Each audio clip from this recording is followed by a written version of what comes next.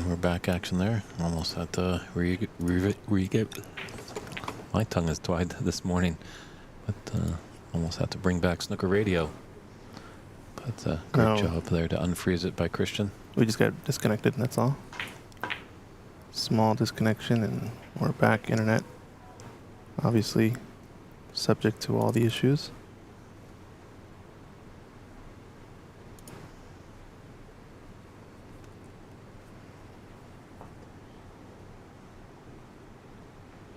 Very interesting Renat's approach. As you watch him, he doesn't feather at all. But he keeps it consistent.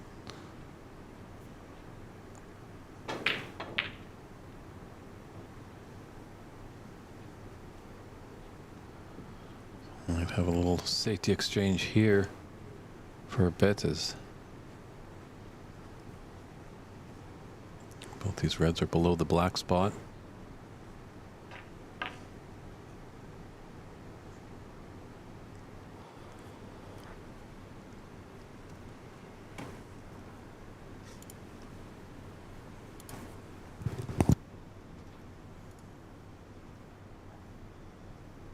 Nice angle to take off two cushions, get near that yellow. Oh, he's going to need a lot more pace than that. That was a big mistake there by Renat. He's gifted an opportunity here for Tom. To let an easy starter come off the cushion, be high on the pink to float down for that next red.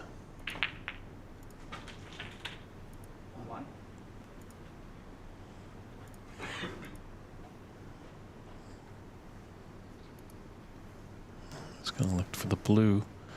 Big area, obviously, with the brown knot on his spot to go in and out of bulk.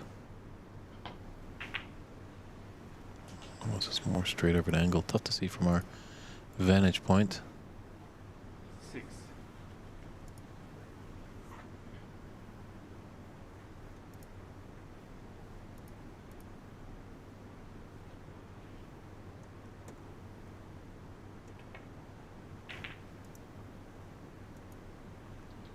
Keep on 1.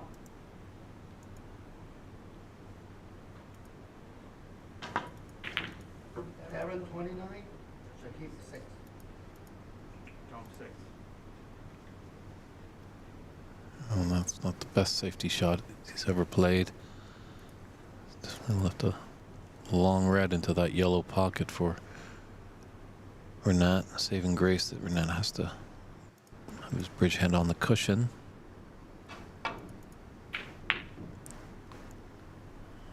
Just rattling the jaws. So Tom just baited him with that shot. So Tom's got an option for that same yellow pocket with the red.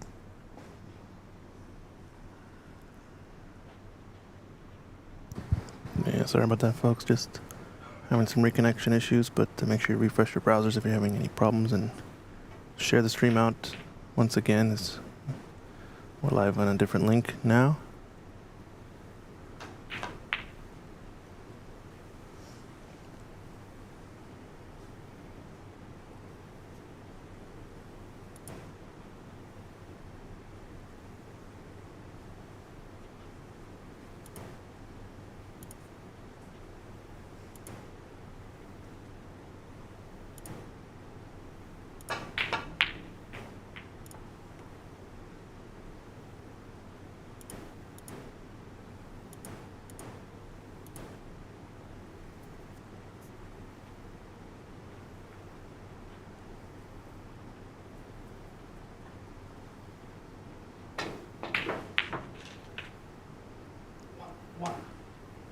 So Tom, this is usually his specialty.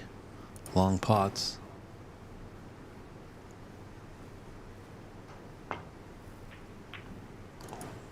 Really thin on that one. So surprised, maybe just first frame jitters. Tom, who has done a lot of coaching, has coached some great Polish players. There's quite a scene over there in Poland in snooker, so. National coach, right? True, so he must have gone deep in tournaments.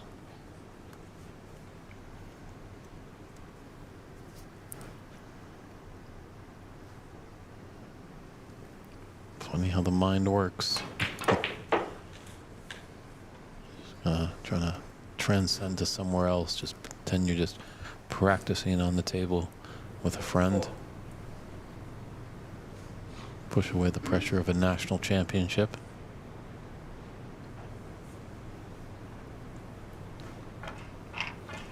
Thanks for tuning in, Steve McAllister, all the way from Canada's capital, Ottawa. Just a little update on our other semifinal as well. Looks like Darren Taylor leading that one, 29-7 against Shakib Karim.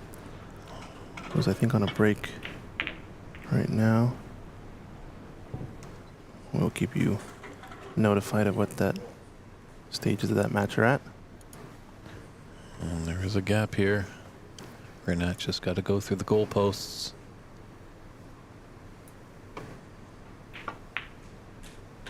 I think he's just thinking about the score there, trying to see which color he needs to play on, whether or not he can just simply take yellow with this frame lead. Yellow. He's got 26, and the yellow would put him 28 ahead, so it would be his frame ball here. Smart to check there, but Renat won. I think the pressure maybe of knowing it was his frame ball. Causing a miss. So 49 points Tom can get to with a full table clearance here. And that would be wild to see a steal against the match favorite.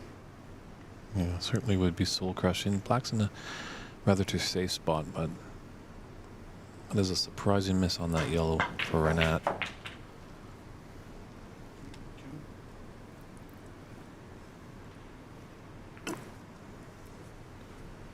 He wanted to be sitting in his chair, sure, but hopefully watching referee Pradhaka set up the second frame. But unfortunately, he's sitting in his chair. Nothing he can do right now. Hopefully just able to get another chance to get this frame to his side rather than his opponent. But Tom at the table going to do his best to try and steal it. Always a good feeling to get that first frame on the board. You feel like you're getting the match.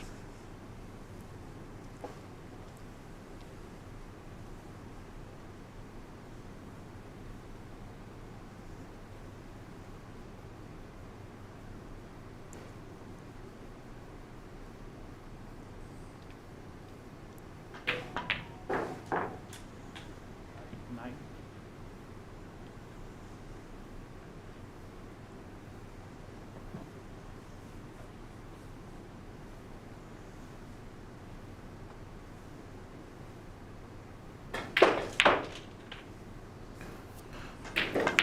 Mohammed, if you want to check out the other semi-final Ontario snooker tournaments on YouTube, on the OBSA channel, Rob Richards, our friend in Ontario, Canada, is commentating and streaming that match.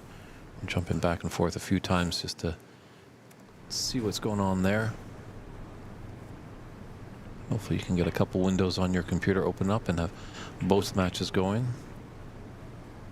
It's just a quick shot of where both the tables are at early on in the beginning stages of their match, but we're more concentrated on the Renat Danka-Tom Lemur match.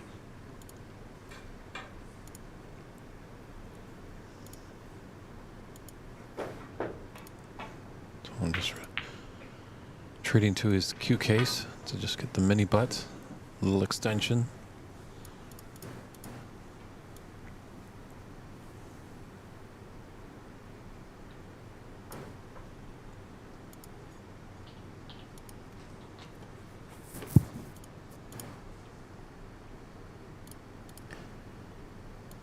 We mostly see the traditional maple or ash cues, but these carbon fiber ones are starting to become a little bit more popular. We'll see what the future holds for them.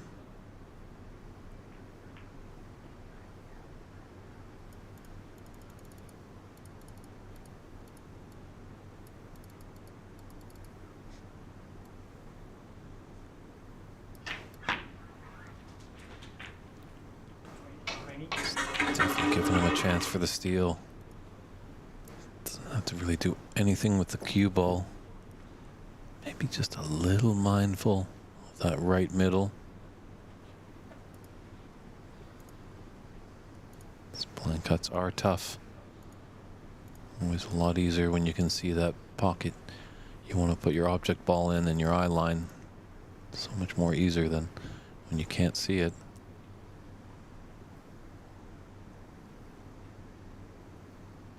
So this black for a tremendous steal. One.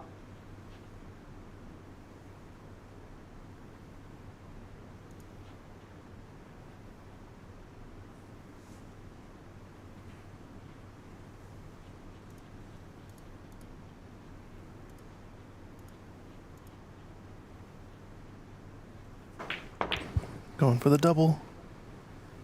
Don't drain it. I think that's the right shot, though. You don't have the angle to cut it. You're going to sell out all day if you do. Miss it into the right corner. Great attempt. Just a bit wide. And how much is that shot going to come back? I don't Bite know. him. I almost like that blind cut, a little bit of pace. Just so, if you hit it pocket weight, it's going to rattle in the horns and probably sit there. But if you give it a little bit more pace, it will shoot out if it misses. Because this is a long pot that Renat definitely can make more often than not. For the first frame lead. Oh, he elects to be safe.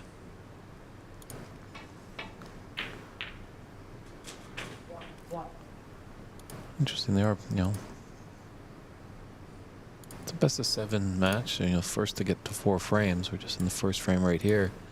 Surprising either player just didn't roll their luck on this final black. Renat has put Tom pretty safe.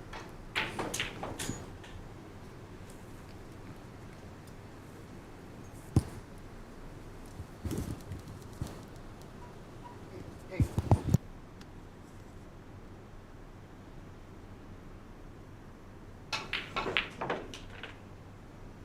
Nine.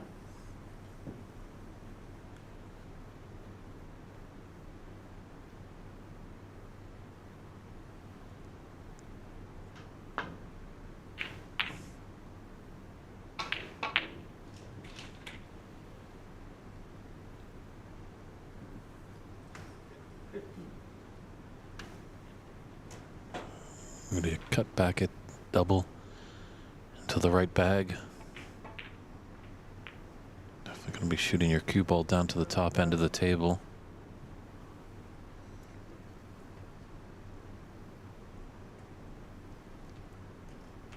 Down 44. 12.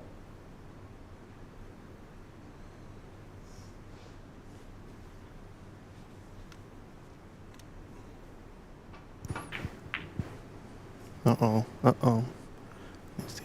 Needs the black to stop. Ooh, it's tight to that cushion. Should still be fairly potable, though, for Tom.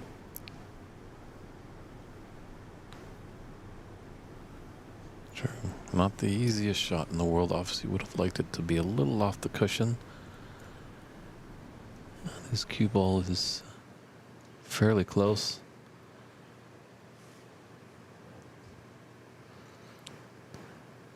It's a good shot of both competitors. Renat on the right. Tom focused on the table.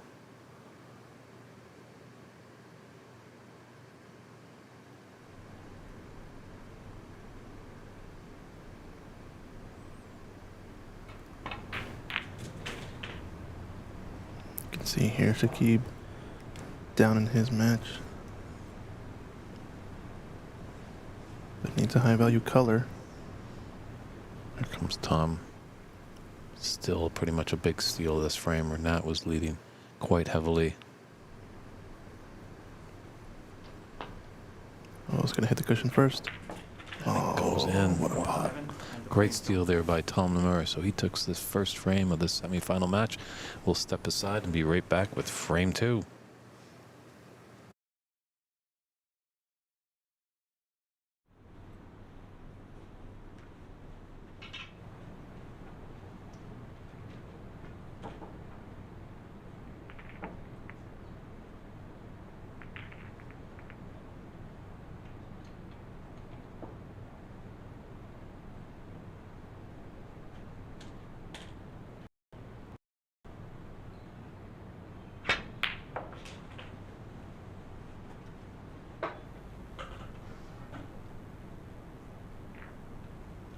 check.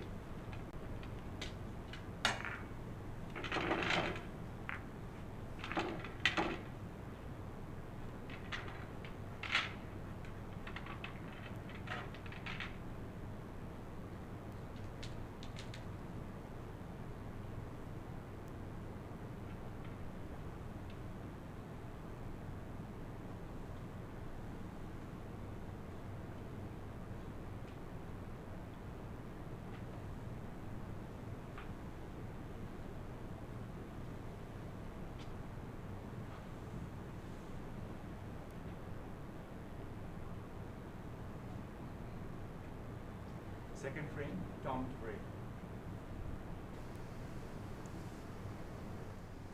And welcome back here. Frame 2 of our semi-final match between Tom Lemur and Renat Denka, set to kick off with Tom breaking off. Great work to steal that first frame, but Renat, a battler. That might have been Renat's actually first frame that he's lost all tournament long.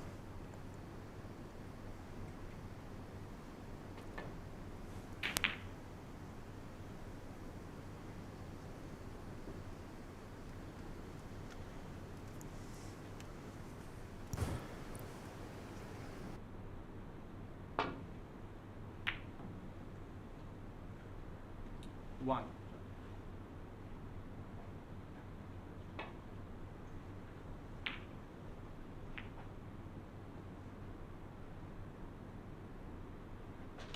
Two.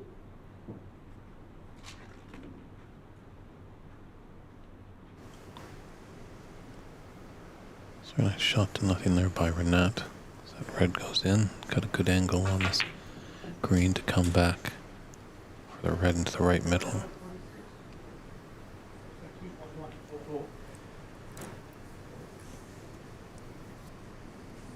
Great start here. Opportunity. Get a low black. Gets a little bit too straight. It's going to get tricky to play on this last red, but I think he's here to stun into the space maybe. Come forward off of one cushion and play the red to the left corner next.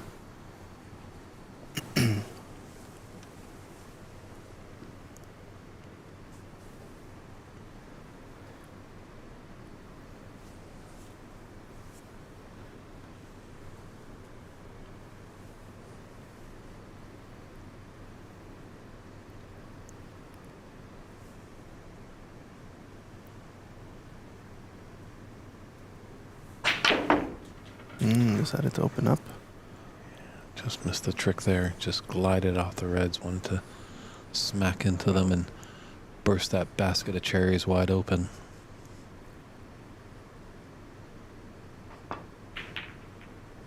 But nice recovery red there. 13.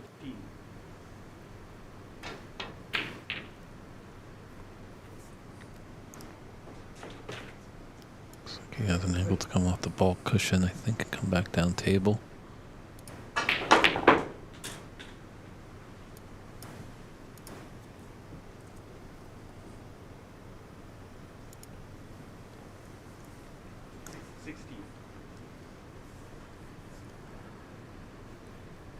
Just to get a high blue here, or fairly straight to leave the mid-range red to the same pocket that's out loose 17. next to the pack.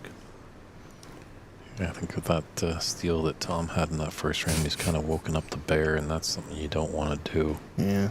A very proficient player. This is going to be a split of the pack. So he had a nice high angle, and how's his luck?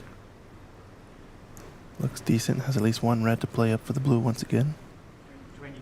And it's so important in these type of shots to get high blue, come back down table nice and easily. Renat, 22. Only managed to get a 22 there off of a nice split from the pack. It's maybe not as high of a consistency as we would expect to see.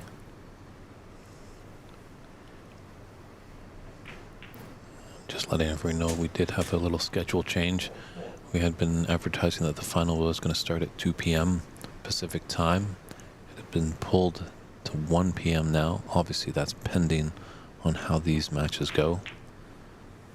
Sometimes some matches in snooker can get really bogged down, and they take a little longer than normal, but just so you're all aware, if you have to step away for a little bit, we are scheduled for 1 p.m. Pacific time. That's 4 p.m. in the eastern part of the continent for the final.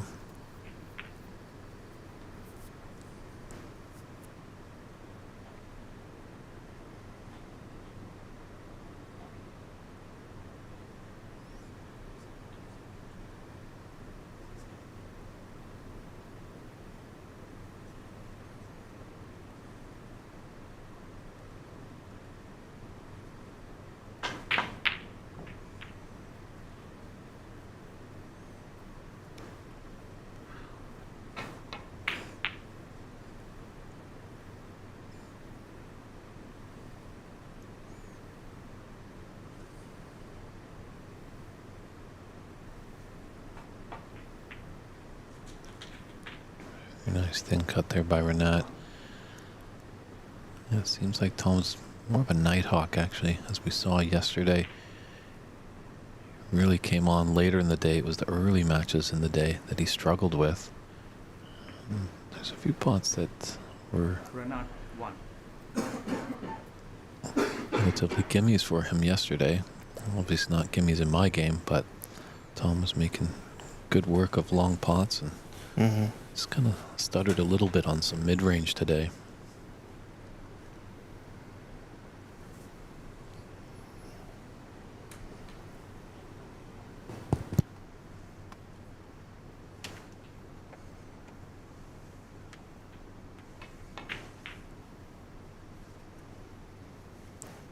He's got a lot of reds in the middle. In fact, there's a big target area.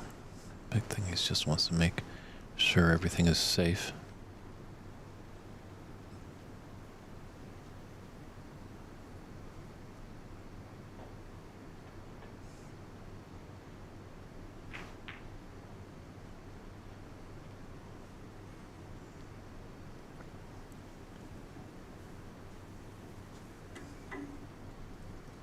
That's why he's having a big thought about it.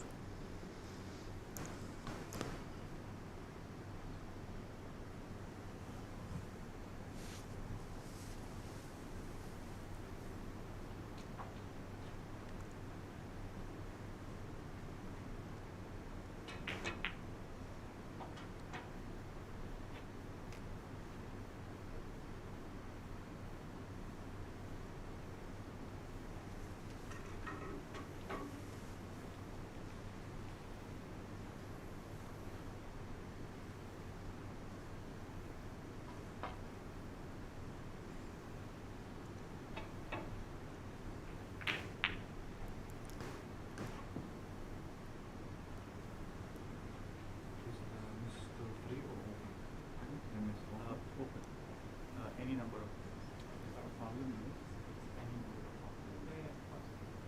Hopefully there's just going to clarification over there from referee Jay Pradhakar.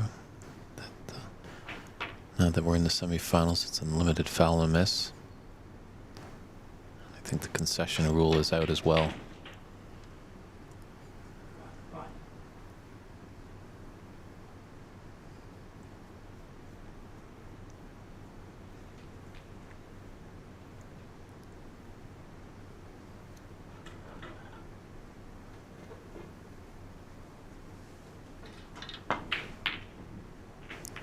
Those usually are Tom Lamore specialties right there, those long pots.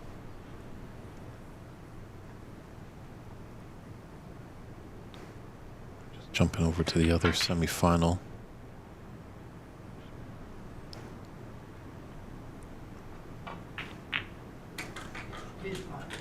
Oh, that red definitely thought about it. Grenet's hard, just skipped a beat there.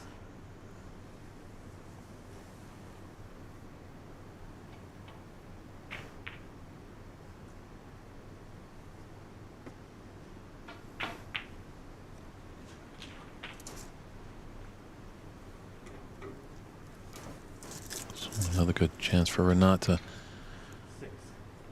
get this frame done and dusted.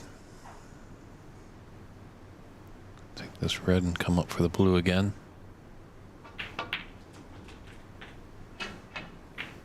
Seven. Pink's out of commission. Like to clear that red near the top right corner. Have the black go into that pocket as well.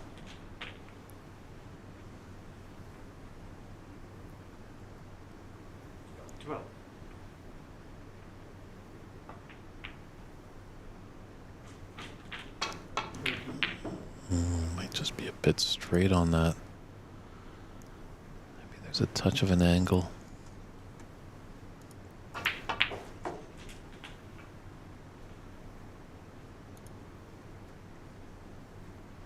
18.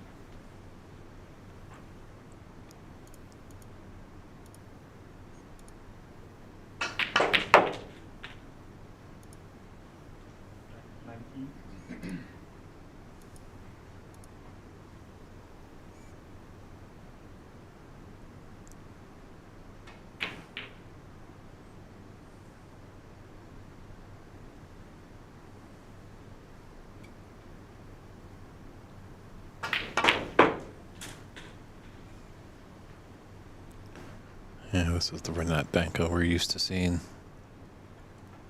23. We can get that red out of the way there. Just come off the cushion. Be on the black into the opposite top corner pocket.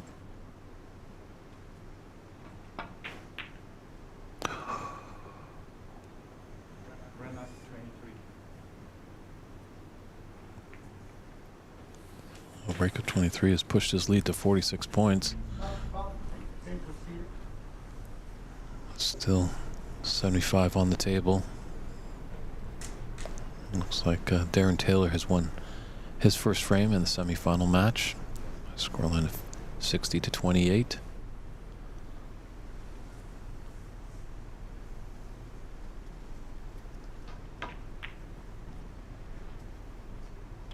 Ooh.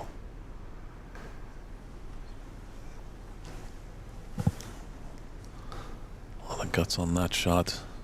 I don't think he's got salvation behind the blue. If so, Renat can just put a little bit of swerve around it.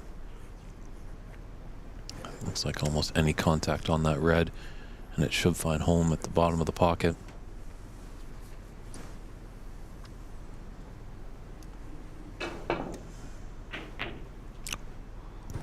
My mistake. There was a way to keep it out of the pocket. Oh, that ball did not drop. Wow. He's got a little smile, just looks at Darren Taylor sitting in his chair.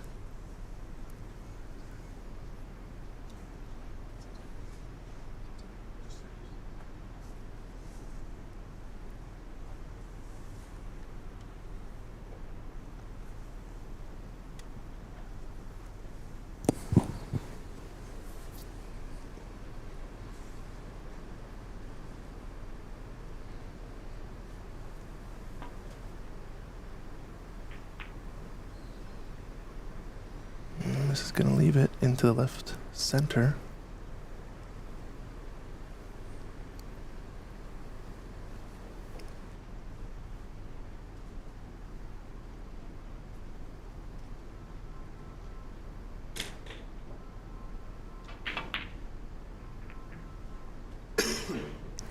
Those middle pockets, so tricky. A lot of table to cover. Not want it to be successful, so he's left to mid-range, red into the top right.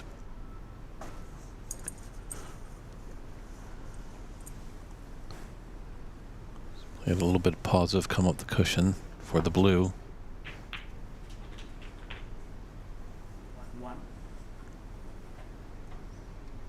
There's kind of pathway, it looks like, between red and yellow for this blue to go into the yellow pocket.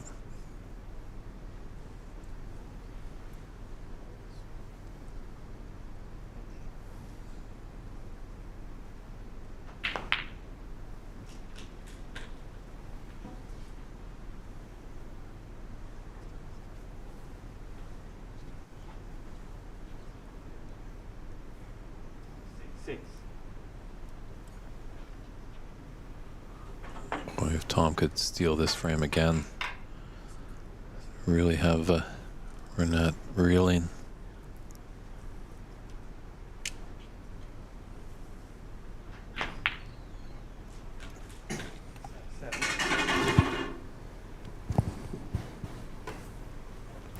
He's got the angle on the green. Come back. We see a loose red left to the black spot.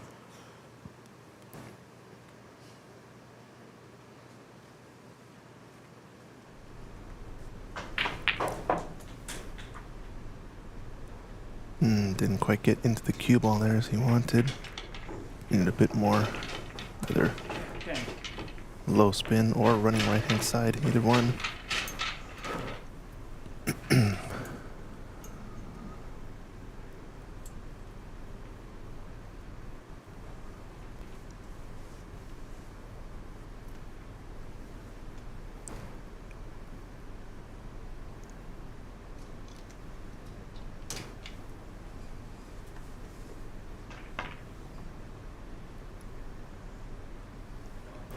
This looks pretty good. Just the length though. Last shot always had danger of going in and off, so he's done well not to sacrifice the 4 penalty points.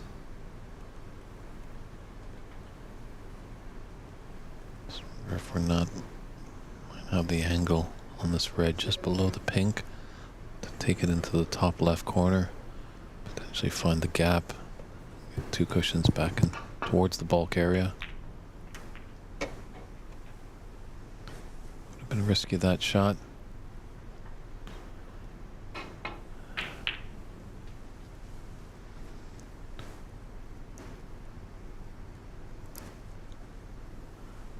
Put his cue ball into the bulk area, but it's left a Tom Lemore special. He does like these long pots. He was potting them off the lampshades yesterday from distance.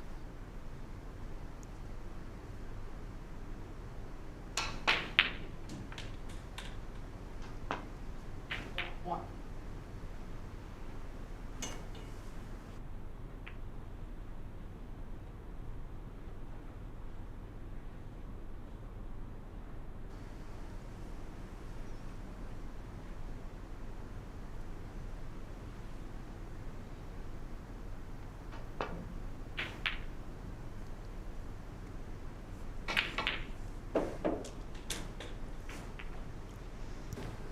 So I'm acknowledging a good safety shot by a tap on the table. Mm-hmm.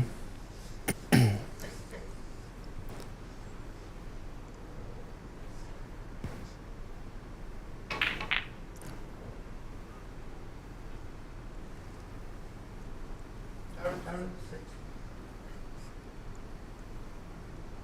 It's a decent crowd in here on a Monday morning here at Embassy Billiards.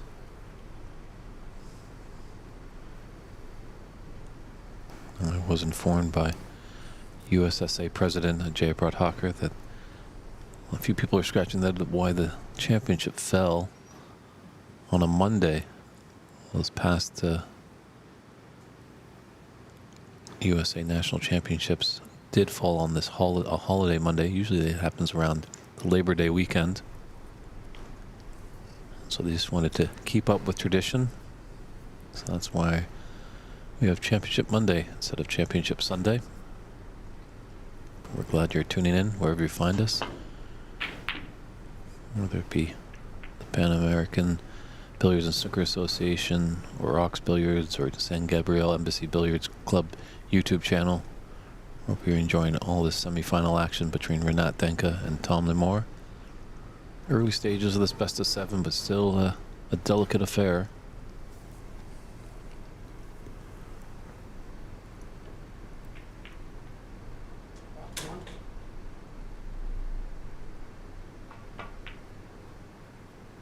Ooh, we knew that was not going to drop the moment he released the cue ball, and even worse, going in off. Tom. A big opening now for Tom to get back in this frame. It's kind of the same thing, just a small mistake from Renat, leaving Tom with an opportunity. Previous frame we saw him miss on the fairly wide open yellow as his frame ball, and then almost a clearance and last black for Tom to steal the frame.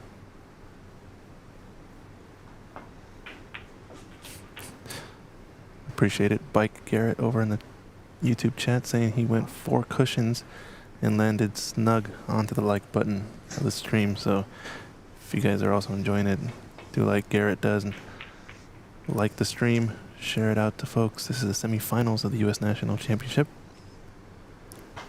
We're going to have the finals coming up here as well. Shooting for a 1 p.m. start time, hopefully today, Pacific. But yeah, let's get this out. We are live on the San Gabriel Embassy Billiards Club YouTube channel, the Pan American Billiards and Snooker Association YouTube channel, as well as yours truly, Ox Billiards, here with Ox Promotions, bringing you the live content at Embassy.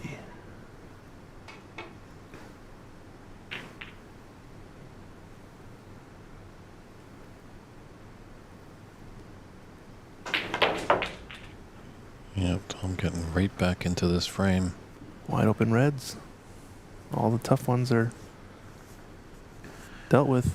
16. Yeah, I have to say, Bike Garrett is one of our more creative viewers of how he likes to press that like button. Right.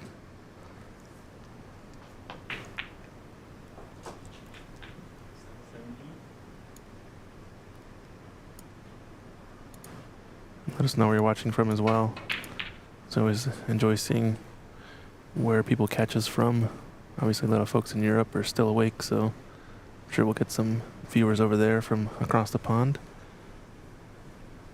Plenty of US viewers as well. This has got to end up a little bit close. I think he's okay. 22.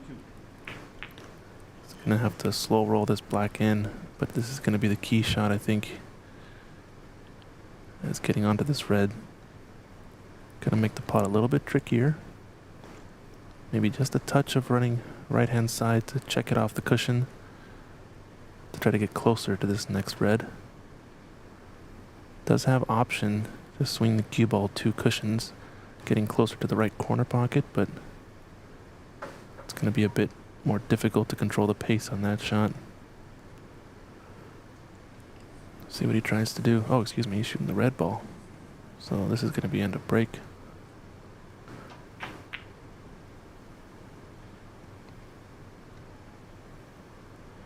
It's pretty good. Really nice. Yeah, he's got the snooker. We got someone from Ireland.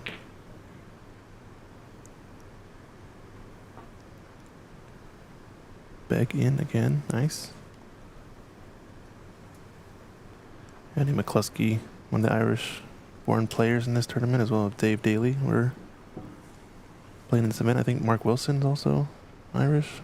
From Northern Ireland. Northern Ireland, excuse me. Careful on the wording there. Oh, Jay Park was now back in Las Vegas, but was able to watch in person on Saturday. Probably rooting for the other Vegas local here, Tom Lamore, in the semifinal, excuse me. Great stuff. Good to see. Supporting the players in this event. We're going to see a bit of a cat and mouse back and forth here.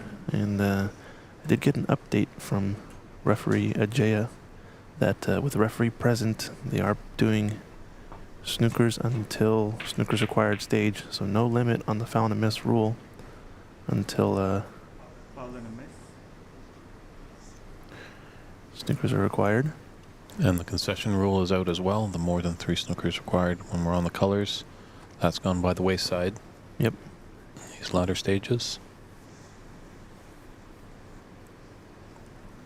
And referee Prodhocker just making sure both players are in agreements on the respot of the white. Just wants to nestle either underneath it or on top of it. It's pretty solid, although this is not going to be a nice shot coming up for Renat. I like nestling on top of the red there since it makes it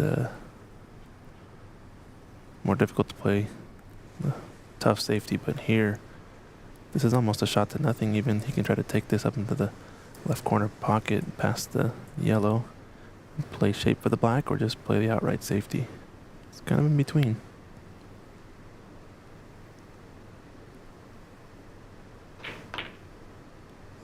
Smart there to play it tight to the top cushion. Unfortunately, though, where's the red gonna roll to?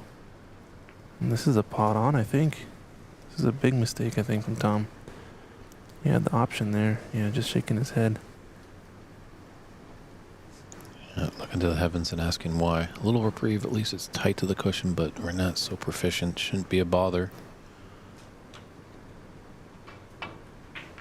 Wow, that is a mistake now. And frame there for the taking. It's gonna get a big bounce though.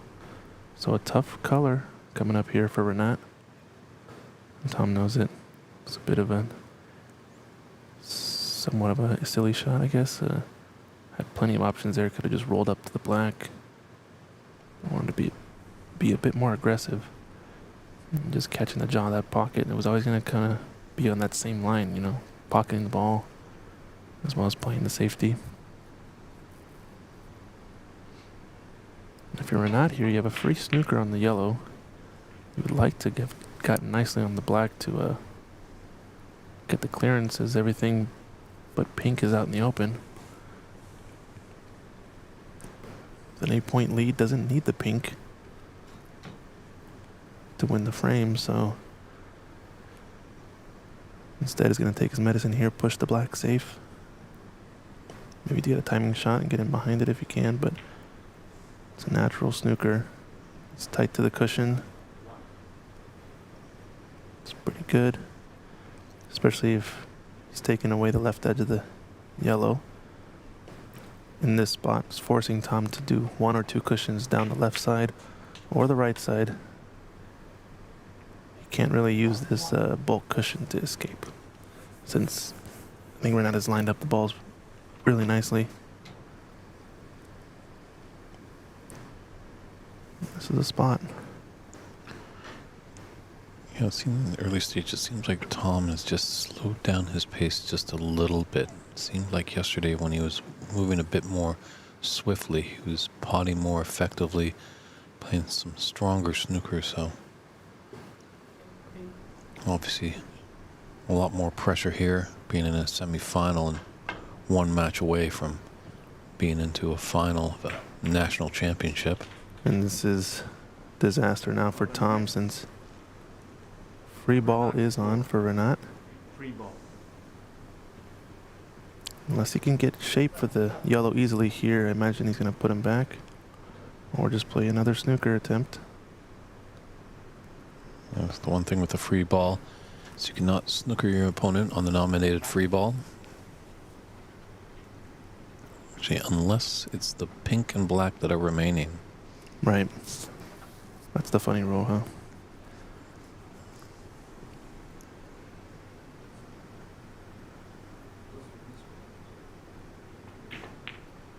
Yeah, I think a little bit to the left, right? Because there was no realistic way to get a 1 cushion escape. He could almost arguably see the left edge of the yellow, but it's pretty close to me.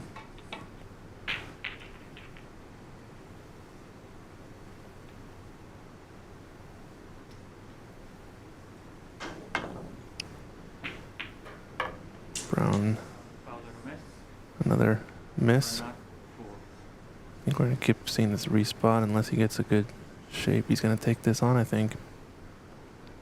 This is what happened last frame. And a shot at the yellow. Is it in this back of his mind, or is he here to kill off this frame?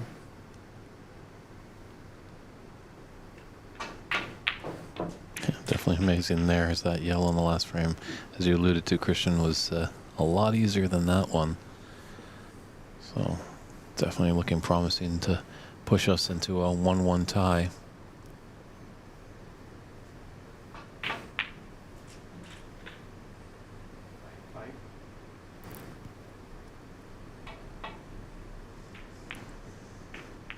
Is this frame ball now? He's just thinking about it if he wants to actually try to play shape here or just get the snookers required. This is the simpler positional shot. No need to try to get fancy with it and play some inside spin. And he's perfect on this blue to try to drop in behind pink.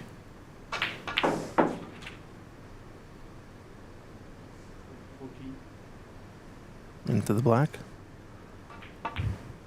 Oh, just a safety, and Run after 14.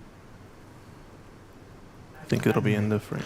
Tom concedes that frame, so Renat crawls back, doesn't surrender this frame. We're all tied at 1 frame apiece, and we'll be right back with frame 3.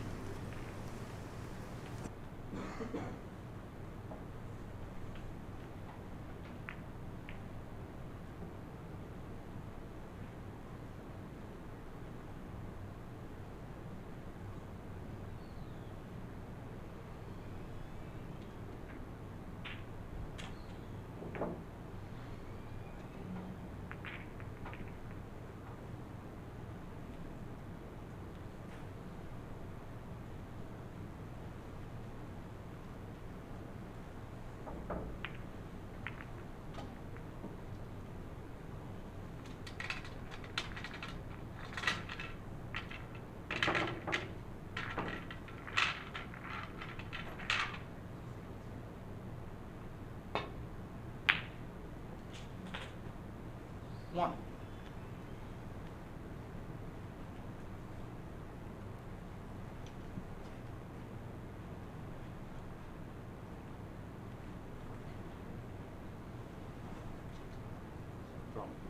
Brown.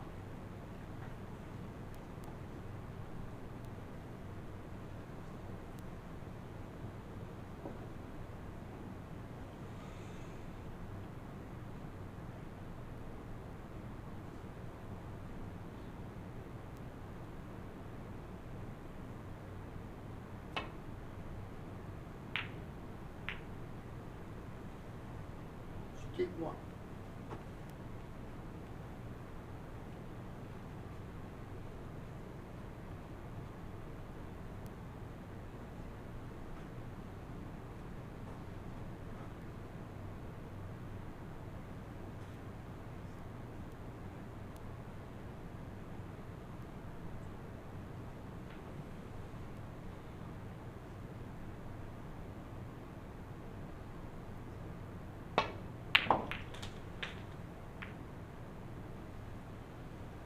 One.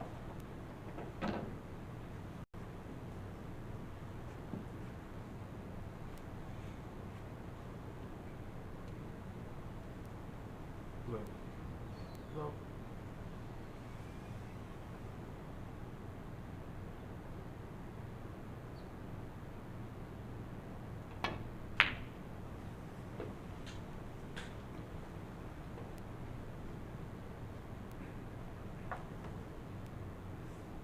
Six.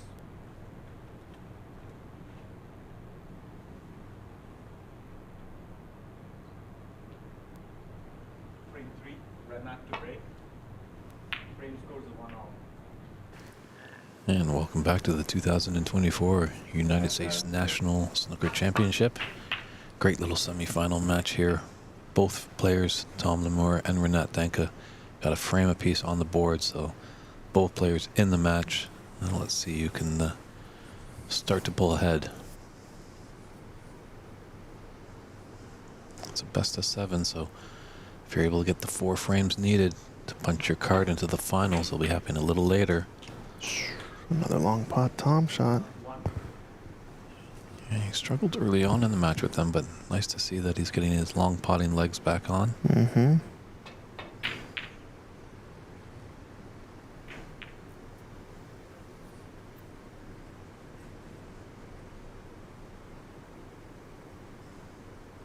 Just roll up onto the brown. Just gonna leave the red open though to the right corner pocket, as well as maybe just an edge of the pack. I can either dump this down table, or no, he's got the edge of the pack.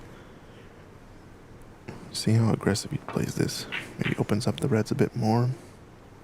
Trying to put some more pressure on the safety. Another long pot attempt on for Tom though. It is a shot to nothing. Some little bit of left-hand side to work around the black and the pack. This red just left the black. It's all natural, and with the yellow over the pocket, gonna make it a bit easier to play backup table if he chooses to. Wow, great pot. Worked it with a ton of side. Go 3-4 cushions. Excellent shot. Yeah, nicely on the yellow to come back down table. And those long pots are definitely going right into the middle of the pocket. So it's a good sign, a good self-check that you're cueing well.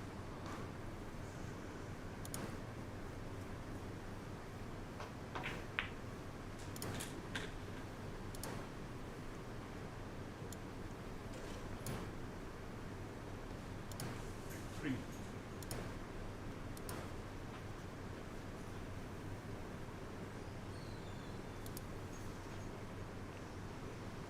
It's going right to the middle. Natural angle will come off the cushion beyond to the black.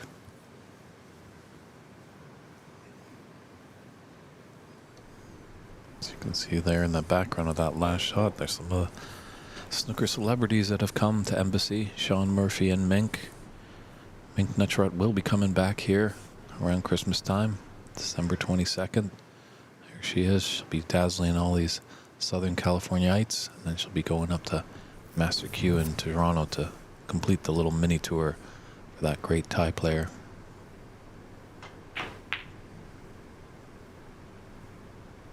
Yeah, I wanted to get on the black.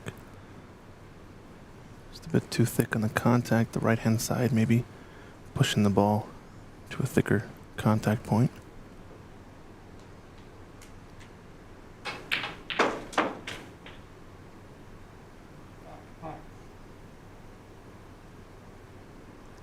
Red in the green. Playing with safe. Oh, going for it. To the corner. And this is the red he can leave on.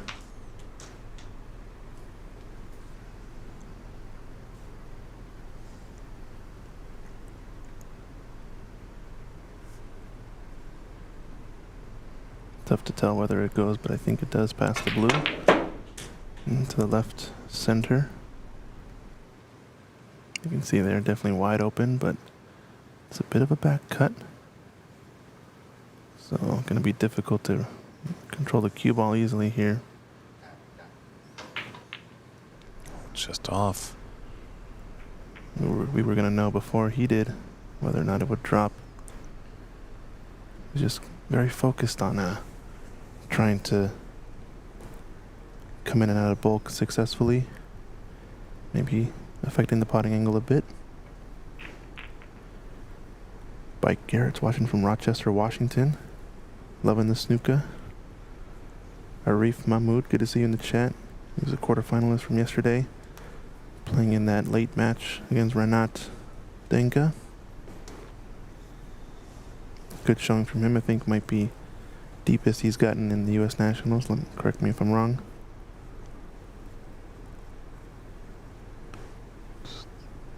Difficult cueing going over that green.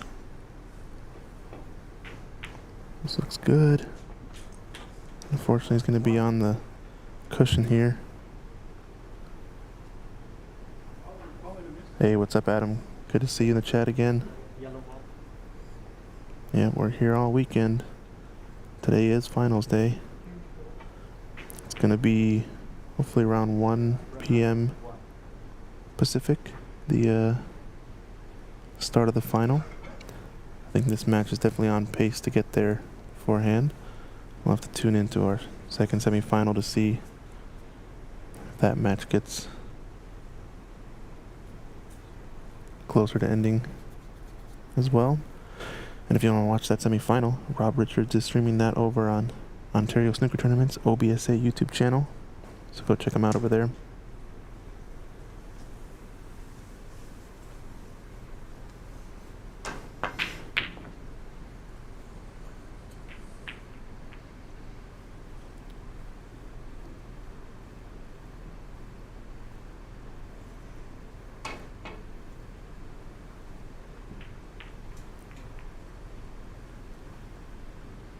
And that's got a long pot here. They're red out in the open to the right side of the table. If you just kick off this red into the right cushion and push that red down table and keep his cue ball up in bulk.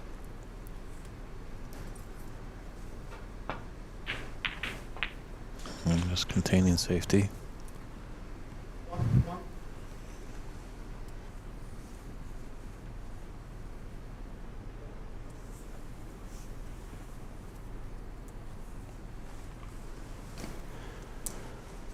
Yeah, definitely putting some more pressure with 2 reds up table. Making things difficult.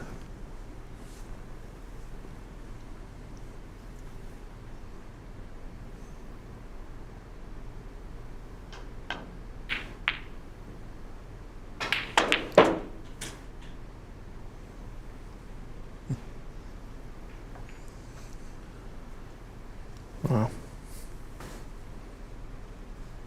Six. I think he actually doesn't have it. I think it's frozen.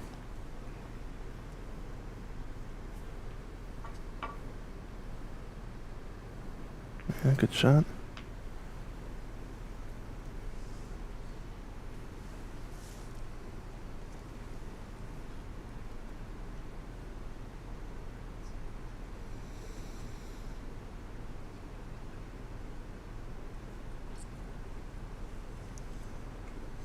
Wonder if there's enough space here to hit this up table. Looks like he does have enough room to queue, so stun over 1 cushion in behind a bulk color.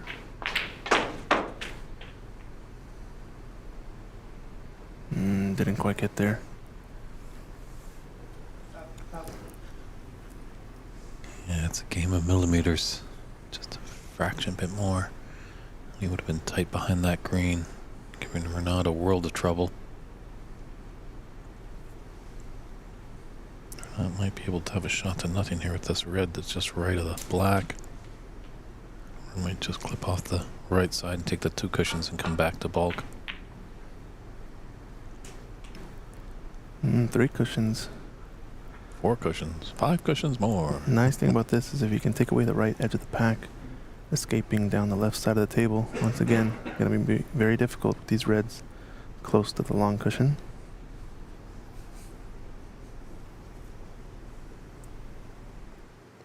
I got a shot there. Stephen Wong, room owner. How's it going, Stephen? Great hospitality Stephen has provided for us here in the streaming team, as well as all the players. It's a great venue here. So if you're anywhere near the Southern California area, it's worth the trip to San Gabriel. I appreciate it. SC Manhattan, another regular viewer. How's it going? Good to see you in the stream.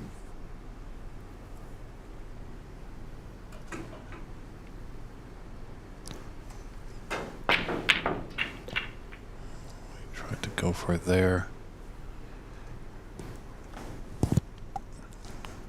Yeah, Adam Moore in the chat is wondering what the prize for the highest break. That's $400. Our quarterfinalists obviously have taken home $400. 2 of the players here that are at the table, unfortunately, are going to go home with $1,000, so they won't be able to make the final. And then the runner-up grabs $3,000, and the trophy and $7,000 will go to the winner. Right now, as it stands, the high break is Stephen Wong with a 67. We'll see if he can hold up there. Shaki. Draw. It's going to be a tall order. I think Renat might have something to say about it, but Shaki 34.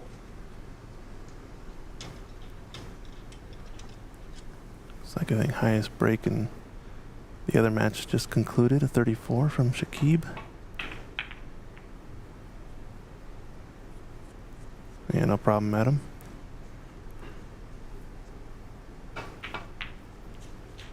Oh, does he end up on the black? Or pink? He's very fortunate there. Yeah, how's your luck? For Renat, even has it to right center.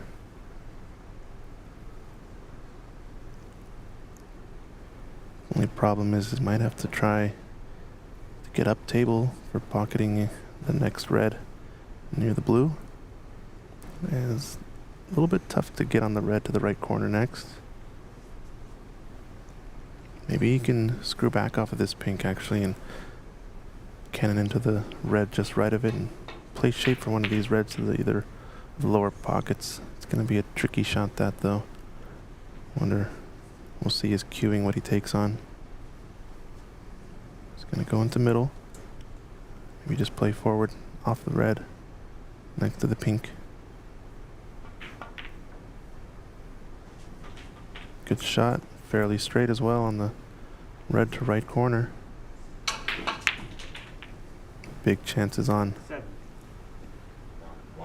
He's got black after this, so I think he's just taking a look to see if that middle of those 3 reds, obviously you see the black, red, and red.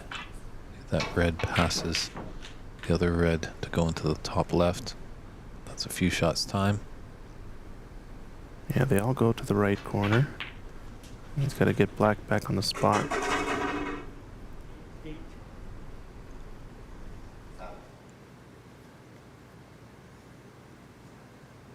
This is where Renat really excels, putting a high break together. You don't want to leave him amongst the balls or he'll punish you. Just can cut the black in, I believe. Not to screw back up and play for the top red of those 3. Off one cushion. A little bit of left-hand side. And he has pink to play for or blue next, even though he's low on this red. 15. Yeah, plenty of options.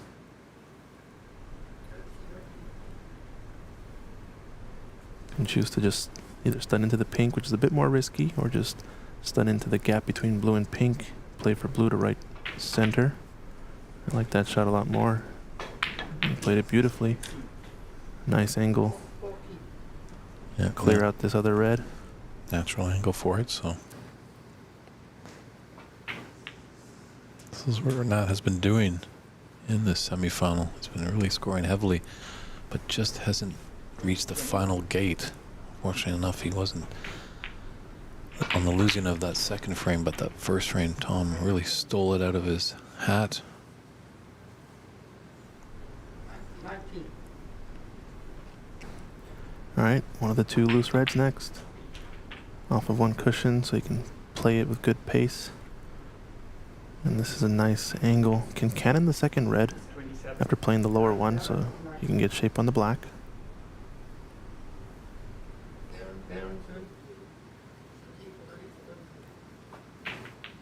Yeah, nicely there to hold it.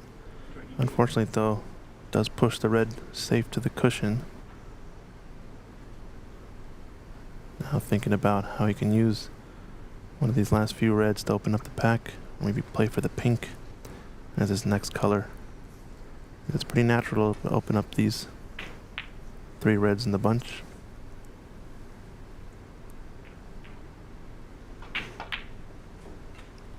It's a good angle here. It's actually perfect now. 35. It's on 35 break. I think our scoreboard isn't updating, but you can take this to right corner next, or even play the other red forward into the pack now.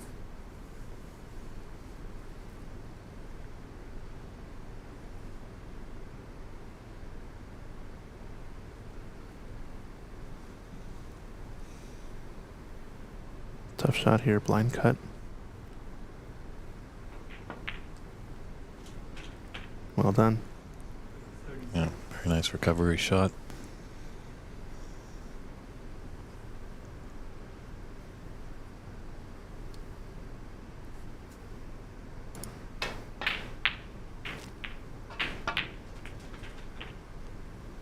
He's off to the races now.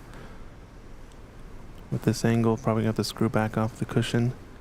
Either play for a low black or an angle on the pink to open up those reds. He's gonna play forward actually and play for either pink to right corner next or a high blue. 44. Nice shot. 44. Got an angle to off the blue right side just to come down and just open up those 3 reds, hitting off the pink. And he gets 1 out in the open. Beautiful. 49. There might be a plant as well, right onto right corner. 6. Oh, he's got this red in there. a little high. Obviously, going to have to come up for blue, but those two reds by the pink, the bottom of the two does go into the top left corner. Yep, so a high blue coming up to shoot the same breakout shot once again, but he's going to be a bit short of pace here.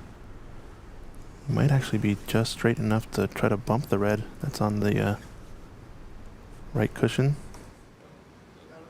Or is he just standing behind? Oh, it's close. But he has the red at the two left corner. That was what he was playing all along. This is going to open up the other red into the opposite corner.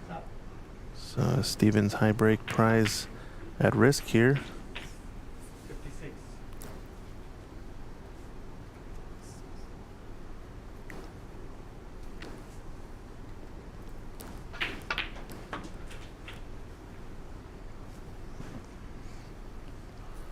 So this third frame going the way of Renat as we're in the snooker's required stage.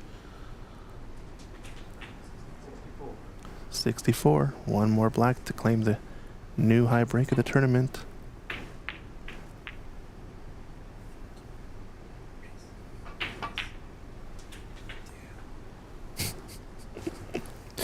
Poor Steven.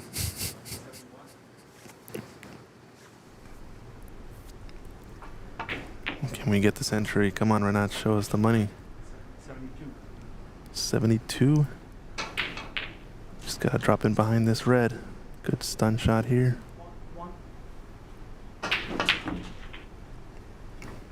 This looks decent. It's gonna get really close. Ooh, this is the shot. Tight one.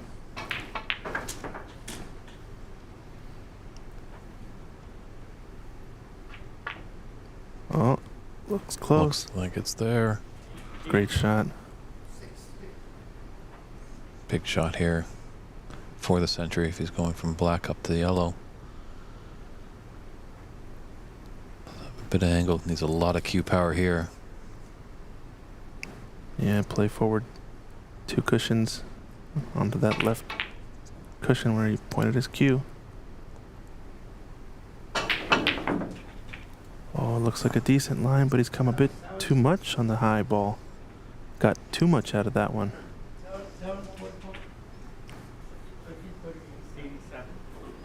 87 break now. He's got to go for it. Let's see it, Renat. Show us the money. 4 cushions here. 3 cushions, excuse me. No, 4. Oh, Wow.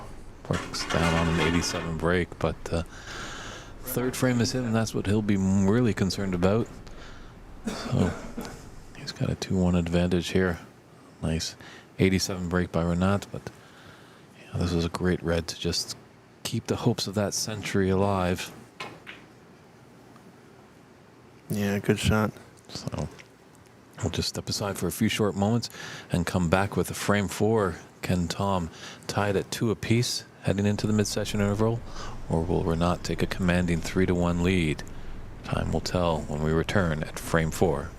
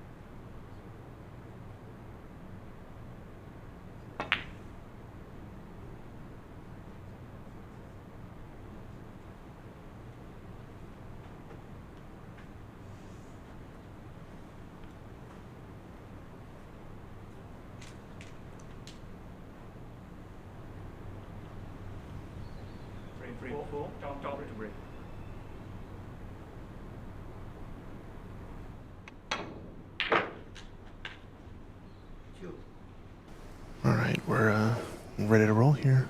Frame 4 action. After this frame, we are going to be switching. Excuse me, we're going to be going to a mid-session interval.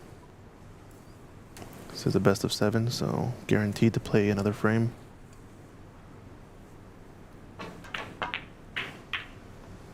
Break off here from Tom, looking good.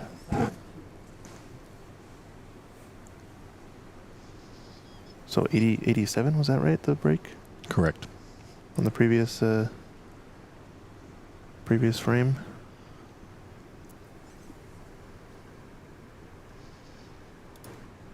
Reef is saying 82 in the chat, but I believe referee Prod Hawker said 87 when he was counting it out. Yeah, I thought so. Confirm with the J later, but I think that is correct. Now it's faltered a little bit. He's gifted a starter here for Tom. Tom needs a good response. That great clearance by Renat in the previous frame. New high break established as well.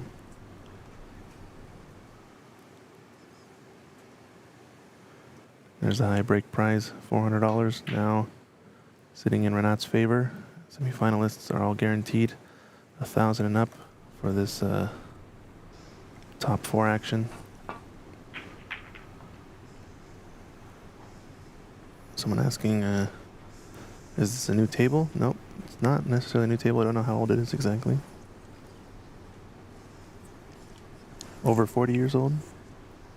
Over 30 years old.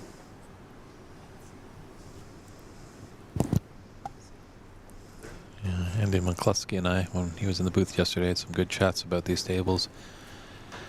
You know, they're not brand new ones, so they definitely have probably some stories. Yeah, just confirming with Steven, this table's over 30 years old. I think one of the more original tables. It is a Riley Aristocrat. Been here for quite some time.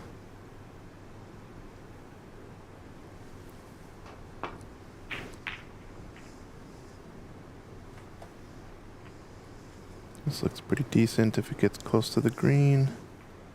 Oh, just an extra bump.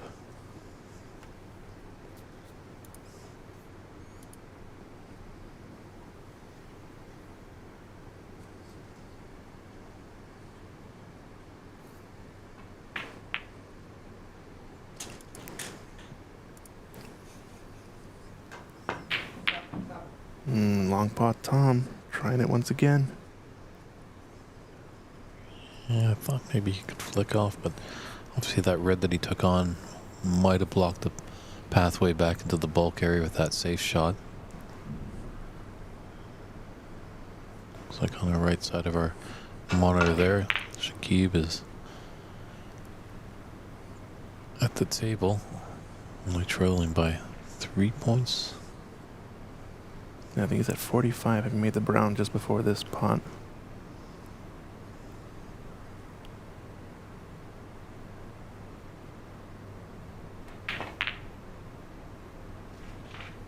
That would be a steal in that match.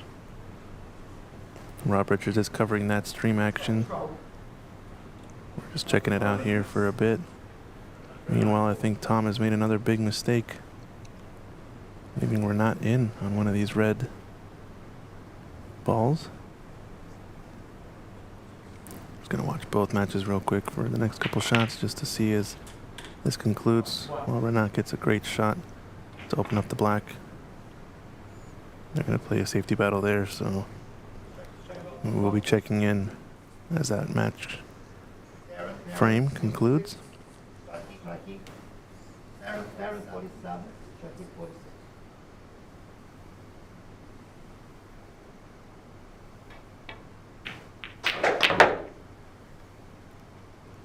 Perfect.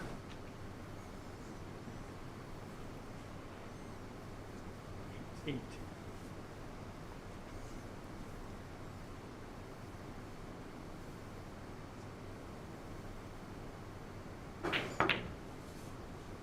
Needed to get a bit more out of there. Nice. Yeah, definitely tricky with that awkward bridging. Almost might have jumped the cue ball a bit had he struck it any harder. So now just going to take a yellow and play safe. And Tom Limore can live to fight another day. As Renat not getting a big break, but look at this snooker here. I think he has a full ball snooker on all the reds. He's probably going to attempt at this red closest to the top cushion. If he can just nestle to the back side of it, it would be ideal. Don't know if yellow is in the way of the one cushion or two cushion down the left side. Yeah, I think Tom was kind of almost starting to hope that that yellow did drop. Because it almost did on that safety shot by Renat.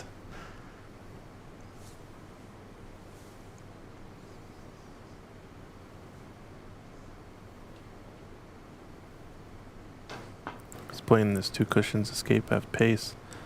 Trying to thin off the right edge of the top red nearest the pink. Nearest the blue. So the patented Cliff Thorburn escape, is that right?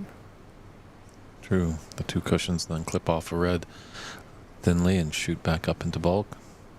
That's the shot the Canadian brought over to the professional ranks way back in the late 70s.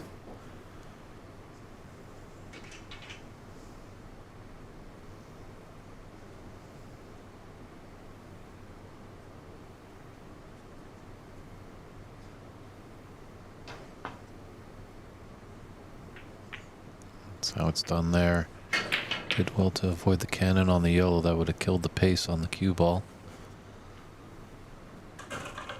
And as we say, you got to be creative. And one time the Canadian great Cliff, as he was playing snooker and pool throughout North America early on in his days, hustling here and there, but obviously news travels fast a lot in rooms about certain players. So actually at one point in time, Cliff shaved his famous mustache off so people would not recognize him. That's just funny. to play the hustle game. Nice. It's kind of like you hear a lot of pro players talking about having aliases and different names they go by, their middle name or whatever, and it's always interesting to hear those stories. Ultimately, though, I think for the big money, though, you normally know who the player is, and you normally have to play him straight up as well, so... Arif Mahmood saying table plays is old, it plays beautifully. Steven has done a great job with it. Very fast and extremely tight pockets. A little too tight. I would beg to differ, Arif. It might be tight pockets. I don't know if you've played on the pro cut pockets, though. Have you played on this table, Christian? I have played on this table, yeah. I prefer tighter pockets for sure. I think it brings a more impressive standard to the game. Obviously, people like to see, higher breaks, etc., but that's a bit of a misnomer if you're trying to really improve the game.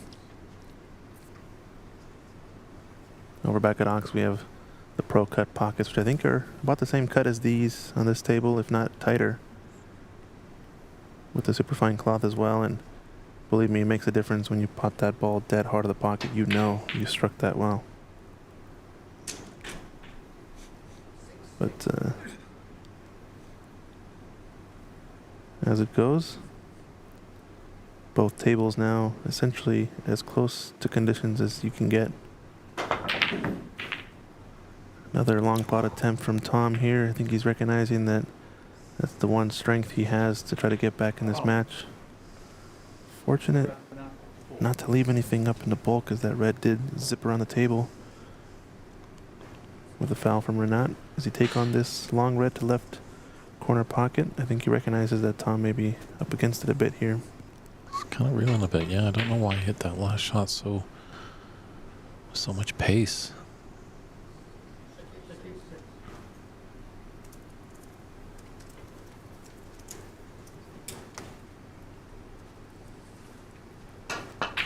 Just a stop shot here. Great pot from Renat. And he's off to the races once again. Fortunate these three reds don't actually go into any of the pockets. I think the only one really is a plant, so with a bit of an angle we might see him try to stun into one of these. Try to open him up. If he can shoot the gap between the lower two, might be interesting. No, he had the lower run to right corner, so well done.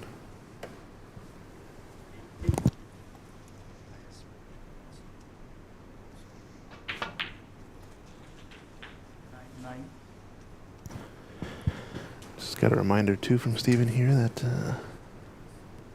Renat held the high break from last year's tournament in the U.S. Nationals as well. Was it 105? I believe it happened sometime on day 2 or 1 in the group stages. I think it was day 2. And he now just captured the high break prize here, the break of 87. I think the main difference being that last year's tables were newly felted, so the cushions did help the ball slide into the pocket a bit more. And now I think they've been worn in about a year or so, and it definitely tightens up the corner pockets especially.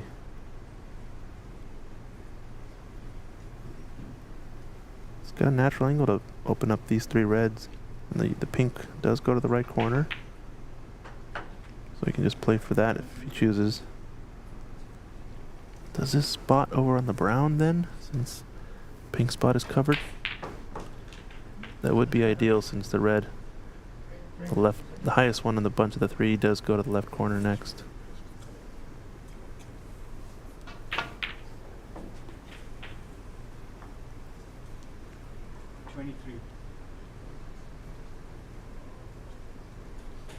Jayab, just referee Jayab checking to see if it goes.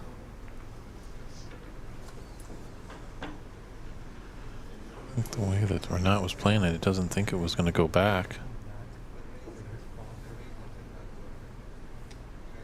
Just checking with the measuring tool. It definitely does not go on the spot, so it's going to spot on the brown. And I think now Renat's perfect to get another high break opportunity here. Not as high as the 87, I don't think, with a lot of reds out of commission, but might still be enough to close out this frame. 3 reds along the top cushion, the bottom of your screen. The 2 up near the yellow. Gonna make it difficult to get anything greater than maybe a 60 or so, but that would be all he would need, I think. 60, 70 break. Yeah, he's pointing to where he wanted to be. I think he ended up much too straight on this black, and he's kind of in between, so maybe play for a red to left center next. Oh, nice. Yeah, because winning the frame is paramount importance. Putting a high break, he's really not interested in that. He just wants to get another frame to the good. As in Stephen Henry's one of his last matches at the Crucible Theater, had a lovely maximum 147, but unfortunately lost the match, so he was in bits after that. In the press conference, people were ecstatic about him putting in the maximum break, but he shrugged it off as like, it was just one frame. I didn't win the match.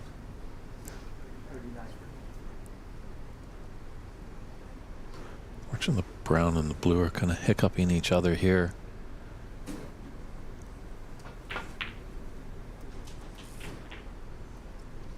Maybe is there. Just to see how close these are together. Oh, he does have the path for the brown. Oh, almost undercut that ball. 44. Break of 44, it looks like. Excuse me, I think 45 maybe? No, 44 with the brown, yeah. And that goes to the pink spot.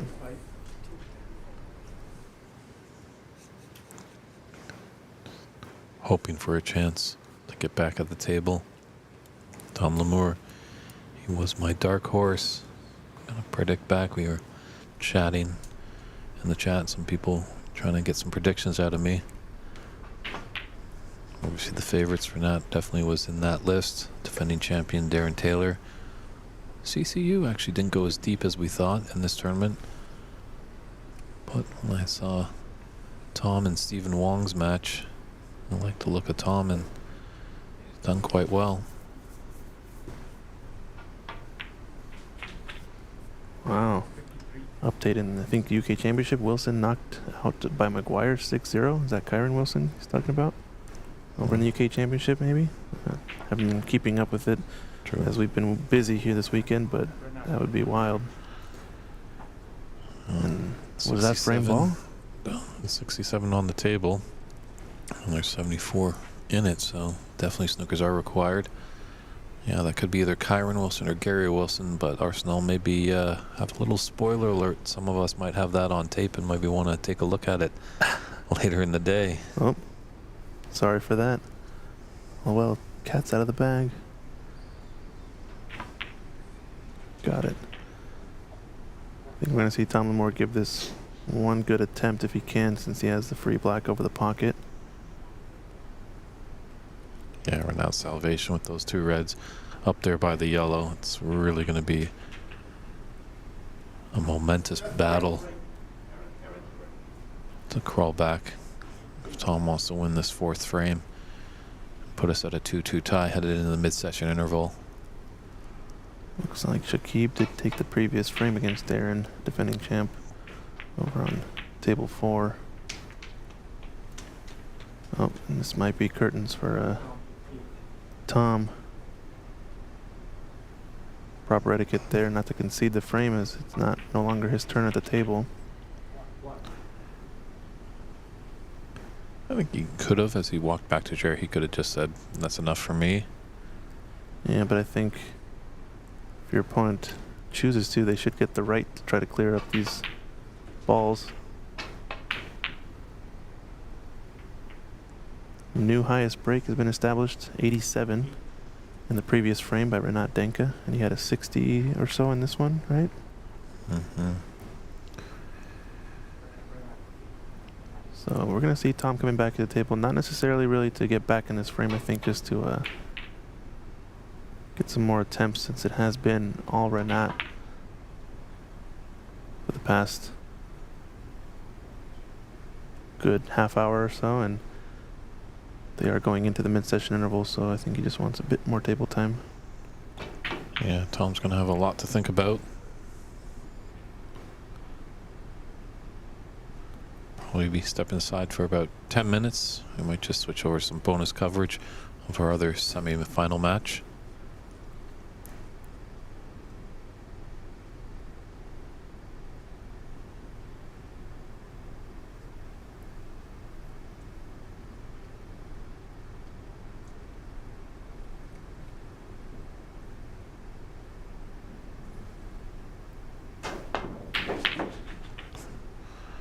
That's what we're used to seeing from Tom, those long pots. I think that's what he is looking for here by not conceding the frame, trying to get a few either long pots to drop in to gain some confidence going into the mid-session interval.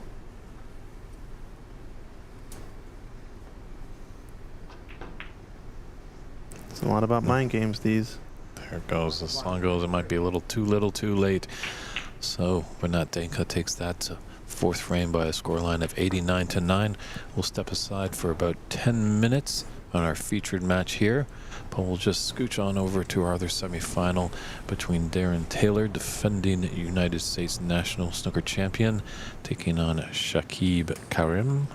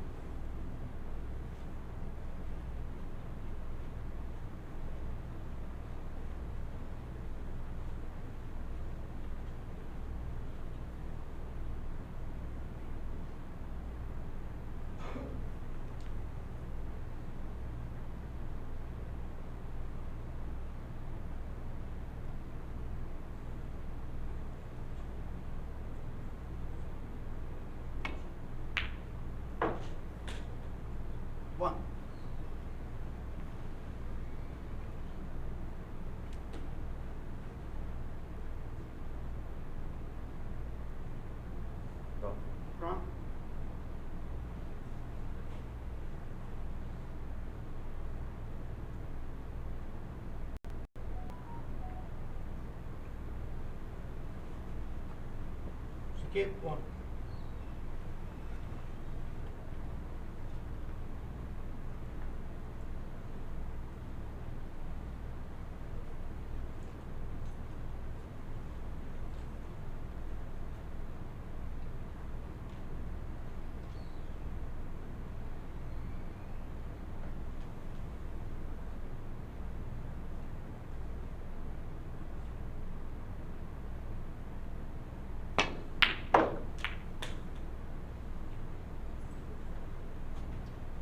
One.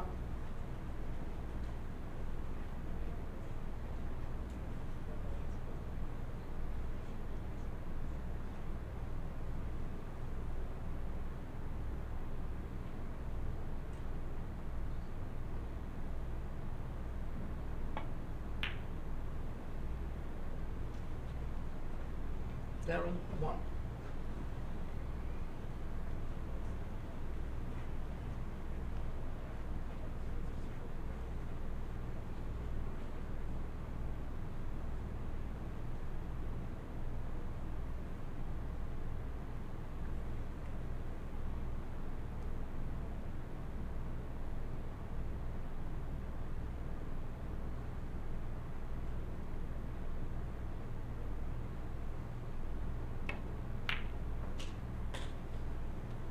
One.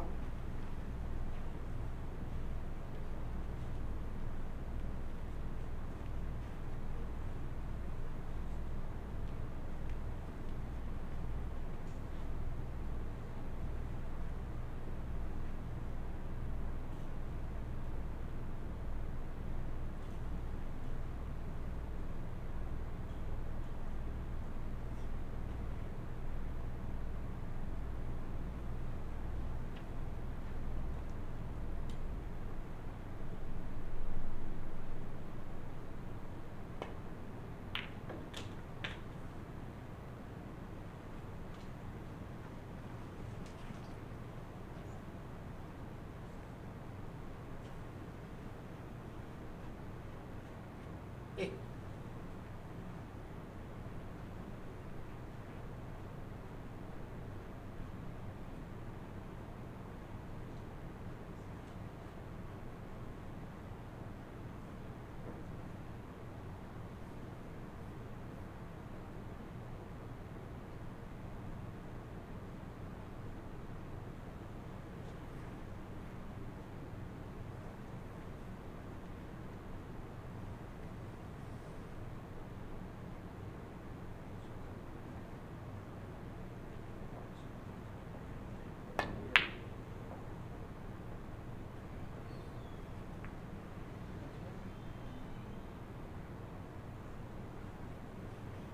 Keep eight.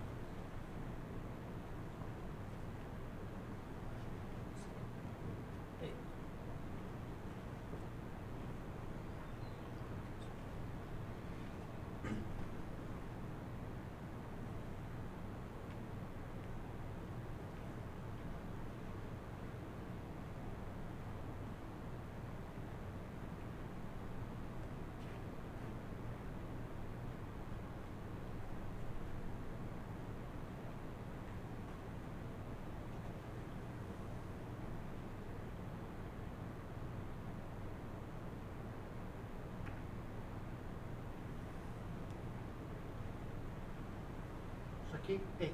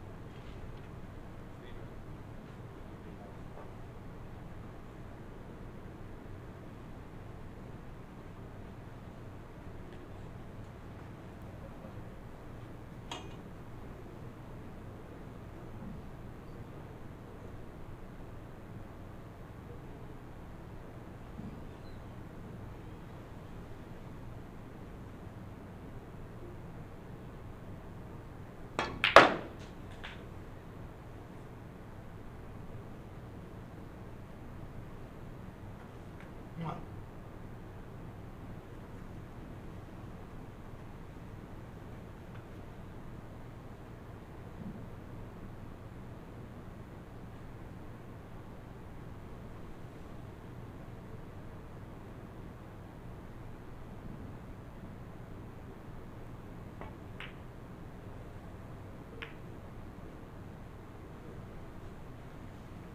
Darren, 1.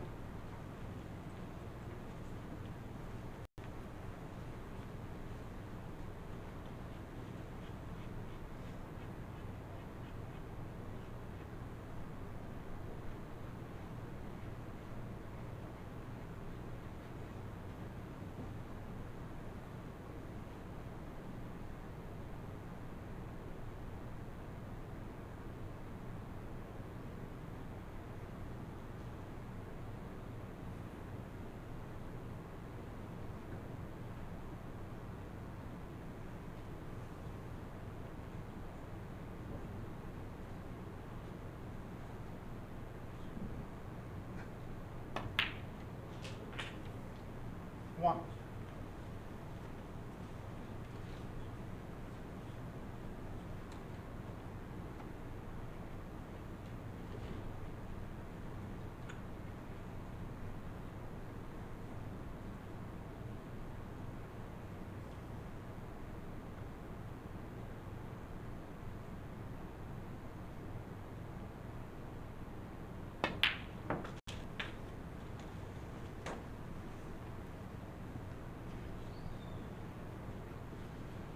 Eight.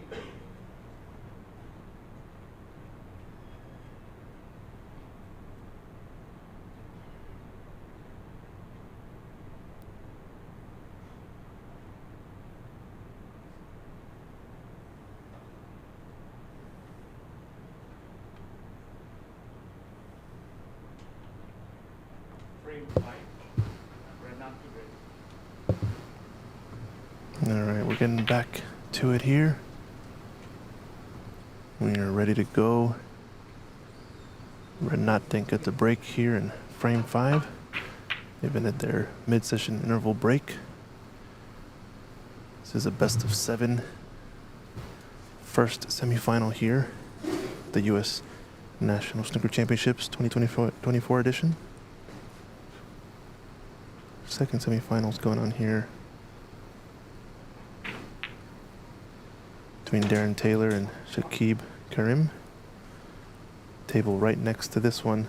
If you want to watch coverage of that, check it out on Ontario Snooker Tournaments OBSA YouTube channel. We are here live on Ox Promotions, Ox Billiards, One. San Gabriel Embassy Billiards Club, as well as Pan American Billiards Snooker Association YouTube channels. So drop us some support there. Give us a like if you're enjoying the content.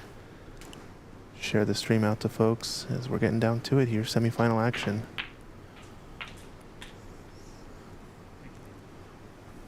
Seven. This is a good response for Tom coming out of the interval. This is what he needs to do.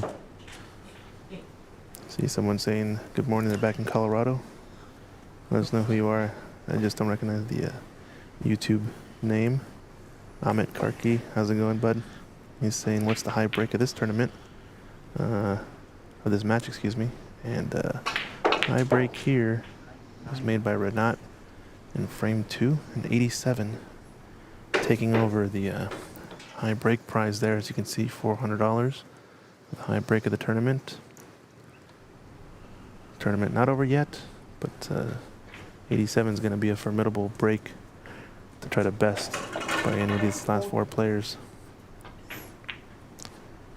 Yeah, I got a sneaky suspicion our friend from the Rocky Mountain State could be the famous Mark Wilson. He came all the way from Colorado to play in this event.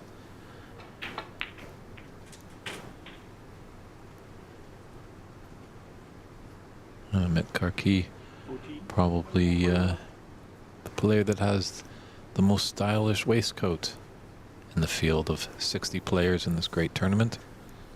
Yeah, I think it's between him and Ernst in terms of the stylish waistcoats. I know he rocks that red waistcoat, I remember in the past. But definitely best or most stylish pants, I think, has to go to Mr. Keith Zen from yesterday. He was sporting some fancy pants, literally patterns. Tom, 14. Yeah, Ernest Bazemore. Bazemore, that's right. The Flying Dutchman, he likes to use that hypnotizing vest. Oh. Hitting this one with a bit more pace, trying to open up the reds, be a bit more aggressive. This is going to get close to the blue. Wow, what a result he's gotten here. Yeah, definitely.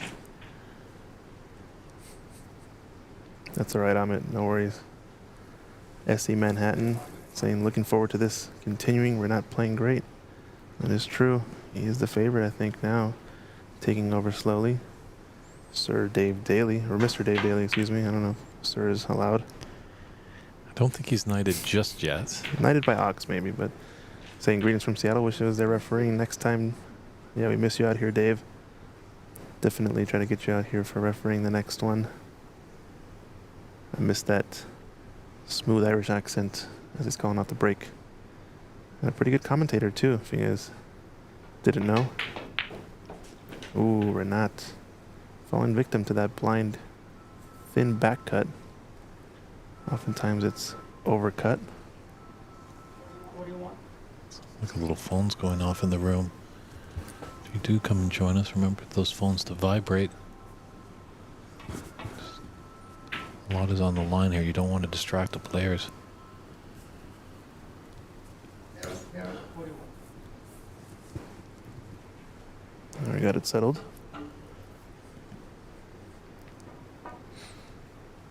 It looks like a lot of the players from this tournament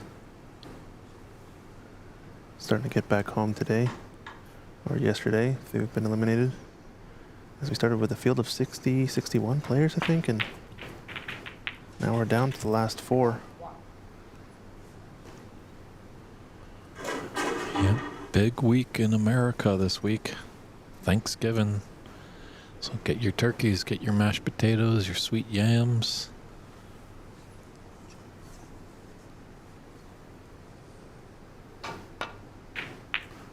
Fortunately, up in Canada, it's not Thanksgiving, so I'm just going home to get spaghetti and meatballs.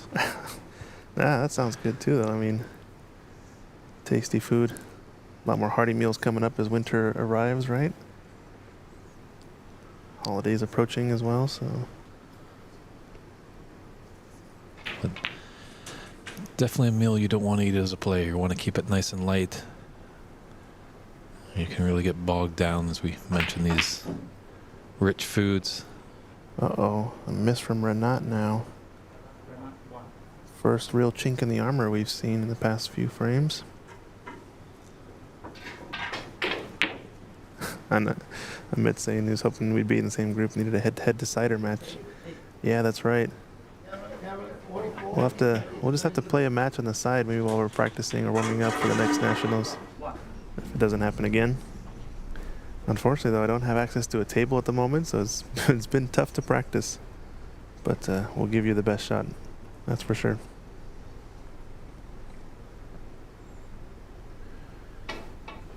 It sounded like you got an invite to Mark Ziegler's table down there in North Carolina. Is that a That's long right. distance for you out in Virginia? Still probably about 4-hour drive or so. I think I've got better luck driving up the DC area from Virginia Beach. 9. No. Haven't seen too many long break builds from Tom having open pack shots. Seems like Renata's getting pretty fluent at opening up the pack effectively, but haven't seen it too much from Tom. Maybe in the match against Andy McCluskey. Yeah, speaking of Andy, when he was in the booth, he's just mentioning how tight these tables are, and putting up a 20-30 break is just a great result there. You don't really have to get the frame winning clearance. Yeah. Omid over on Facebook saying hello. We've got tournaments in Virginia Snooker Planet. Would love to have you guys if possible. Yeah, let me know, Omid. I am I think I heard of Snooker Planet from gentleman owner at Delta Rocks Billiards up in Alexandria, Virginia. Let me know though if you guys are running some big tournaments. We can communicate and figure out if there's opportunity to stream or availability. Since it is only a few hours drive for me, I don't know about Dave. Bernie, you're going to be coming if you would be driving all the way to the coast. But if not, there's always opportunity for remote commentary as well, right? We can figure that out. That's true, but I have headset, will travel. Yeah, just reach out to me either on Facebook or Christian at oxbilliards.com. Email, and we'll be in touch.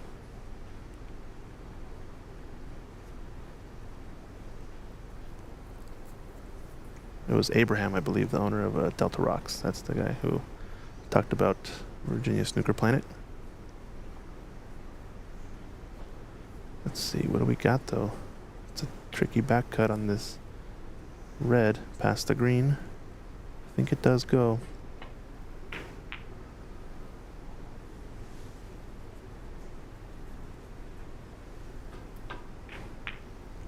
Overcut. And that's not the shot you want to overcut, as it's going to leave a opportunity.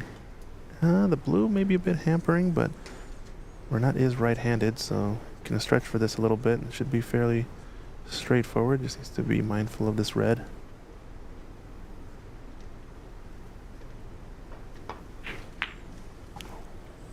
Yeah, maybe the blue is just a little pain there. And Ahmed, you can reach out to me at snookerdave21@gmail.com. Snookerdave21. That's the number 21@gmail.com.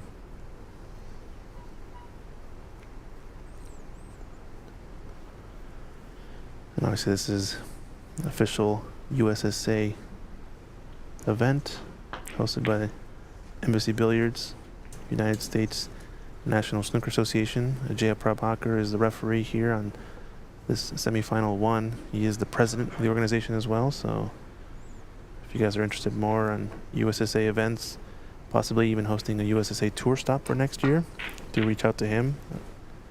Don't know what his contact would be, but probably ajaya@papsa.org. I think he'll be able to communicate. If you're interested, Omid, maybe hosting a tour stop for next year's USSA tour. I know Delta Rocks did host the Virginia Open on this past calendar. I think next year we're trying to get a bit more organization as well, maybe get some ranking points established for tour stops to help decide seeding for this national championship, maybe. All letter miss. Red knock. I think that'll be coming back. Yeah, I think the best resource, obviously, to find out, as you mentioned, Christian, about hosting any USSA sanctioned events, just head over to snookerusa.com. Oh, that's right. Yep. You should have, there should be some contacts. I know Ajay does wear many hats. He is the head of the Pan American Billiards and Snooker Association, as well as the United States Snooker Association. So maybe he kind of keeps his emails separate so there's not much confusion. No, that's right. That's right. It's a good call. Yeah, snookerusa.com. A great resource to see what upcoming events are going to be happening. Was it difficult escape all along? Was it fairly thin contact? And that's one of those risky situations. Had he missed that thin once again, would have actually been called on 2 fouls warning for possibly ending the frame. So definitely needed to make contact there, but unfortunately leaves a mid-ranger for Renat, who's knocking them all in at the moment, it seems. Angle on the pink, or excuse me, the yellow. I always do this confusion. Yellow, pink, what is this? I don't know what's up in my brain, but I just think Skittles, because they're my 2 favorite flavors. You know, the lemon Skittle is the yellow, and the pink is that, I think it's pink lemonade or something like that. So, Okay. or Starburst as well. Yeah, tend to confuse those. But anyhow, he's taking the green instead. Gets a lovely bump. Something on. You might have developed a new form of color blindness, maybe, Christian. As he can still play this game. One thing, definitely, we've had a few players over the years play in tournaments, and some that are colorblind have the trouble of distinguishing red and brown. So as long as you let the referee and the officials of a tournament know beforehand, you can actually ask the referee if that's red or brown, if you're actually stricken with that ailment of colorblindness. But if you don't say anything, then it would be a foul for asking the referee. Or the referee just would not respond, would not engage in an answer.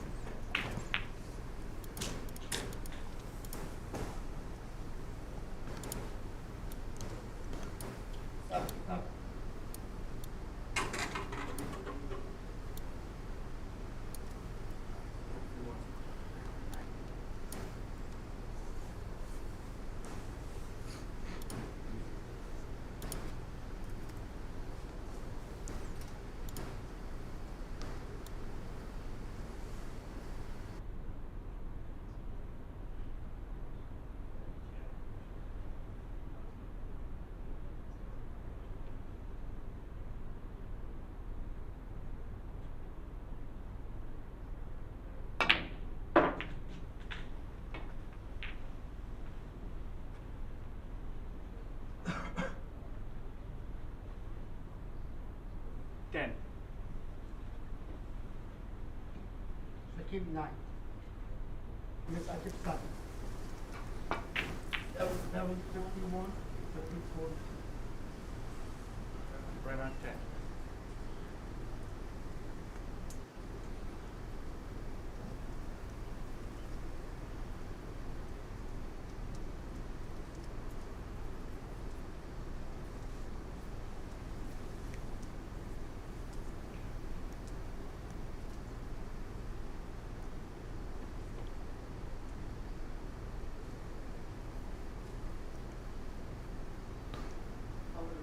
Yeah, it doesn't look like it's a elementary safe shot. Obviously, you can clip off the cluster of reds on the left side.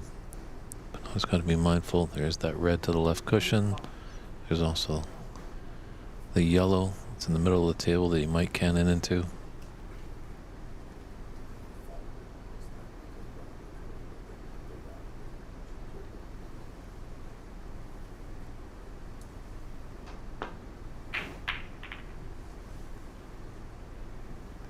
Oh, he's got a result there. So he was playing that with safe ideas, but the red has found the bottom of the pocket. His cue ball's gone tight to the cushion. He might just gingerly roll up to that brown.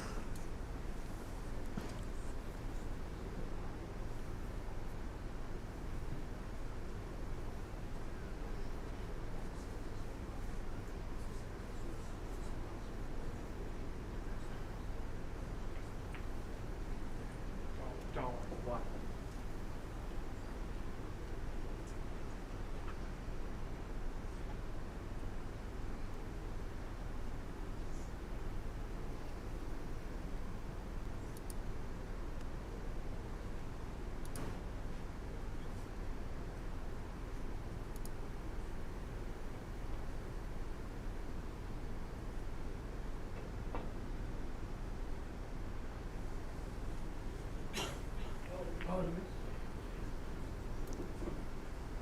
It's not too bad. There are reds on, but do have a little bit of difficulty. And, sorry, on the other semifinal right now, Darren Taylor up one frame. Excuse me, they're tied one frame apiece. And Darren's in a tough snooker here, with Shakib now getting foul points to take the lead. As Darren is trying to soft kick at this blue table on the bulk cushion.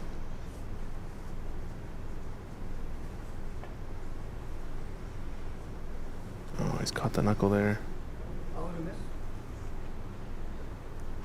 Not sure. It was always going to go that wide of the shot line. So I'm going to take a look at this for a little while, as it could determine this third frame in our second semifinal. Shakib 5. Needs to get a little to the right of the side pocket. So I'm running right hand side. Don't know what the idea is there, is he can just roll it closer without the side spin.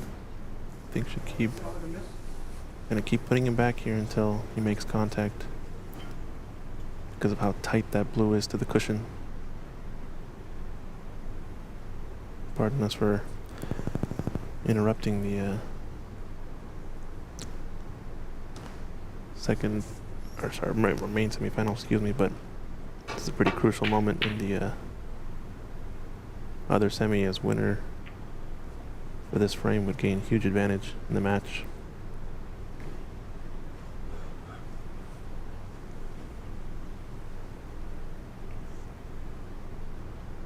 I think he's going to aim a bit right, more to the right. He's shooting it with right hand side, which I'm not sure why, instead of just playing it plain ball. Oh, you missed.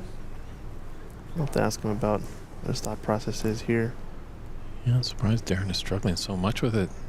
Usually, he'll make those minor adjustments and be successful on a hit on his second or third attempt.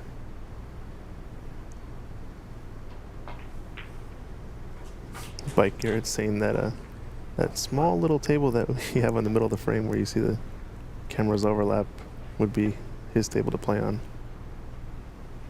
He seems to be repeatedly hitting this to the right of the blue. I wonder what the thought process is here. I don't know, that table in the middle of the screen almost looks like a Pink Floyd album cover. Maybe he just really doesn't want to open up that blue off of the cushion, knowing how difficult it is to pot. But now snooker is required. Shakib 72. Means, yeah, difference of Frame. looks like 21 points now. Means Darren's gonna have to get a snooker back in this match to get the clearance. Guess he figured if any nudge on that blue would open it up towards the corner, would mean probably end of frame. As Shakib seems to be potting quite strong.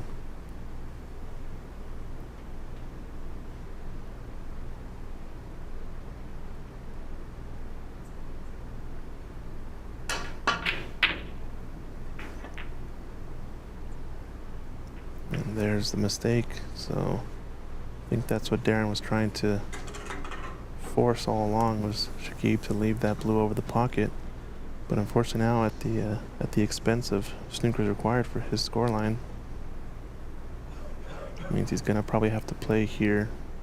Snooker on the pink. Nope, managed to get the blue out of the pocket. And this looks like a decent chance with the black. Nope, left a back cut, so I think we're gonna be seeing Shakib swing at this ball. Main match table between Tom and Renat. Looks like the table's getting a little bit messy, but not a lot of reds on.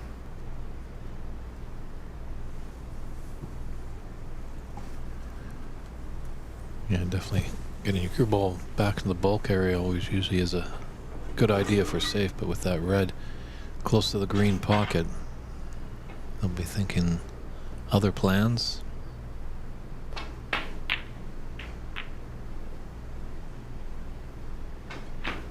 Looks like they're going to continue playing safe here, so we'll just go back to our main table and keep you guys updated. Obviously, if you want full coverage of that match, go over to Ontario Snooker Tournaments, OBSA, on YouTube. They'll be covering that match end to end.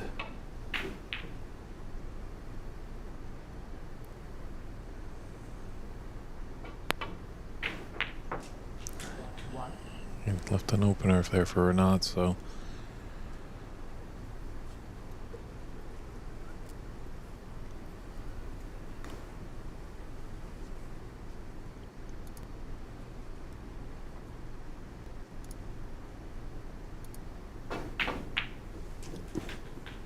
coming up with that red by the green pocket. Do well to hold his composure. A few reds open.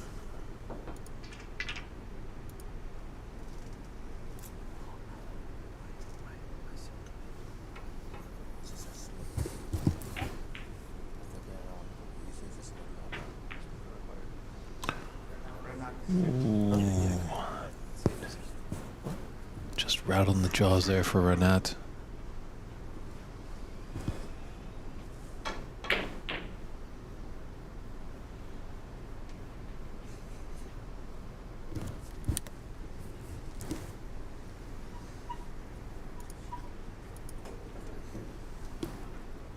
Just 11 points in it. 67 points on the table.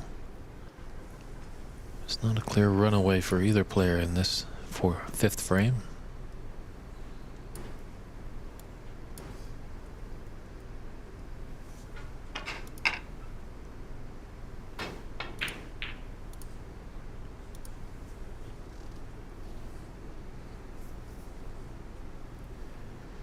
Is he thinking about going rail first here?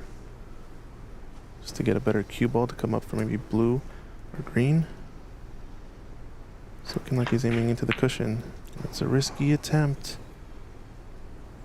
If this cue ball drops, it's going to be a disaster, but might be best case scenario here, especially if you got coverage for that red.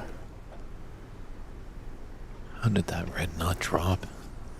Pretty much used all of the pocket there except the bottom. And with these tight pockets, you bring that element of risk in with that cushion first attempt.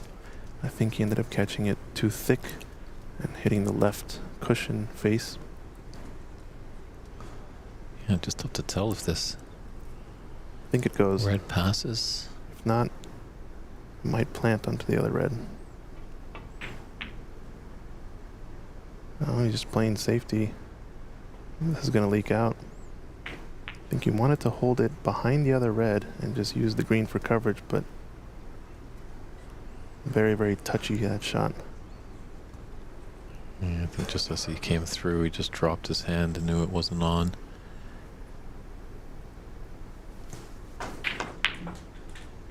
Nervy fifth frame.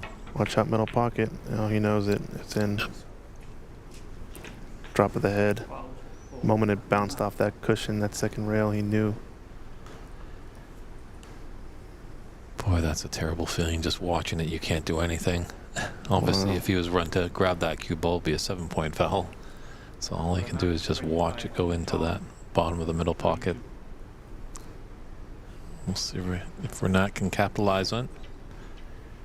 Always be mindful a little bit that when you're jostling that cue ball in the D with the cue, don't want to use the tip because then it will count as a strike. Yeah, I think these players know better than to let that happen, but I feel could that have been Tom's last attempt here at the table? At least positive shot with the lead.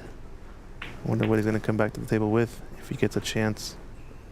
This table's not very easy to run out though, so if Renat were to get the clearance here, it would be quite impressive.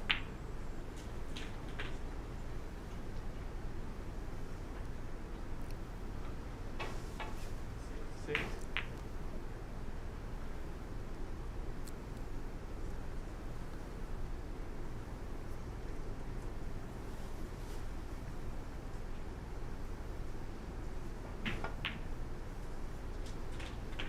Seven. he's just dialed in. It's just a treat to watch Renat.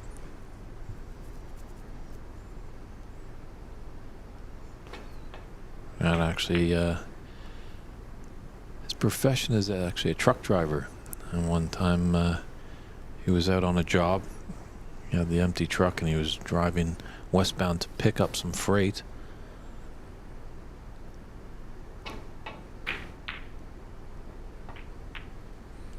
And then he got word from one of his buddies back at the club in Chicago that Ronnie O'Sullivan was in the room. 14. Pretty much jackknifed that tractor trailer, turned around and zoomed back to the club to meet his hero. Obviously it's a no-no. You don't want to drive with empty freight, but he was willing to risk it to meet his snooker idol. This is the key shot here. One of the key shots. All the reds that are left are going to be tough. He's got a perfect angle on the black here, dropping behind the last red. Looking at the score line with the lead. Another black makes it 15 ahead. Yeah, Tom's missed a few shots, not too many. He hasn't really gifted the victory. I think just Renat's just that much stronger of opponent. He knows what it takes to go deep in tournaments. He raised the Embassy Trophy a few months ago here. Yeah, and he's Able to win this tournament, he might take up residency. break of 22. 15-point difference. Red and black here. Make it. Oh, he's playing up for blue to get shape on the yellow. He wants to take this frame in one visit here. Excuse me, not one visit at the frame, but this visit. Yeah, it definitely doesn't want to give your opponent any chance of getting back into things.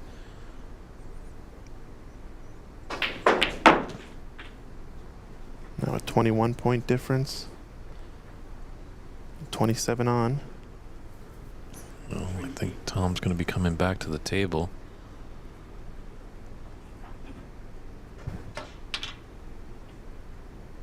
Does he go for this cross double? Surely with that and shape on the green we'll be able to kill off the frame, but he's going to play safe, I think. Surely you can't be serious. Oh, cannoning the green. And this yellow's going to dribble down towards the pocket. Maybe a bit of saving grace with how close the brown is to the left cushion. Yeah, Tom's going to have to travel a lot of real estate here if he wants to clean up.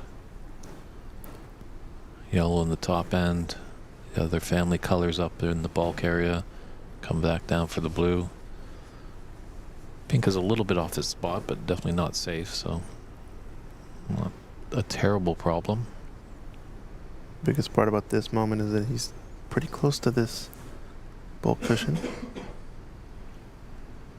making the queuing just a little bit tricky. There's a bit of space. Nice Doesn't view mean there.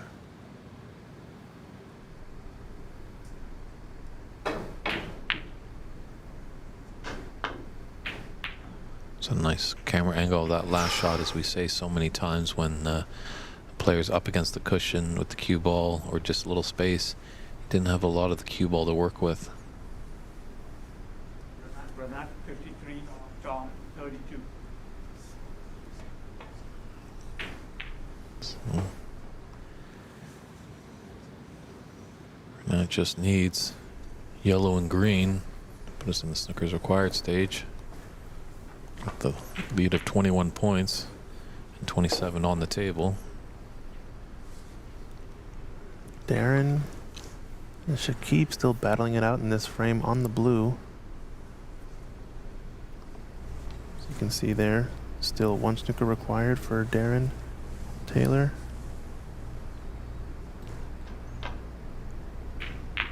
So a lot of close action, and Shakib knocks the blue in, almost drops it in the pocket. Wow. And that's gonna take the frame. So 2-1, Shakib's favor. They got one more frame until their mid-session interval. Third frame.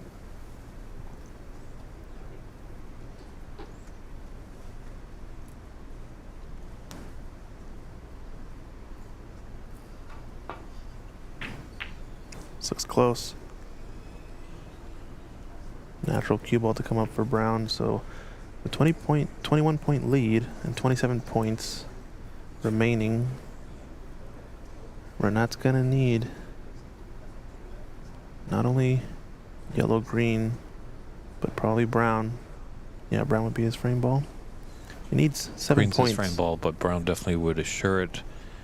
But Oh, excuse me. Yeah. definitely Tom's going to be battling no matter what. So I think even if Renat's able to get the brown, he would like to get the blue just to make it really out of length. But Tom's a battler.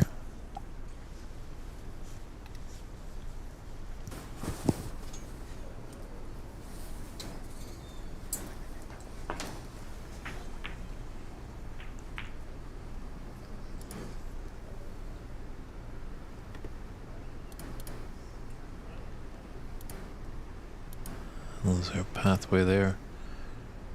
Seems like we've gone black a little bit here.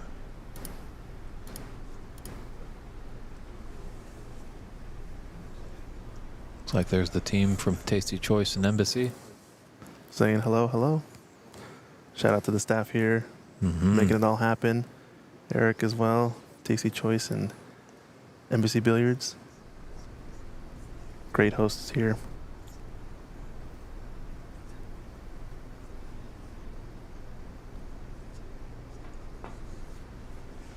It's gonna kick in behind the black. Oh, expensive, expensive.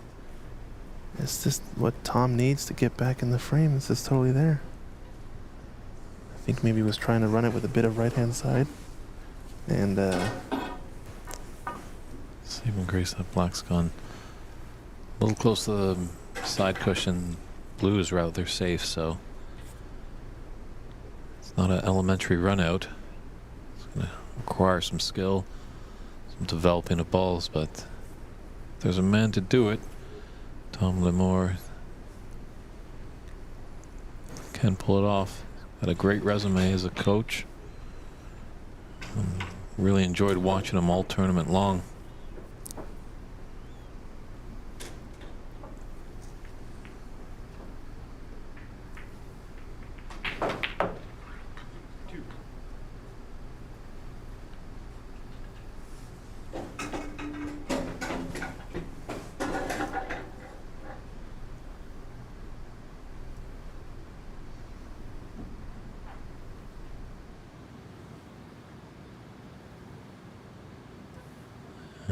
LVC champ definitely in the driver's seat in this match. Just one frame to go to push himself in the final, but always the toughest is that last frame to win. 5.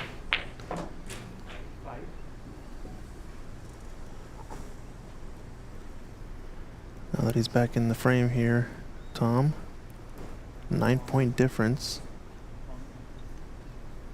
means he's gonna need black to win this frame. Always had to need full clearance, and just asking for extended, excuse me, the long rest with the cross as opposed to the spider long rest makes a big difference, obviously. Yeah, the score line, I think he's just checking that I do think he needs black. The 9-point difference. Brown and blue is going to make it even. Yeah, the usual snooker player much more familiar with the crown rest, as in North America. The pool players know that crown, or the cross rest, I should say.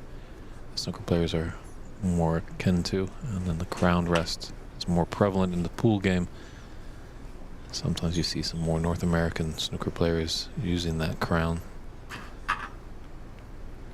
Always to use what you're comfortable with. And just a little discussion between referee Fung and Darren Taylor on our other table, just in the eye line, as referee Pradhaka just gets them to move out of the line of the shot.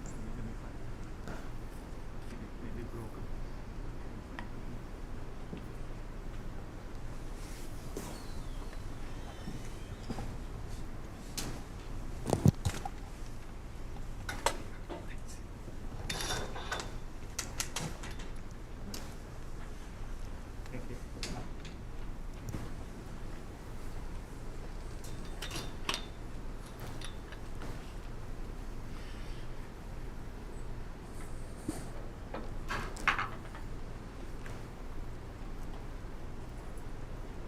Kind of surprised that Tom doesn't have the little telescope extension for his cue. He's got the mini butt. So that's one thing about this Go Customs cue, is that they don't make a telescopic snooker style extension with it. At least it doesn't come with the cue, since Go Customs is primarily a pool cue manufacturer. As you can see, it has a half break. Only thing that might work is putting in aftermarket cap on the butt of that cue so that he can attach something like an extension, like a telescopic one. But yeah, that is one of the downsides. But it's interesting to Carbon Fire. He did use the mini butt, and that's a screw. So Yeah, I just don't think they make pool players aren't traditionally using telescopic type butts. Normally the mini butt is enough to get you over any sort of 9-foot table distance. Mhm. You know what I mean?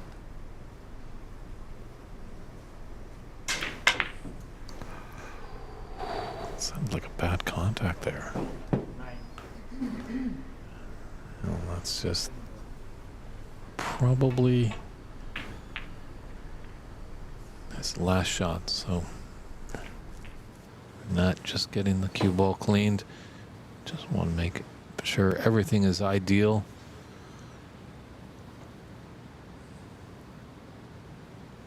We just missed a chance there.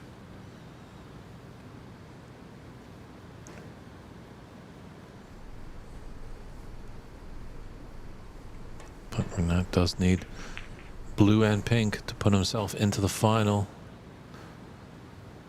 Blue is certainly there for the taking, and he's got an angle to come off the bulk cushion to come back down for the blue.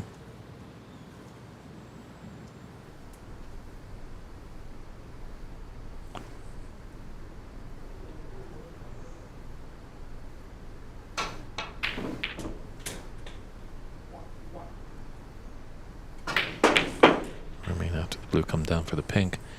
Interesting, he was feathering a little bit. I've always seen Renat not feather.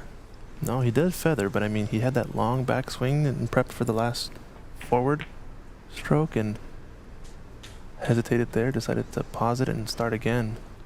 They're kind of like micro feathers, you would call them, right? And then that long backswing to hold the final follow through. True, but if you watch him, like this, frame might be done and the match might be over. But if you watch into the finals when he's into the balls, like when he had that 82 break, didn't do a lot of feathering. He would just come down, compose himself, and then strike. So, just a little bit of nerves.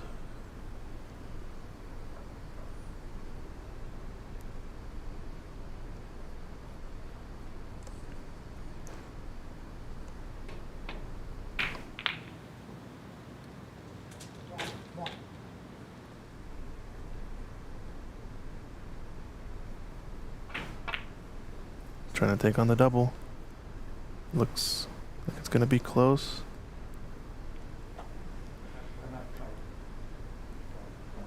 Down to it. Renat needs pink. Tom needs pink and black. I think that pink has just rolled on just a bit. That the cut isn't there into the middle pocket. If it is, it's extremely thin. That's a real tester for your eyes.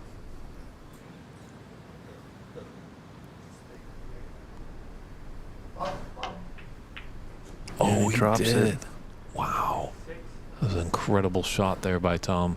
A lot of nerve on that shot. Still alive. Black ball game, ladies and gentlemen. Easily could have missed that pink altogether. Oh, maybe you're playing a cross double here.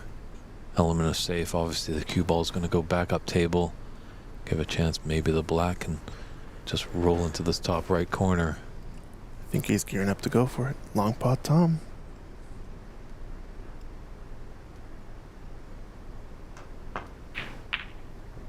Went for it. Always knew he was going to have a tight cue ball to the top cushion, but the black's going to be fairly close to the yellow pocket. Oh, man. It's popped out enough that Renat can cut this in, and Renat's got, playing with house money up 3-1. Like to get into the final after this frame. Oh, no. The dreaded double kiss. So, Renat had his options, but I think we're going to be going to a 6th frame. Renat's going to be reeling a little bit. There's some hope for Tom Limore. And he does it. Pounds his fist. He's jacked up. We're jacked up. We'll be right back with frame 6. Hopefully Tom can get another one on the board and push us into a decider.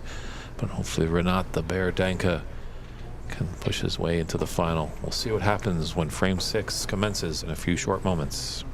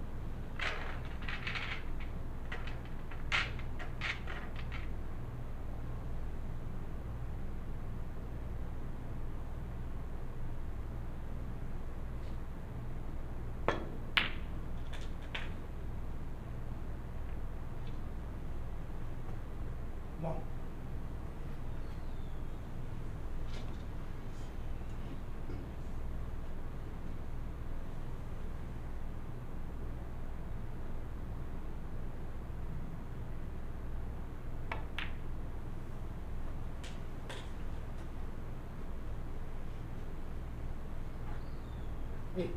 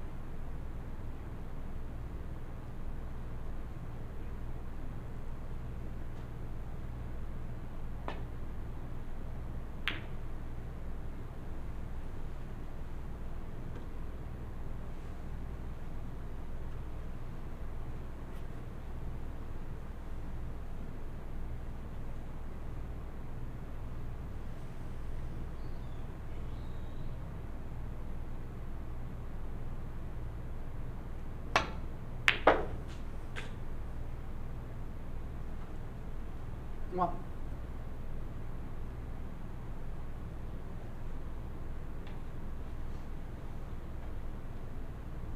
Sixth frame, down to break.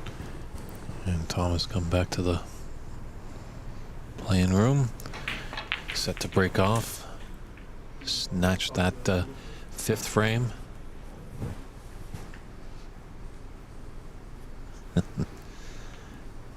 Tom just keeping referee Ajay Pradhakar on his toes. That blue was not on the spot.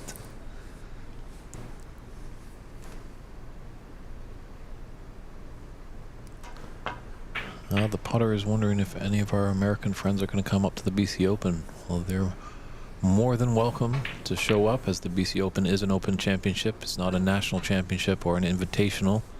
So we'd love to see our friends from the US of A. You know, we get a good contingency from the Seattle area, as it's pretty close. I won't be surprised if Dave Daly, CCU, comes down, or comes up, shall I say. Andy McCluskey might come as well. He might have a team from Sacramento. So definitely, if you want to get on my snooker mailing list, send me an email at snookerdave21. That's the number 21, snookerdave21@gmail.com. I'll put you on my mailing list, and you'll be informed of all great events that are happening in the Lower Mainland up there in Canada. Ooh, missed it. Big shot there. Tom Lamore, shake of the head. Knew that was a good chance on. He's managed to steal 2 frames away. Last black in both frames that he won. One missed by Renat in the very first frame, and that last one we saw where missed safety, leaving Tom straight on the black.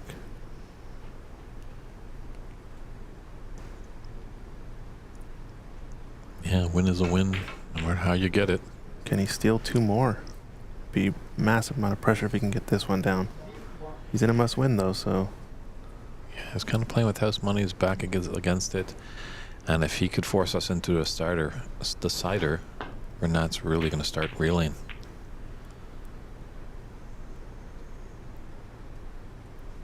he's got coverage with the blue and black. Sorry, the black's not covering anything. The blue covering the right most reds, I think. So a lot of safeties now going to be pushing reds toward this lower right corner pocket. I think Renat's playing the more aggressive safety by opening up the bunch a bit more. He's in behind green here almost. Oof, the length. Yeah, back at the Embassy Open, actually, Renat was in Tom's position. He was trailing Albert Kennedy 3 frames to 1. Seemed like the Irish-born, now Canadian citizen was going to take the Embassy Open. Renat found some form and put in 4 frames in the row to win that final by scoring at 5-3. Yeah, that was an interesting match too. Seeing how Renat came out of the mid-session interval was the key thing. He just sat in the lobby here at Embassy, kind of on his phone, hanging out. Then all of a sudden, you saw him jump up, perked up, ready to say, "All right, it's time." And then from then on, it was all Renat. He was just playing a bit faster pace, knocking balls in, doing his dance around the table. Yeah, But first one for Tom here. Yeah, once you get one, you get a little bit of momentum, some confidence. If you can get another, really, the momentum starts to swing.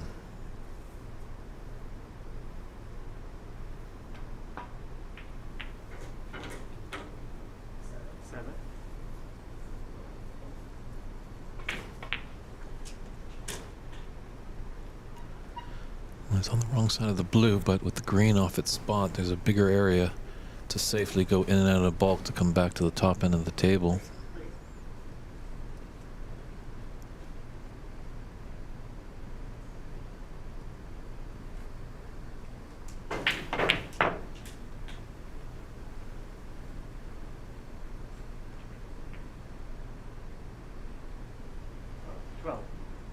I don't know, Christian, are we going to see you come to the BC Open all the way from Virginia?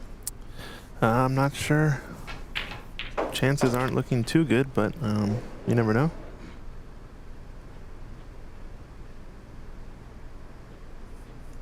It's always a good time, though, up there in Richmond. I did manage to come visit couple years ago. I think that was the second or the first year, excuse me, of Albert Kenny winning it. True. He's looking for the hat trick this year. Yeah.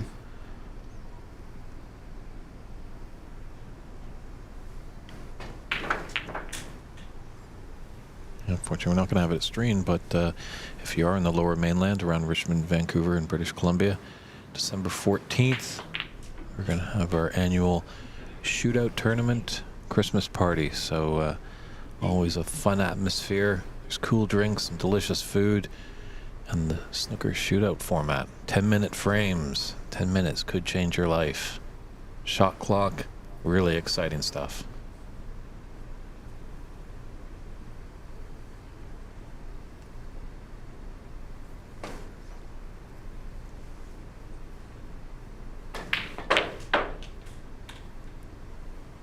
Nine.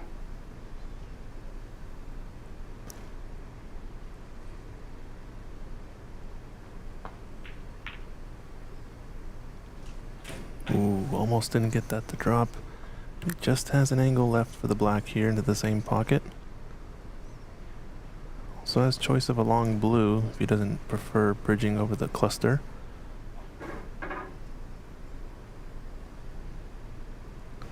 Yeah, with such a thin cut, he's going to lose control of his cue ball. And as you mentioned, Christian, there's a lot of reds in the pink that he has to negotiate going over for the black. A shot there of Shakib playing on the second semifinal.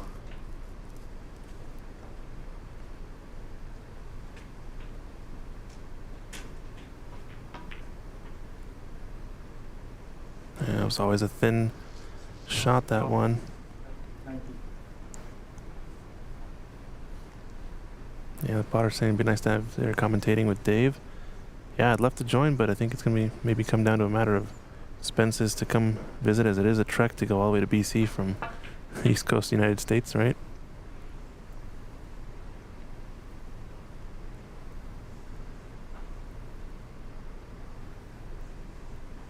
I also know Lance does a great job there with the stream, and he's done a big upgrade to his setup, so don't count him out. He does a great job with the camera work and very well versed with the room there at Top 147. Excited to see what the BC Open stream is going to look like next year.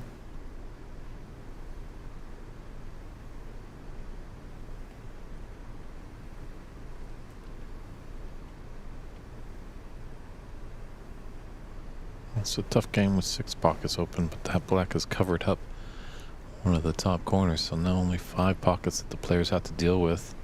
You got to be very mindful that that black's there, and off clipping it in could be disastrous. But if you are to get a red, it's relatively easy black to get going. And this frame kind of goes down in one of two ways. Typically you'll see either all the reds slowly bunch up toward the black and then things get very clustered and it becomes kind of a grind, or somebody makes the key mistake or leaves a red on and off to the races by potting the black. I think Renat's going to prefer the run and gun situation if he can, since he seems to be highly motivated to win this with a big break. Seen a lot of offense from him today.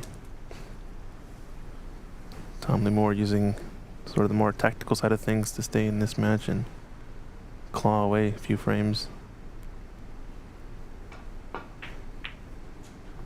Well, speaking of run and gun, how's the cue ball gonna end up? Oh, he's gonna get fortunate, huh? Well, he's got a pathway to that black. It's a long ways. Longer than a Canadian football field. He's going from pretty much, this is probably one of the longest shots you can have on a snooker table. It does look like the red covers that black spot, so the black might be coming up to the blue. No, it would come up to the green spot. So not liking it. Just going to play the snooker behind the green.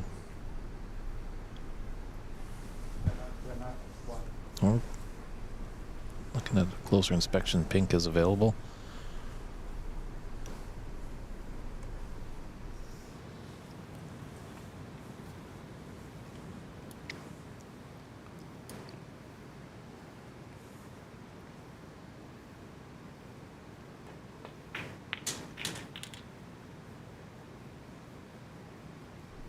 One.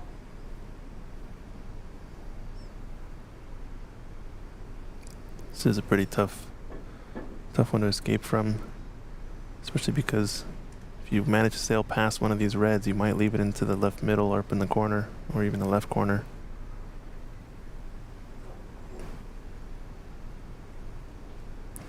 Tough spot.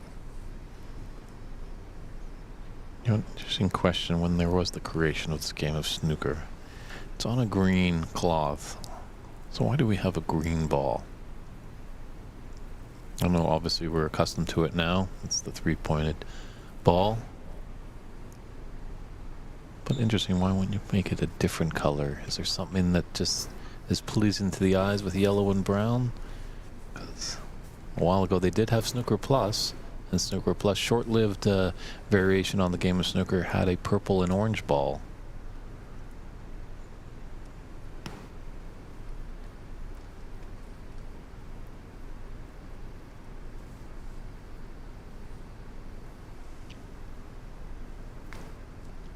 I think with this tough escape too, it's kind of frozen action on the second semifinal table. As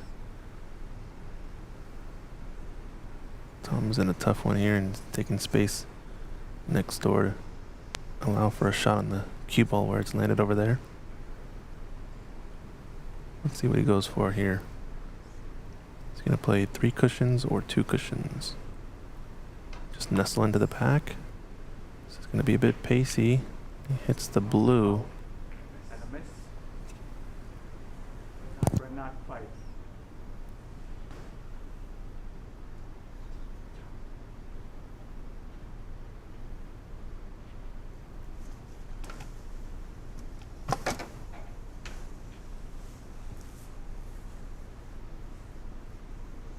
So Christian's going to just come out of the booth and aid referee Prod Hawker. Just they're going to have to look at the stream just to see where everything was before the shot. Definitely in these semi-final matches, getting the balls placed back 100% accurately is paramount importance. Second, one.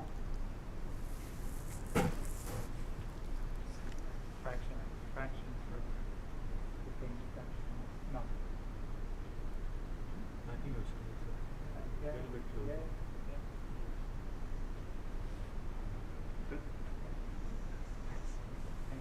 too. Tom thinks it's all right.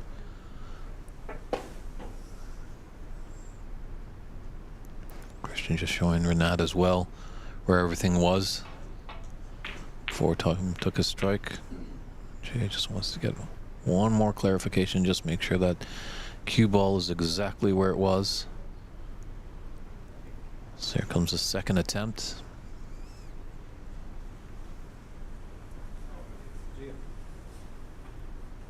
It's too much gap. He can't see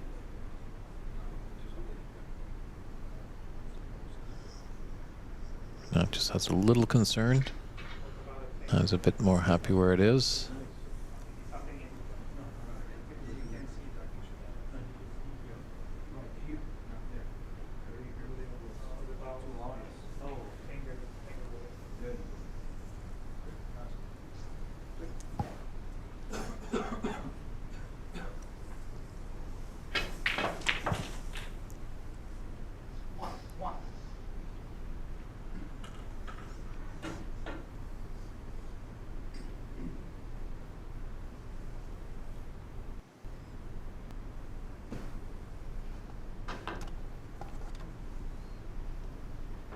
Oh, Father miss. 4. this is looking pretty costly. The man from Nevada.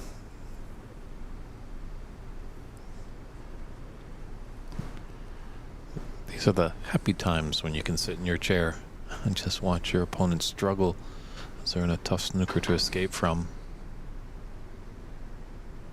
Caught the jaw once again.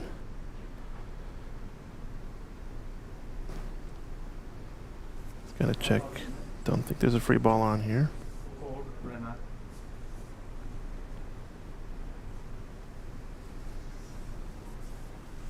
It's a cruel game from time to time. Just gotta get below this middle pocket off of the second rail. Get close to the pink, run into the two reds. There, it's close. It's not gonna get there though. Problem is that yellow in the way, so 4, red mat. I think he's gonna have to maybe choose a different path here now. I don't know if it's actually gonna be able to work that way. Might have to go in between brown and yellow after one cushion.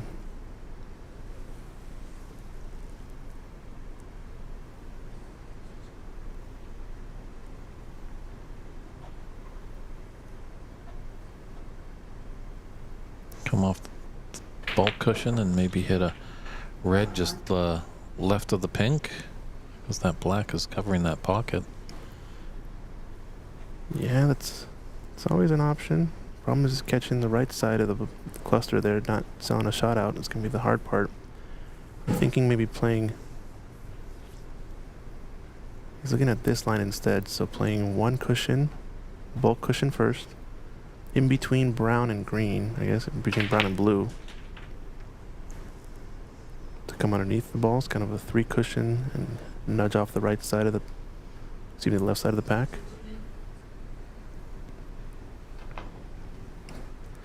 Looks pretty close. It's gonna widen here and just misses that clip. Don't think Renat will take this, and it's a little bit tricky, but he is right-handed. If he likes to pot on, should be somewhat natural to get on the black. I don't blame him for not putting him back. Just a minor adjustment Tom would have made and probably been successful in his escape. As long as the red doesn't cover black, he should be good.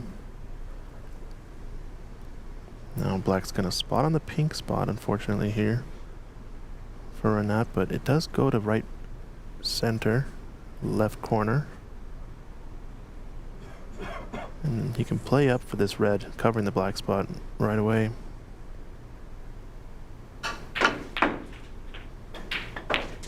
Perfect angle now. Can just float into the space if it doesn't spot here.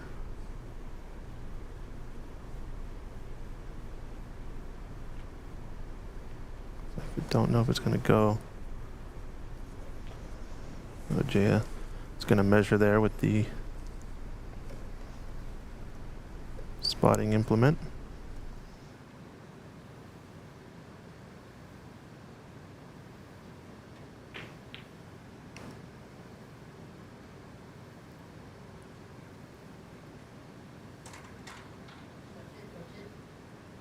And there's a steal yet to be as a referee. I think the problem is that it might dribble in to the red.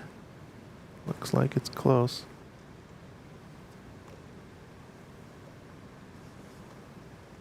Yeah, we're not a little wondering about that spot there.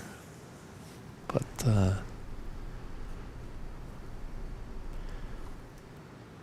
think now black also doesn't actually pass. So no cut on the red. It's really close if black passes. It's hard to tell. That's why I like to have the camera down the line exactly. But I think if not, can play for blue possibly. That's what he's opting to do. It's going to have to be a blue into the yellow pocket here though. Now the pesky red to get rid of is the one out in the open to the right of the black, since it would open up the pocket for, I think, both red and black to that same pocket. He's looking to see if something in the pack maybe goes to left center, but don't think so.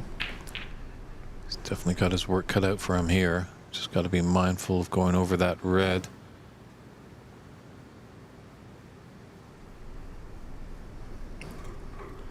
Plenty of space there. As you can see, got the other angle.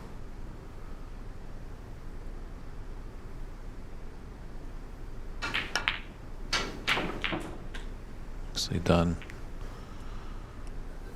Oh, the red must go. I think it does. With this angle, it kind of throws a little to the left. This cut. Black should not move. And he's got it. It's looking like a great opportunity now for Renat. Got to be a little bit worried for Tom and his supporters out there. Once Renat gets into the top area, he can really be proficient.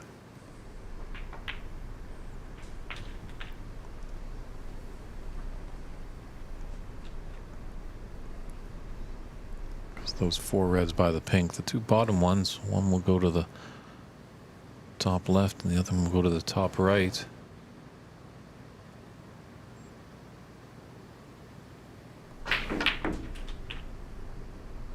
He's got a nice angle if he wants to burst open the pack now. Like just gently float up just to be on that. Last red. The 2 reds near the pink spot, the bottom one, you can take that into the opposite corner pocket. Oh, but he doesn't get the black. He was trying hard to get there. I think he put all his concentration on getting his position for the next shot and just took his mind off the task at hand of putting the black in. So we're a reprieve for Tom. Didn't expect to get to the table that soon. Yeah, also a bit quick on the routine as well. Kind of got down one feather stroke instead of kind of eyeing it up a bit more. Now the problem for Tom is, does he have another loose red? The bottom of the bunch into the left center. Excuse me, left corner. It's tough. It's as good of a line as I can see from our perspective.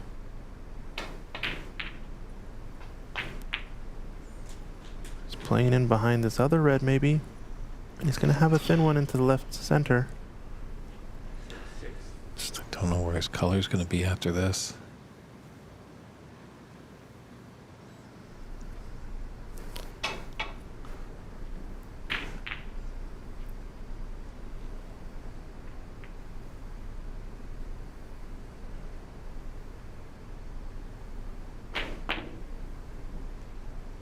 Oh no.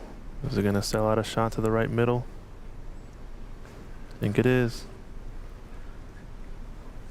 Yeah, that's a thin cut, but I don't think Renat's going to shy away from that.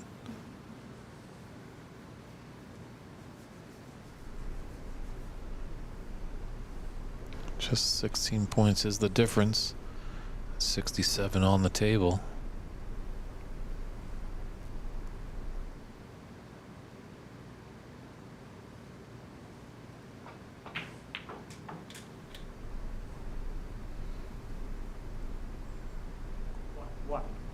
Another long blue here maybe. Yeah, it just doesn't have that angle to float down for that red into the top left. It's just south of the pink. Yeah, Black. needed to be just left of this line for the blue, so maybe just chooses to take a different bulk color in order to get to that side of the table. Can get there with green off of 2 cushions and avoiding contacting the blue or the middle pocket jaws. Kind of a zigzag shot across, right long rail, left long rail to the right side of the table. Or slides down on the blue to get onto that red that's near the top cushion. Problem as well, he'd have to be probably tight to the top cushion with his cue ball just to give him a little bit of angle on that red to come back up to the table for another blue. Looking at your shot right there, I think he's going to take it on. Straightforward to roll this in. Just got to be mindful of that yellow. Just cueing over. Oh, that is close.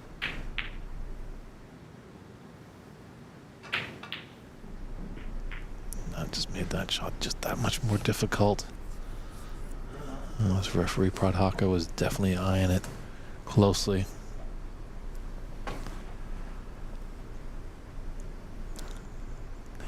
always get a little tense as we get closer to the finishing line. Yikes. We are going to have a dramatic ending, I think, to this frame at least. Yeah, Renat just giving himself a head shake.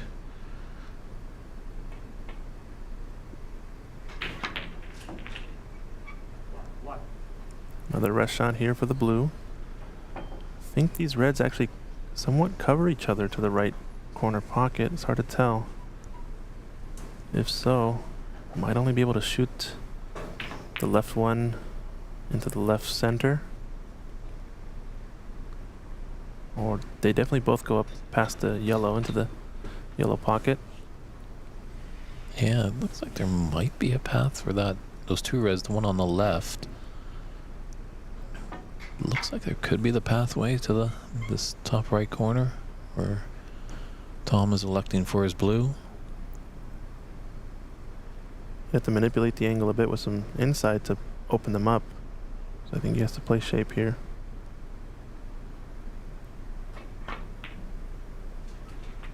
One of them must go to the corner. I imagine that's the lower of the two, the left red.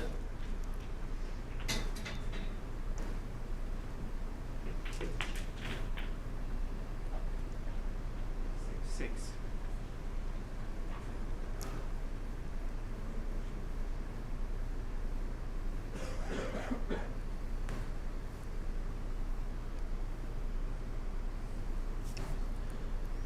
Big moment too on the other side table. Should keep leading in that frame, but leaves a thin back cut for Darren on a snooker. Was maybe trying to cannon into the second red then, so definitely were blocked, both of them. Figured he could cannon off the left red, get the right red to go into the pocket. So left a thin cut for this red into the yellow pocket. Oh, we see 3-3 and a decider. Probably not taking it on, but kind of with a frame to spare. Might take this on.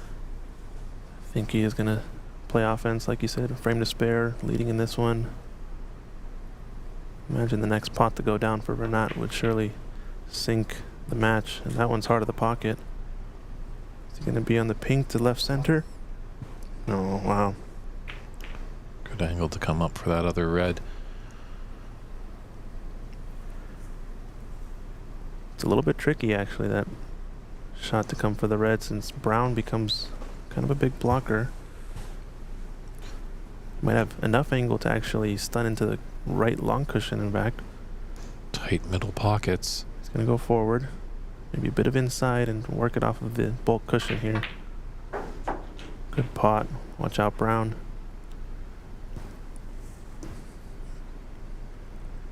There's always the risk trying to get Seven.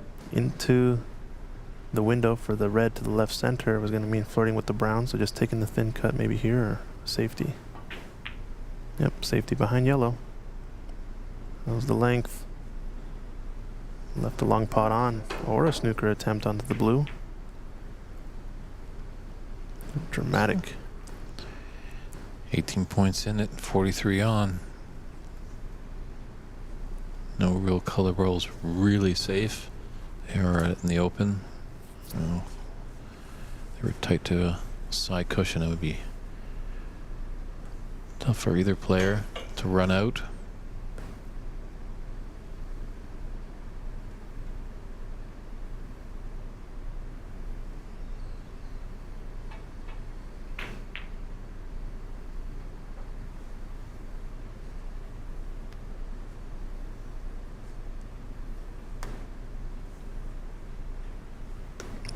We see long pot Tom once again.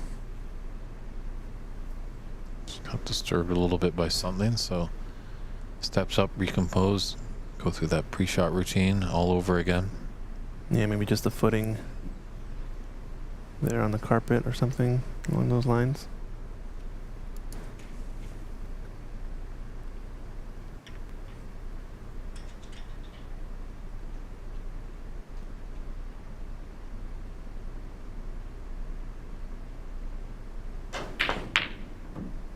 He's gone for it.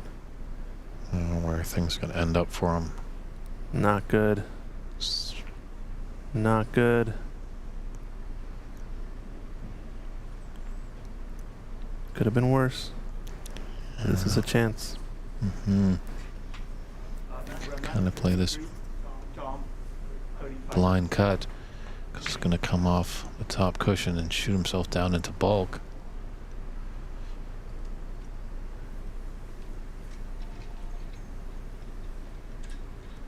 We got some viewers starting to trickle in here. If you guys are enjoying the semifinal, drop us a like.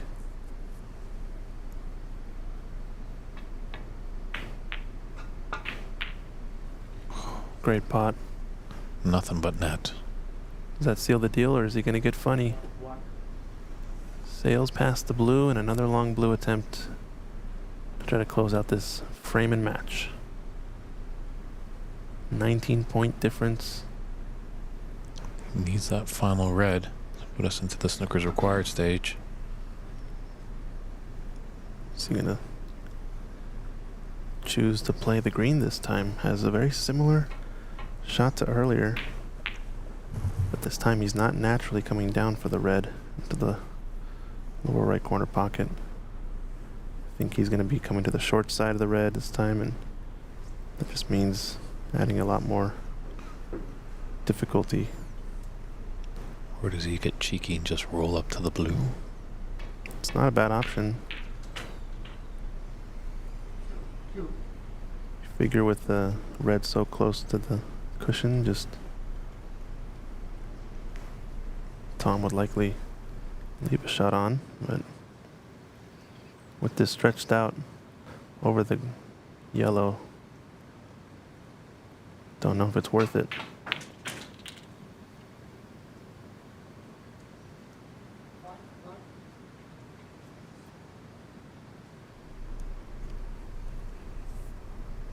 Meanwhile, our second table looks like Darren Taylor now with the initiative in this fourth frame to go into the mid-session interval, trying to tie this up 2-2. Nine. You did your shot, Dave. Rolled up to the blue. I think Darren needs blue and pink to take that frame. Or not needs a red and a higher value color to put us into the snooker's required stage. Darren missing the blue there. 45. 45. These guys are going to be battling for this last red now. We're not going to thin off the red edge. Send this cue ball between black and pink off of one cushion to get behind the brown. Wants the red to just trickle down to just below the black spot if he can. Maybe even behind that green, possibly. Right? He is going for the green. It's this close. Is it going to get behind the pocket? Beautiful shot. Oh, almost. I think he's left an edge. Almost got him dead to rights there on the green. So close, but I think not an edge. Tiny swerve. This is tricky. Is it enough of a safety though to help her not clinch?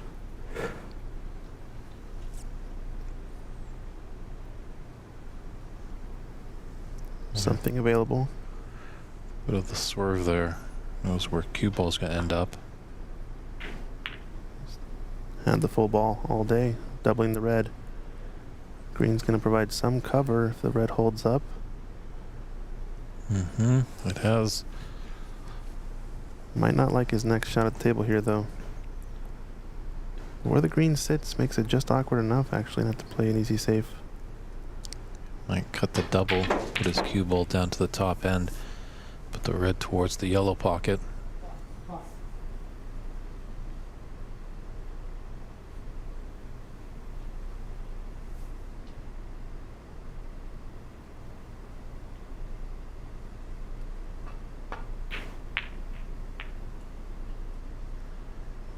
It's a containing shot.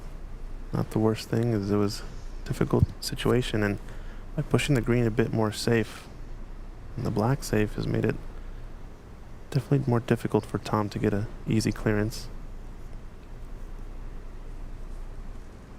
Another tricky situation here on our right semifinal.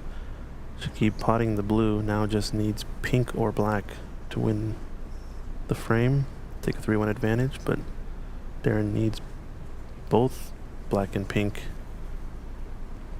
to level the score.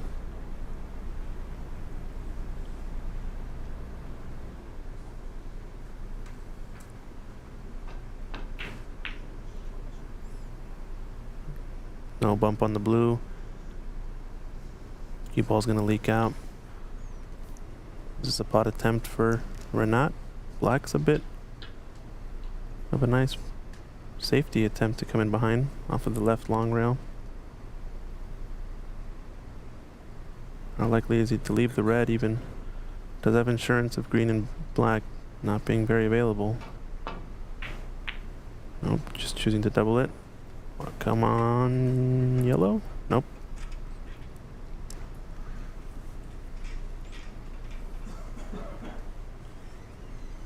He's giving Tom a good chance to come off this red and come off the cushion. Could be behind the pink.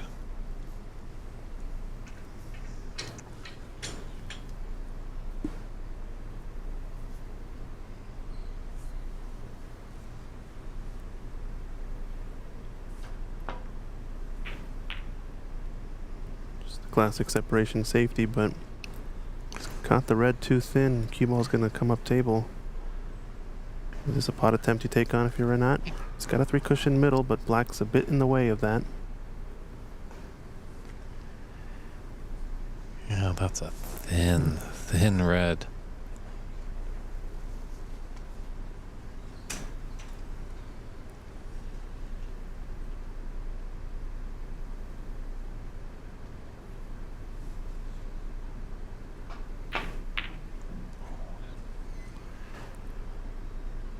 Got Yep. away with it. Yeah, hit it with pace so he didn't leave it on. And that black, I think, is cutting the path for that red to thinly cut for Tom into the other top corner pocket.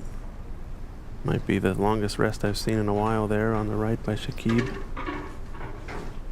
Had to go the full diagonal practically of the table to get onto the pink.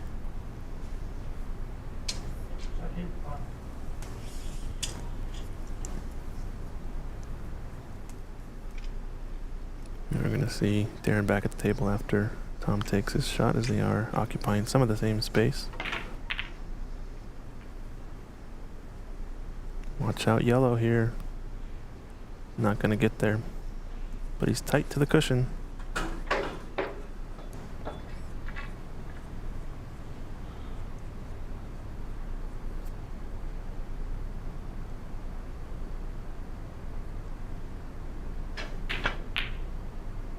Oh, Darren missed one there.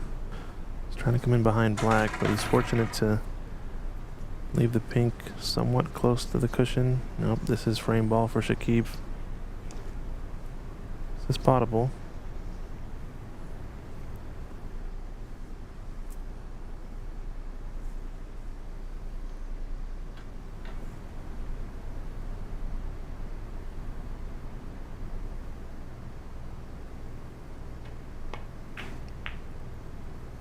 Prefers safety. It's getting tense in these frames. Mm-hmm. Yeah, Renat's been on this shot over for a while. It's pretty tight. I think that makes a big difference. Oh, wow. Oh, manages to just glance past it, but it is potable to left corner. Just a bit of distance for the red to travel here. Now it's kind of become a blind pocket. All you want is a chance.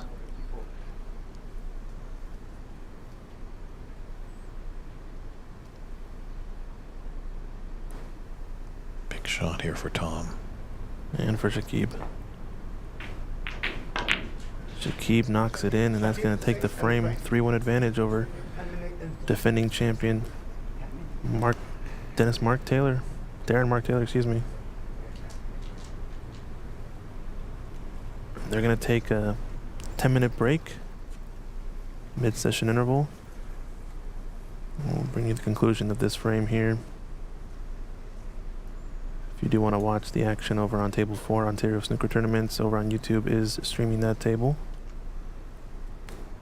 Sure, he's going to swap over here any second to get the coverage of the last little bit in this frame, and that's a chance missed by Renat, but is he going to fluke it?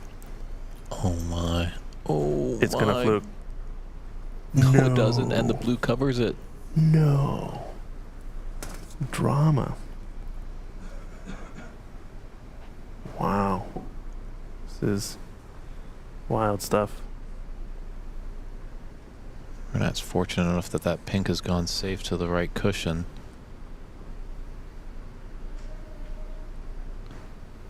Tom will need that if he wants to be successful to push us into a decider.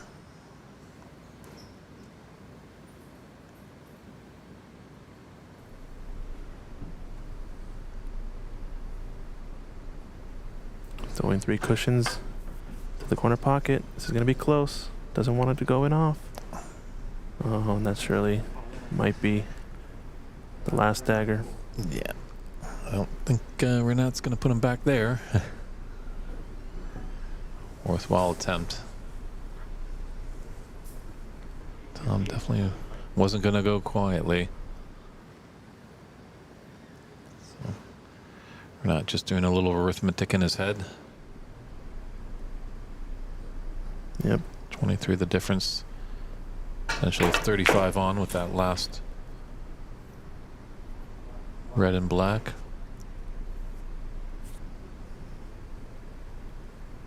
Got on the yellow here, and that means it's not going to be snookers required yet, right? Oh, it does need yellow and green. Green's in a tough spot over there.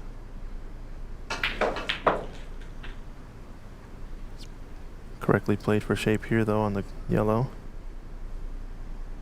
Three.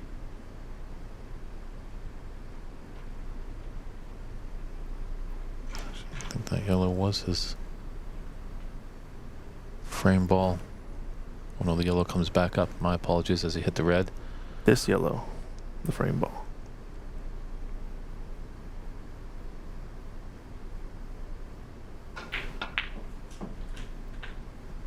Five. Well, I guess to tie now, right? 27 to tie, is that right? Nope. No, there's 28. 28 and 25 on the table. That's right. So could double this in to the middle. Can breathe a little easier, knowing that his opponent does need a snooker. The double really would seal the deal. It's got a good cue ball behind the brown here. Wow. So it's always a nice case when your opponent needs snookers. Put them in a snooker. Jake Park mentioning about practicing the jump shot. Fortunately, that is a completely illegal shot in the game of snooker. A tactical shot in the game of pool, but in snooker it's a no-no.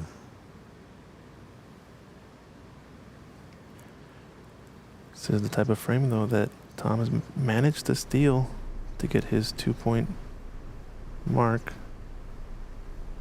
You figure he's almost out of it. He needs one snooker, and then it might come, and Might be a free ball here. Foul and a miss. there's a free ball. You're right. No foul. Foul. Renat 4. Free ball. So foul, no miss called. Just a misspeak there from Ajaya, since snookers are required. How do you like to maybe just push this brown tight to the right cushion? And with the angle, that brown's going to go, or your cue ball is going to go up towards the bulk, and you're going to potentially have your opponent in the snooker again. Or you might just take this and pot it to increase the lead.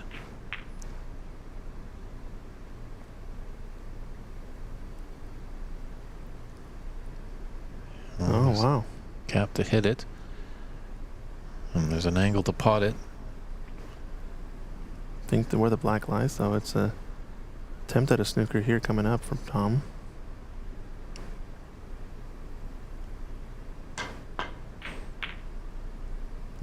Just a bit of decel, needed to get more backspin into that shot. It's a tricky one, that one, so you have to get the backspin just perfect to get the stop shot, as it will slow your cue ball down as well. Watch out, Brown here. This looks close. Not gonna get it. Tom does have a saving grace. Obviously, does need that pink a little later on, but the pink's in a nice spot to snooker up behind. Might have the shot here.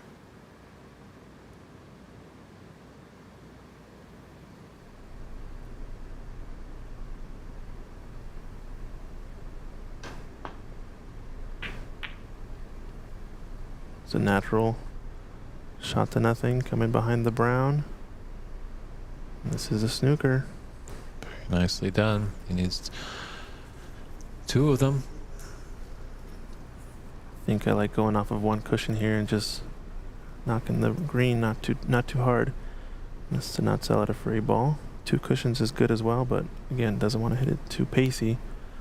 But he sails past the green and leaves a free ball with the black. Switching to the closed bridge there as he's a bit awkward on the cueing. He sailed past it. And does it leave a free ball though? Foul. Gonna be close. Foul. Foul.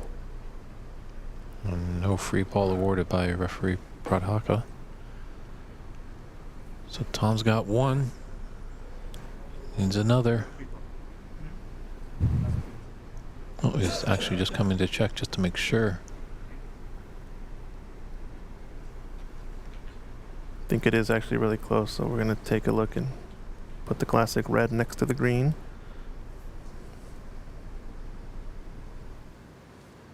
To check if the red is on. This is the easy trick to do, is if you can see the red full in the face, it is not a free ball. But if you can't see this red full, it is a free ball awarded. Free ball. Hey guys, remember to take away that red.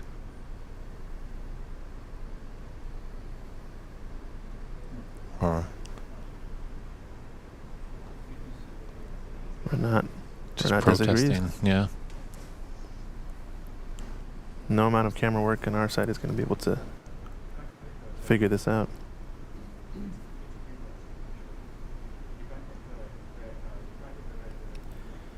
Another easy way to tell is to put another red up next to the black and get them all 3 in line. And you'd easily be able to tell.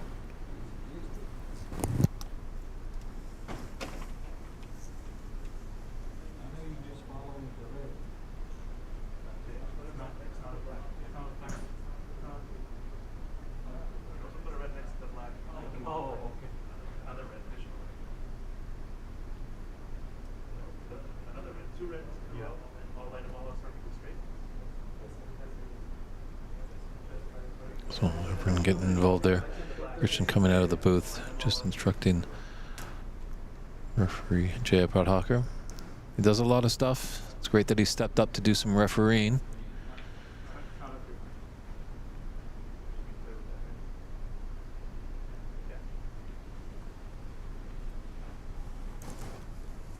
So no free ball. Well, thank you very much, Christian, just for coming in. At first glance, obviously, the cardinal measuring stick there is to put that red beside the potential free ball. If it's close there, also put another red by that black, and if they can cross and path and hit each other. There's Norman Hung in the chat, referee for Embassy Open. Just mentioning the same thing I told Ajay just now, which was if you put an additional red next to the black and line up the 2 reds, one to the right of the green, one next to the black. If they're all perfectly in line with the cue ball, you should easily be able to tell if you can get at that green. Yes, Norman, are you coming down to do the final? You did a fantastic job at the Embassy Open. Love to have you down. Dust off the white gloves and get into it. Yeah, great refereeing from him on the final there.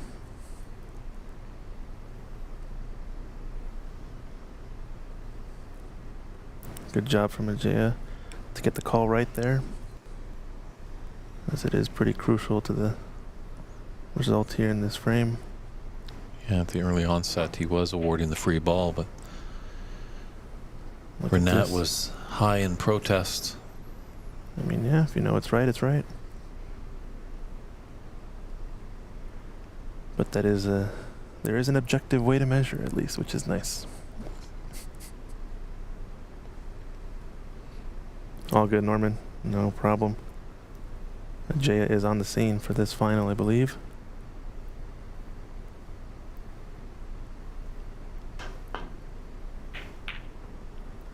Both players trying to eagerly get in behind this brown as it provides a nice window, and this is close from Tom. He's got it. Very nicely done. It's a tough job being a referee. We really respect anyone that steps up to it. If you're interested in doing that, or scorekeeping, or commentating, or helping at the streaming production side, or just even being a runner in the room, reach out to snookerusa.com and send them an email and let them know you want to help out.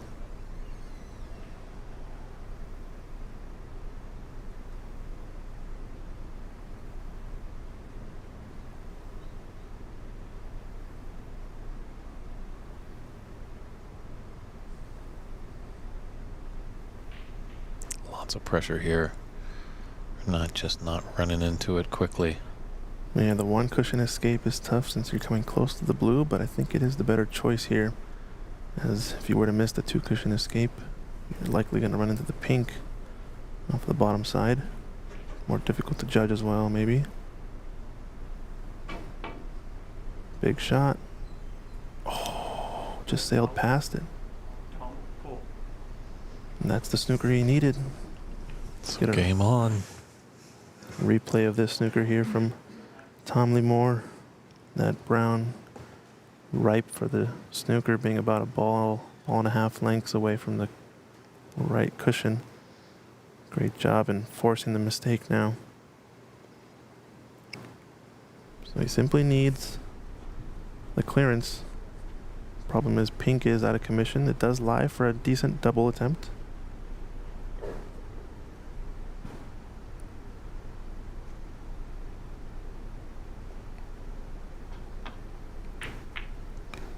Another attempt here behind the brown. This one not going to get it, and now that brown is gotten bumped off that cushion, going to be a little bit more difficult to play in behind on snooker attempts. This is where your heart is pounding. Backhand may be a little shaky. You just got to calm and just focus on technique. You got here for a reason. And for that pot, and it's going to be fortunate not to leave it over the right center, but as we said, long pot Tom at the table. Can you get one more here?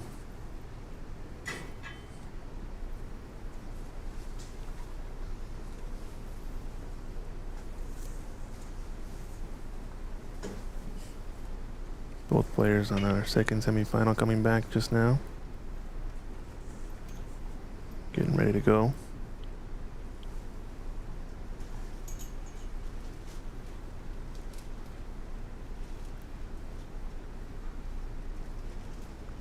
I think just a bit of movement in the background too, maybe causing a distraction for Tom, so just gonna reset.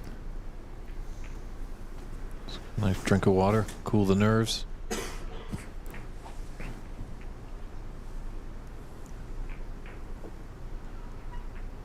Don't know if this is straight or just the natural angle is going to push the cue ball to the right side of the table after this green.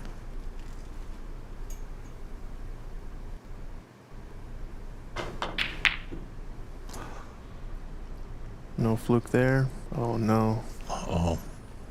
I don't think he's going to like this. Oh no, disaster. Live and die by the pot for long pot Tom here. He did all that great work to get the two snookers. Certainly not a gimme at this stage of the match.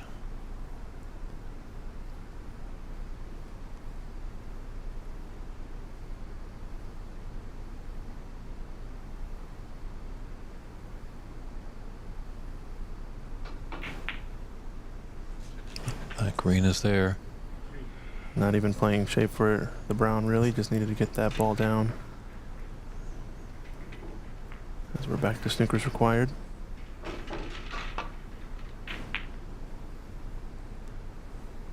Red after 3. All that effort and work to get the first snooker.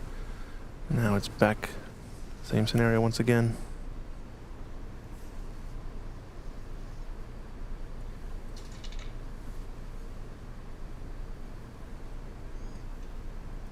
So we've gone past 1 p.m. So semifinal still in play. So potentially that the final might start up at 2 p.m. This match could still have some distance, and our other semifinal still in play. So good attempt. Almost got the blue perfectly eclipsing brown there, but about a half ball available on the left side. Does it have a chance to drop? Could this go in? Nope. It's gonna sit right over the pocket.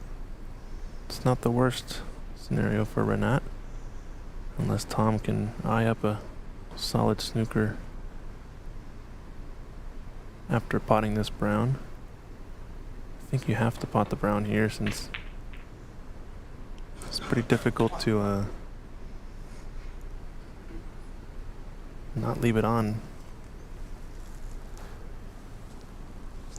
Pot the brown, get up in open space, maybe down the left side of the table somewhere.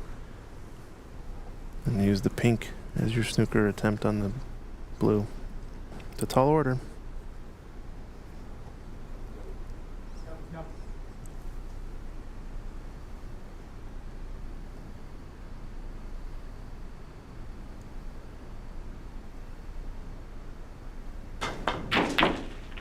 That's what he's trying to get this left side of the table. But now the black also kind of in an interesting spot. Like I said, whenever you're close to those cushions, about a couple ball lengths, it does provide a nice little pocket of space to lay a really tough snooker and block most of the table. Unfortunate for Tom, he's pretty thin on this blue. He needs to come up and down table off of cushions, or yeah, just simply the fact of having to go away from the pink or the black with this angle on the blue makes it very tough. He's just got to exercise some patience here.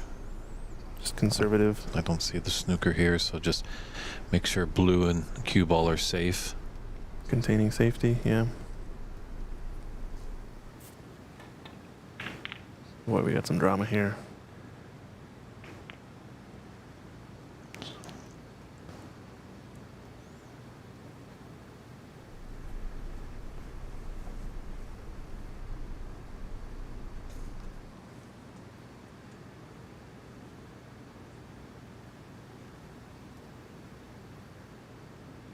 It's a great shot of those two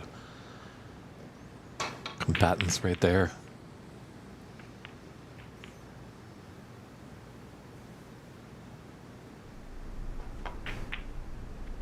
He's gone for the pot then. Don't know how risky this is. At least now it's do or die on these snookers with the black. I think it's simply only because he pushed the black out into that space. Now if he does get the snooker, the 6 point, and gets the 13 points, he can win the frame.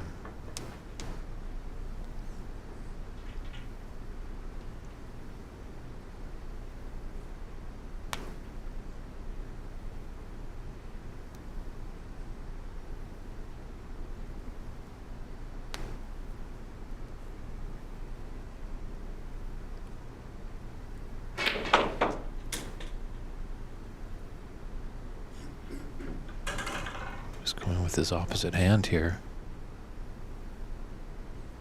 Interesting choice. This is pretty risky.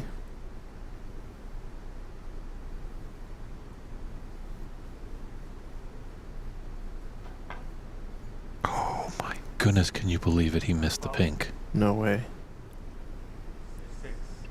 trying to catch it so thin.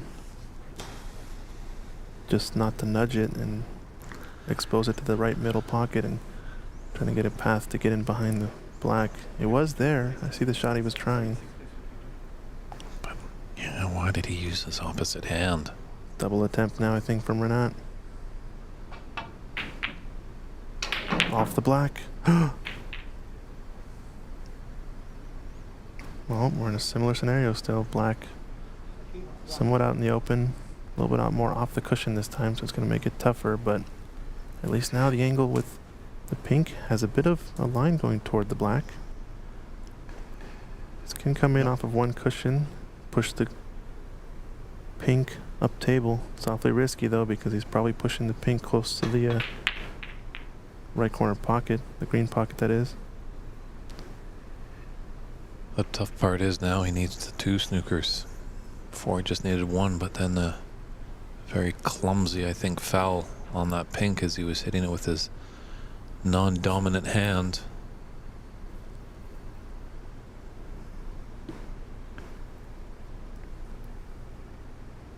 You do see players playing with both hands, but I didn't really see Tom play a lot of shots with his left hand. Like he was predominantly right, so I think that had everything to do with that misalignment there. Such a thin shot. You're not always as acutely aligned or in tune with your offhanded alignment as you are with your strong hand.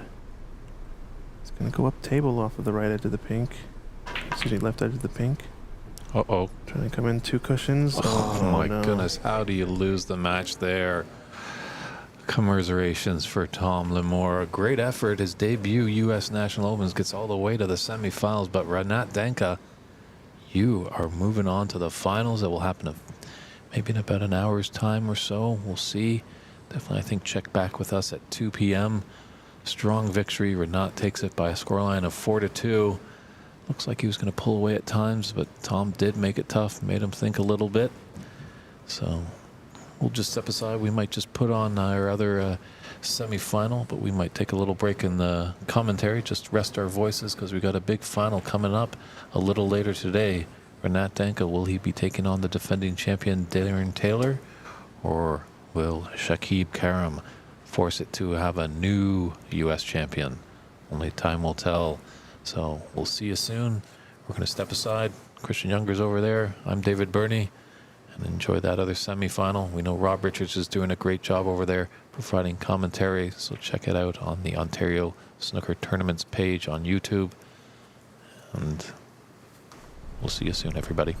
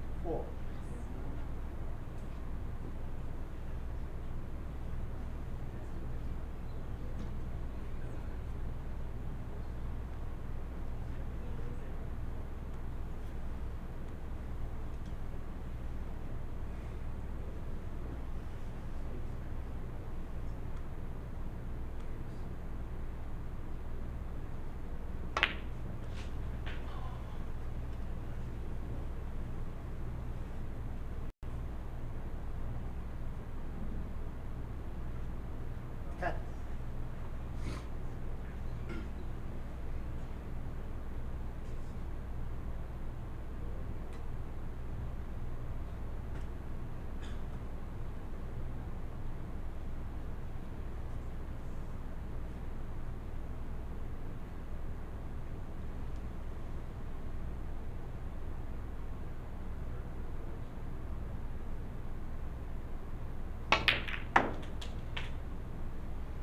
Love.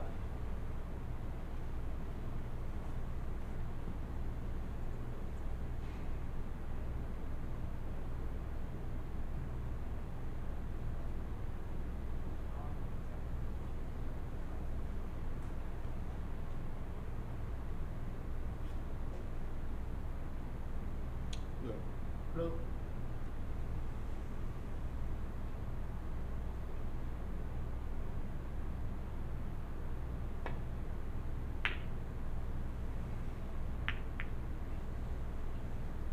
Darren Miller.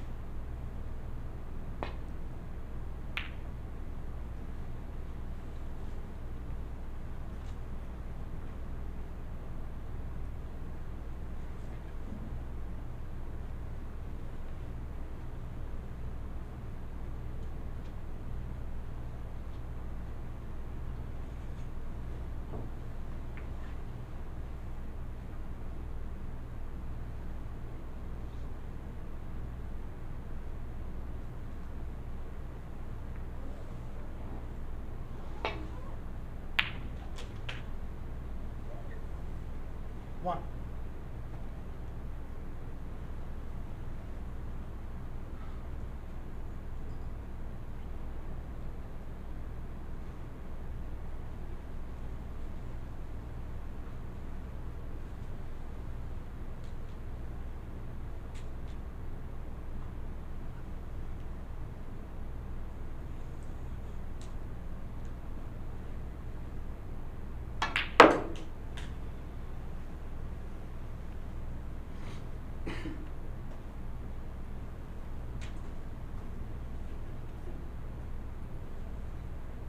Seven.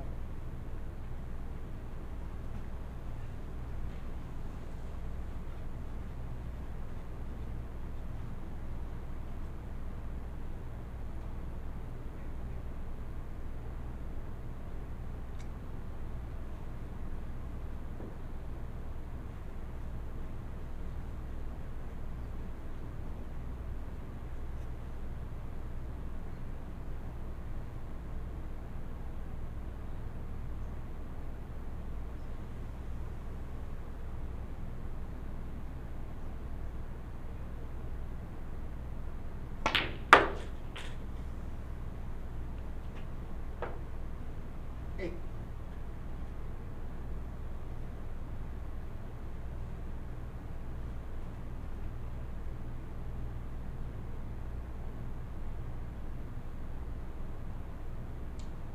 Blue.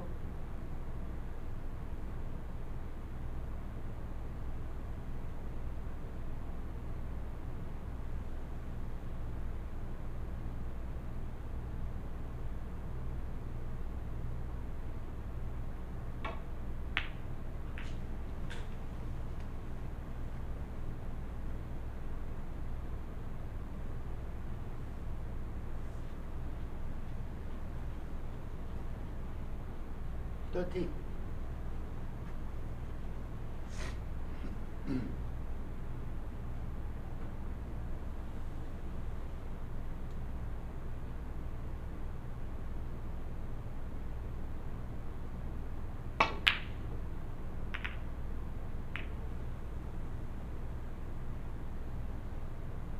Darren, 13.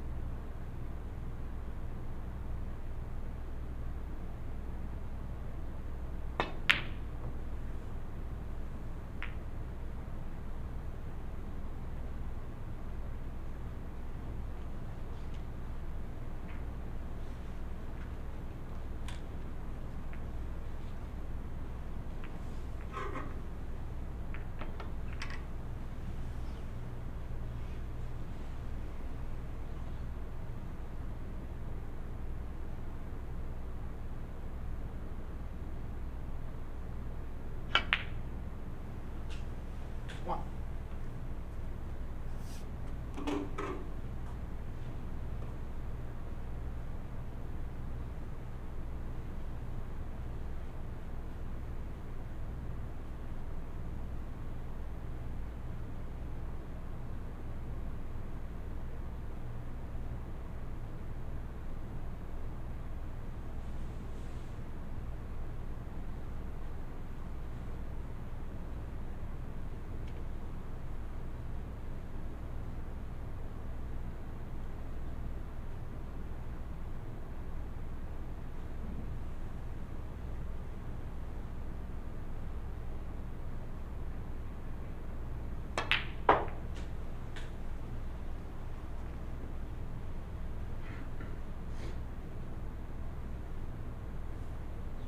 Five.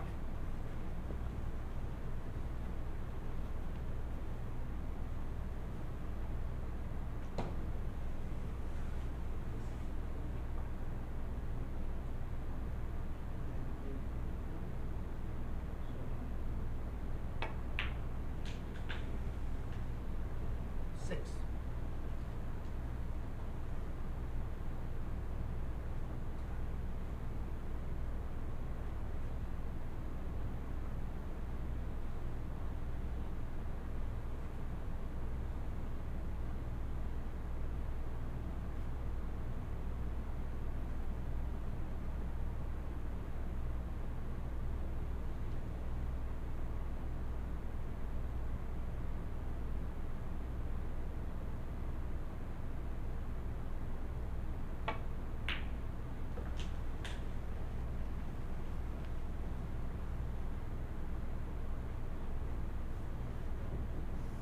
Twelve.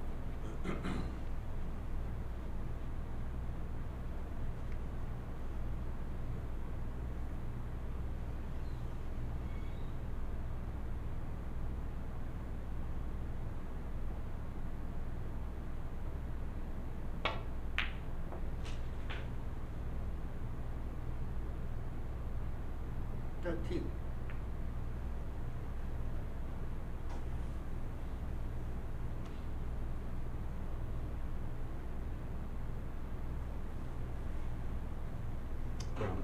Brown.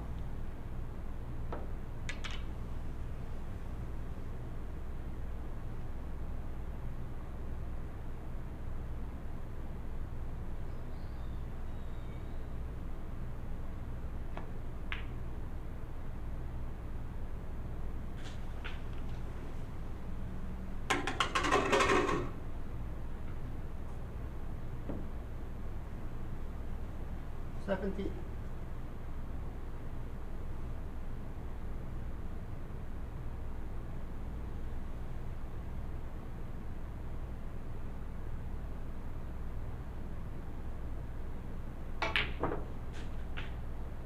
Eighteen.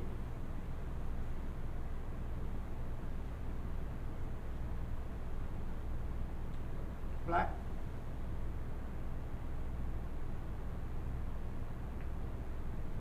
Darren, 18. Darren 42, Shakib 3.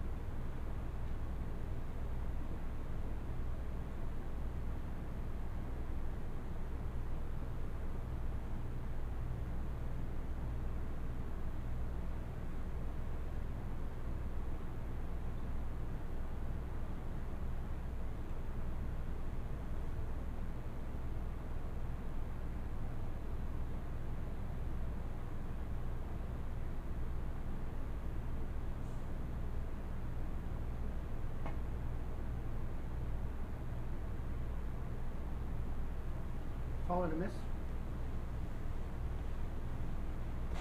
Darren 4.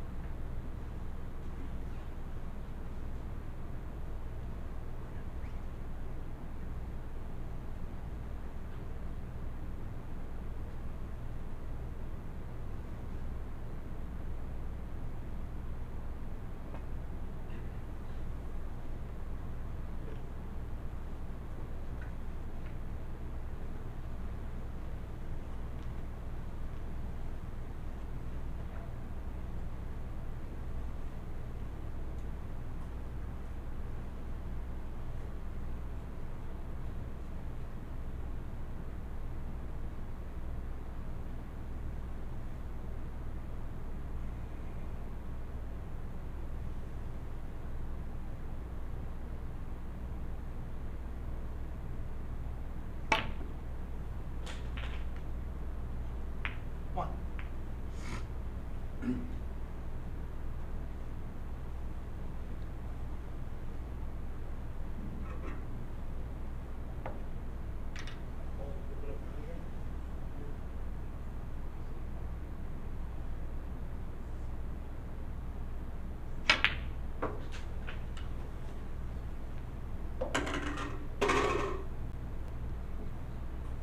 Three.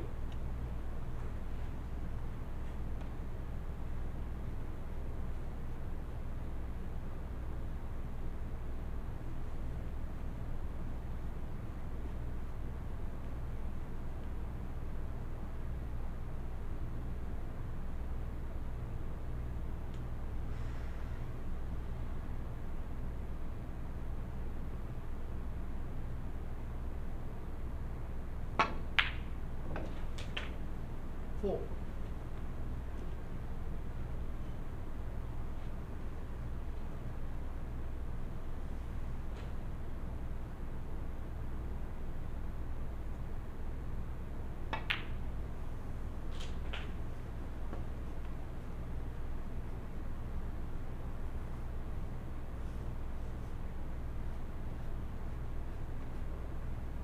Ten.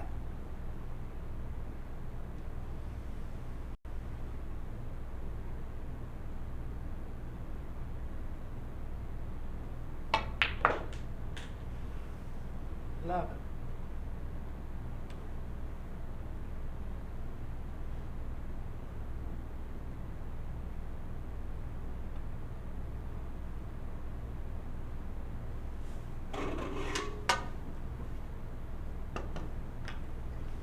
Yellow. Yellow.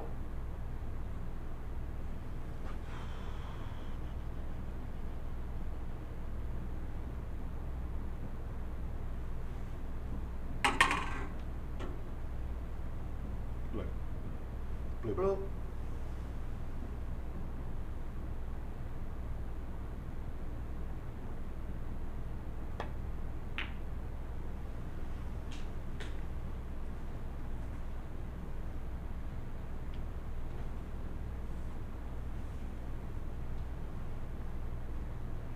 16.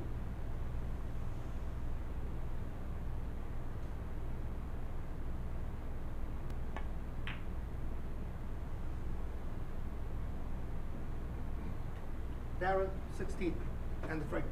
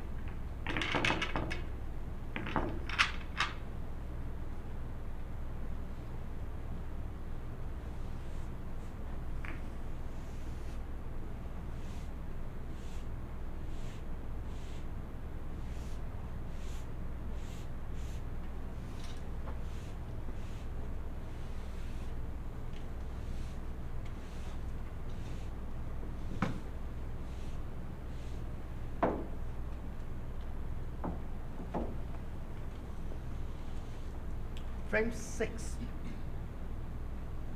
Sakib the break.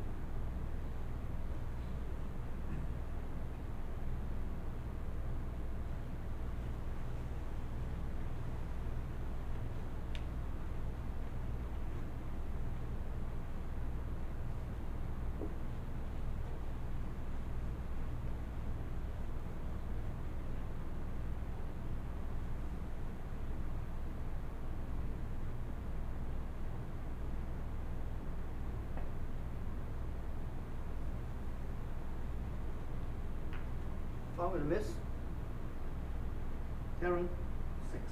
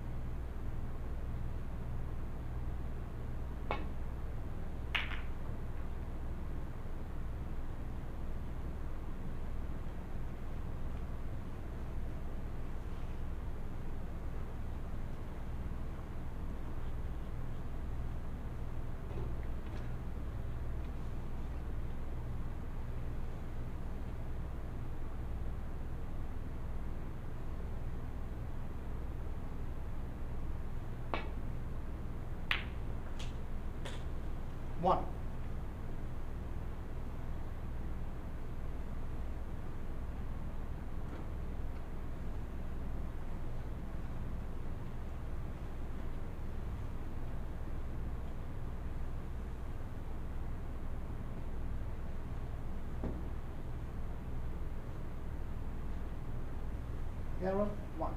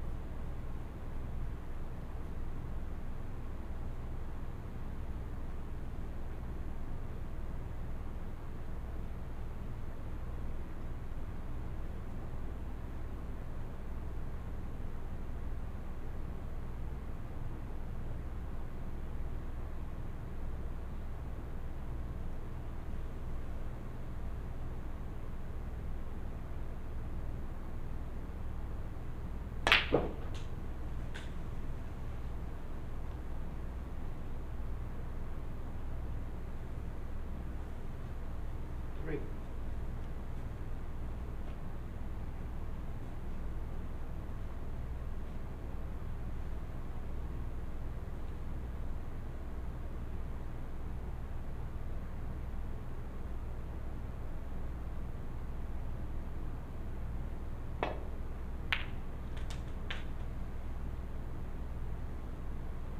4.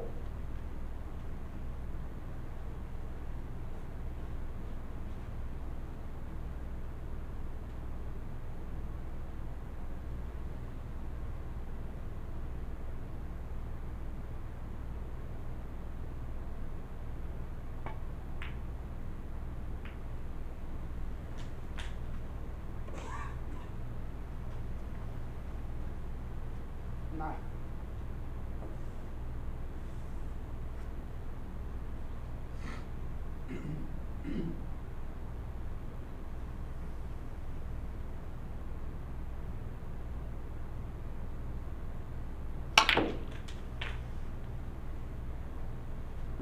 Ten.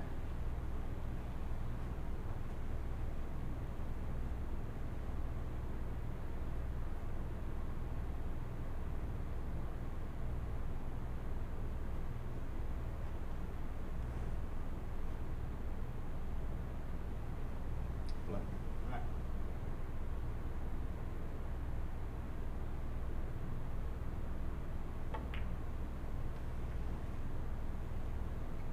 Seven. 10.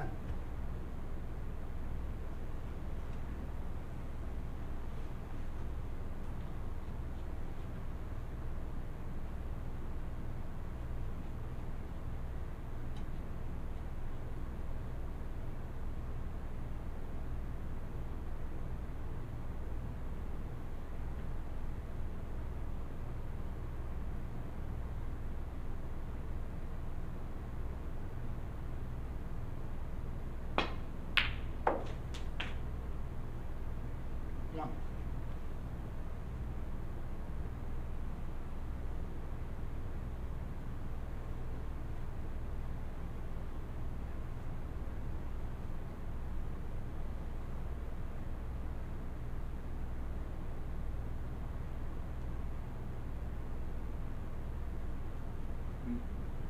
Queen.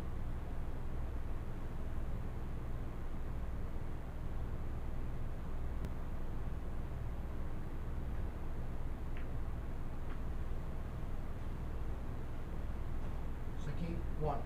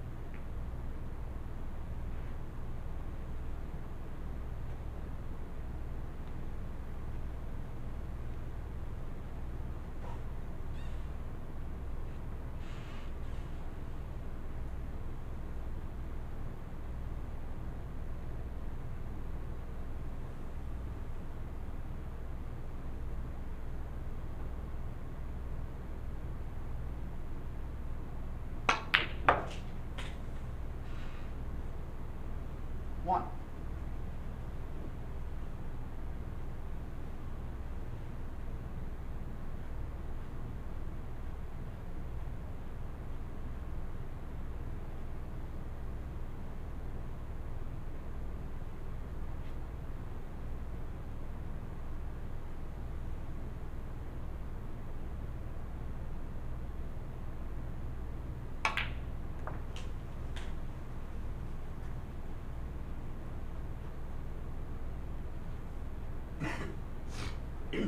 6.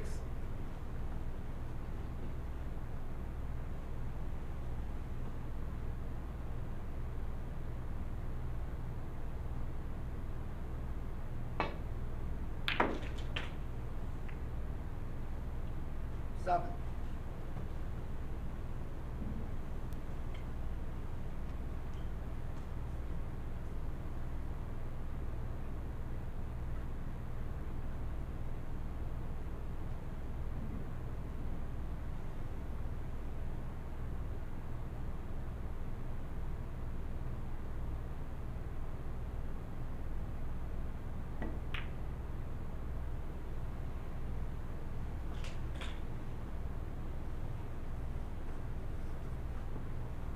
Okay.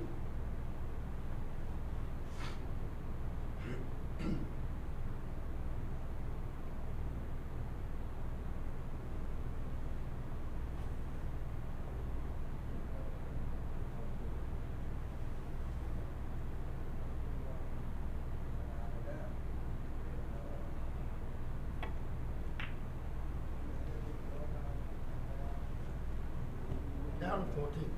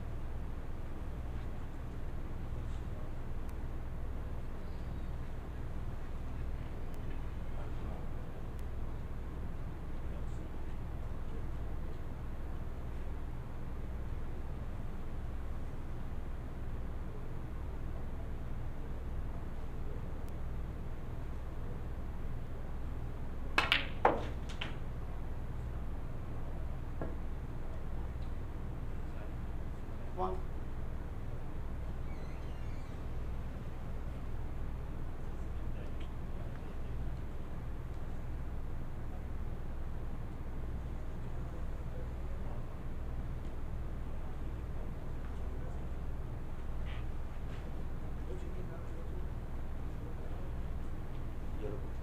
Yellow.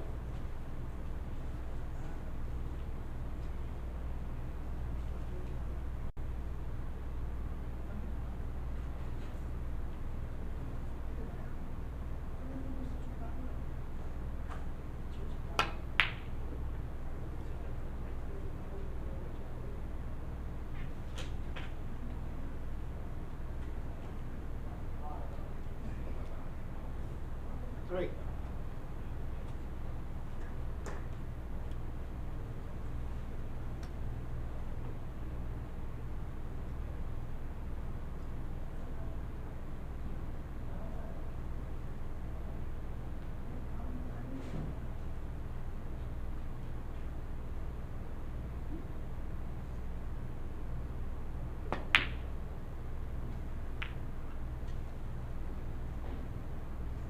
Keep. Three.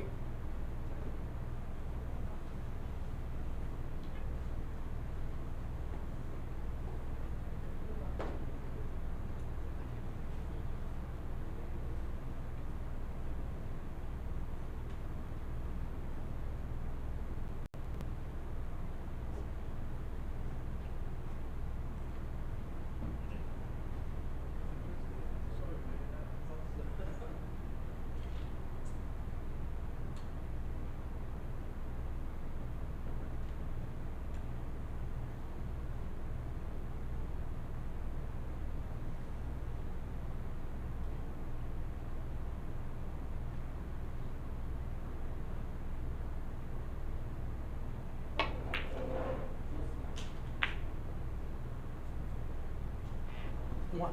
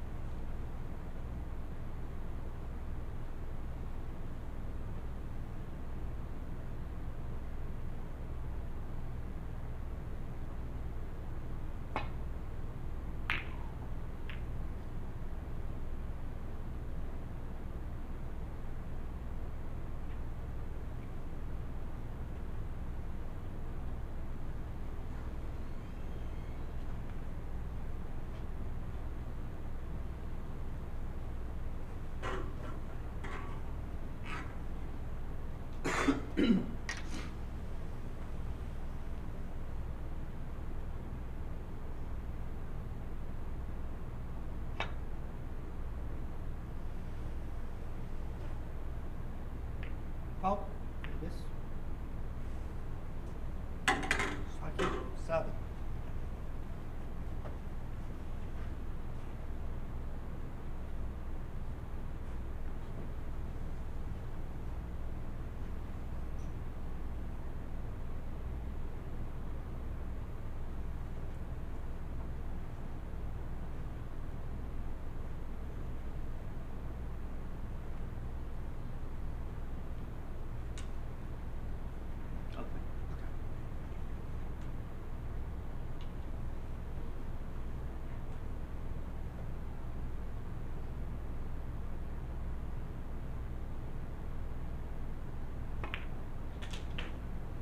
One.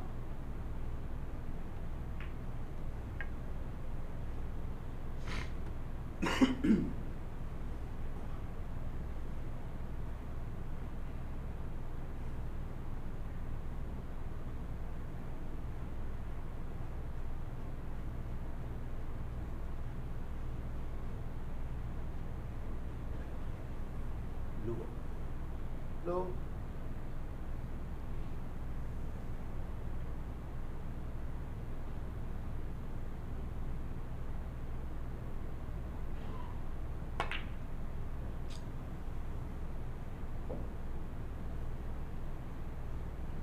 Striking 1.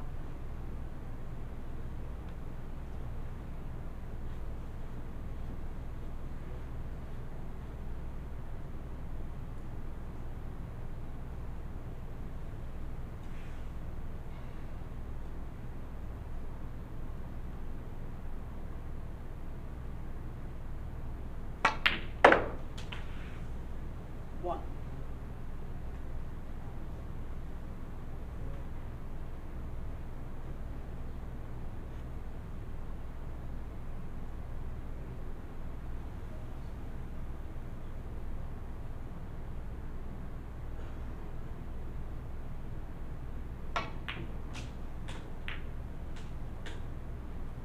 Foul.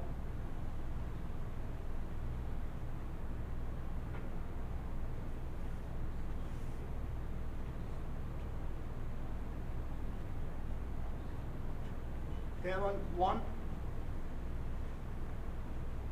Shakim 6.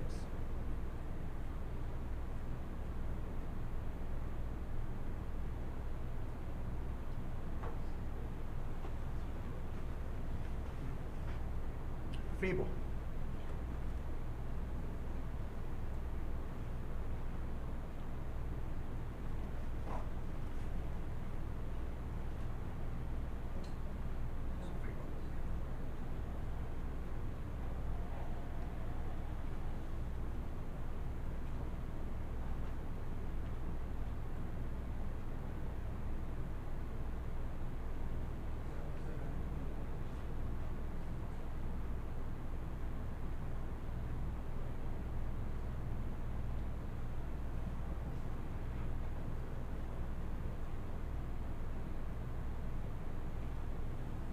Green. Green.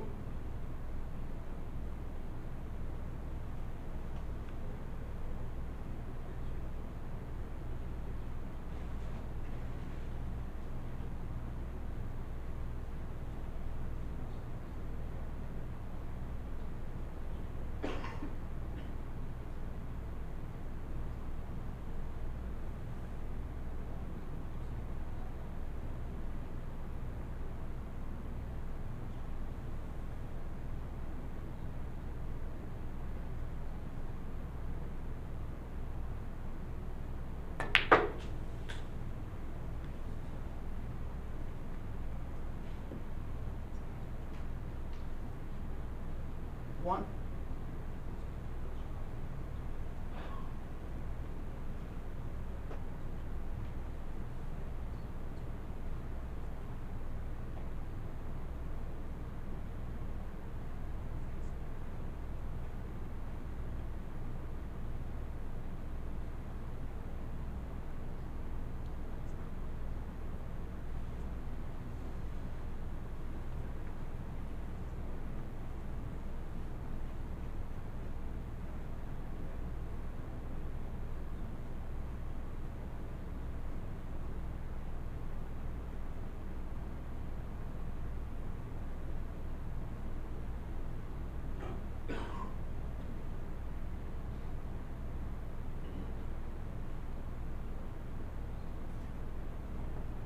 Brown.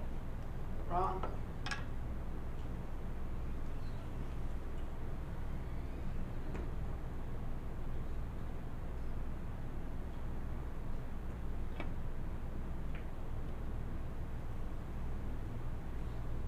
Sakib, 1.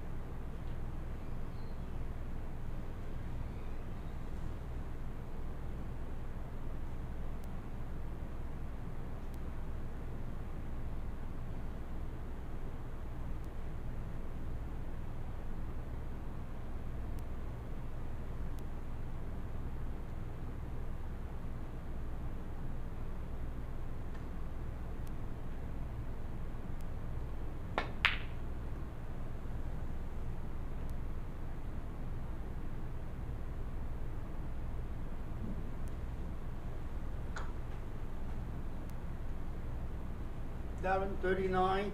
Sakib, 28.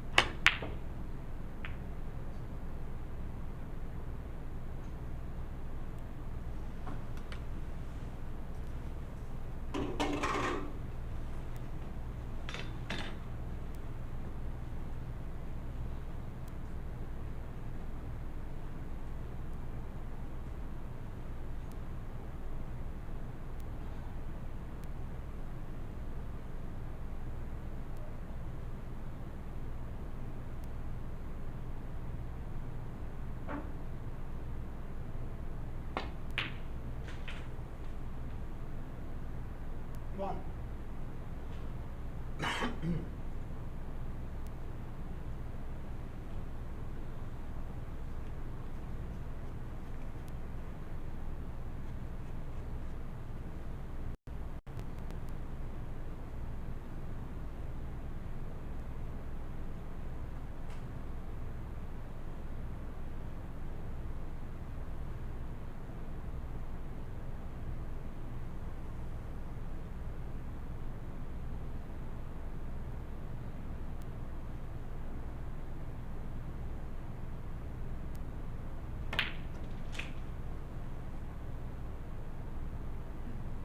Six.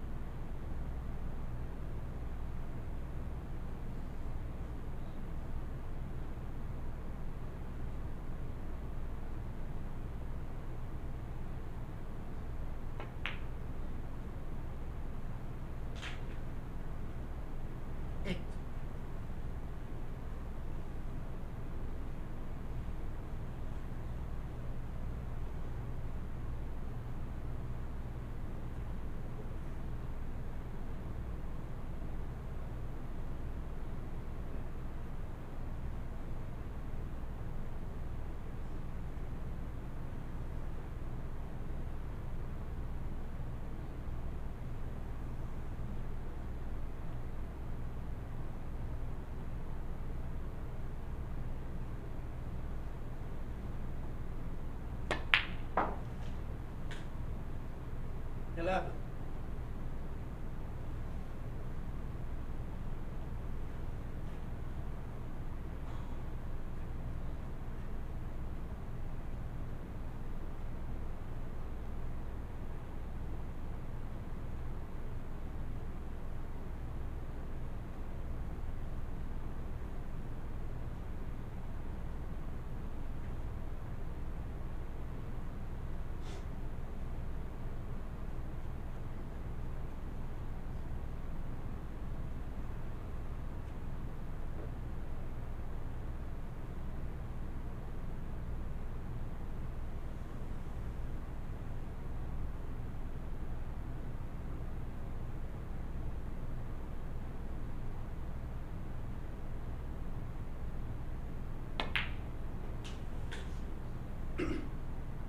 $15.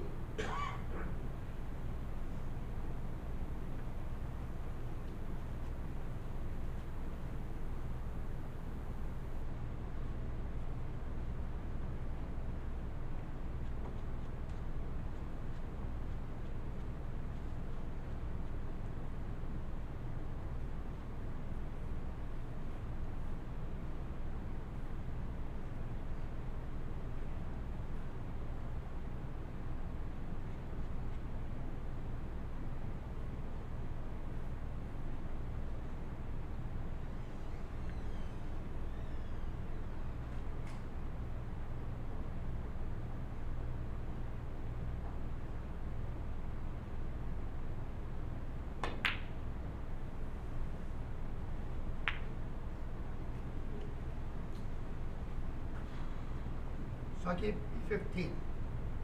Devin 39, so I keep 43.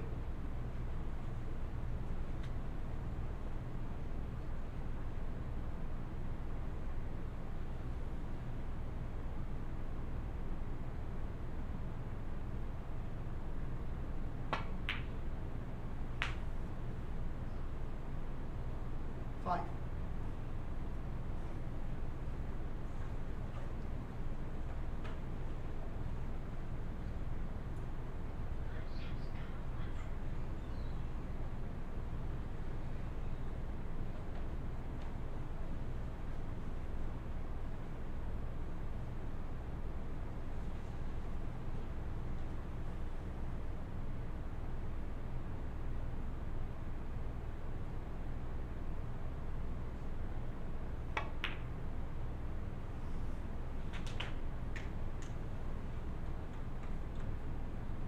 $11.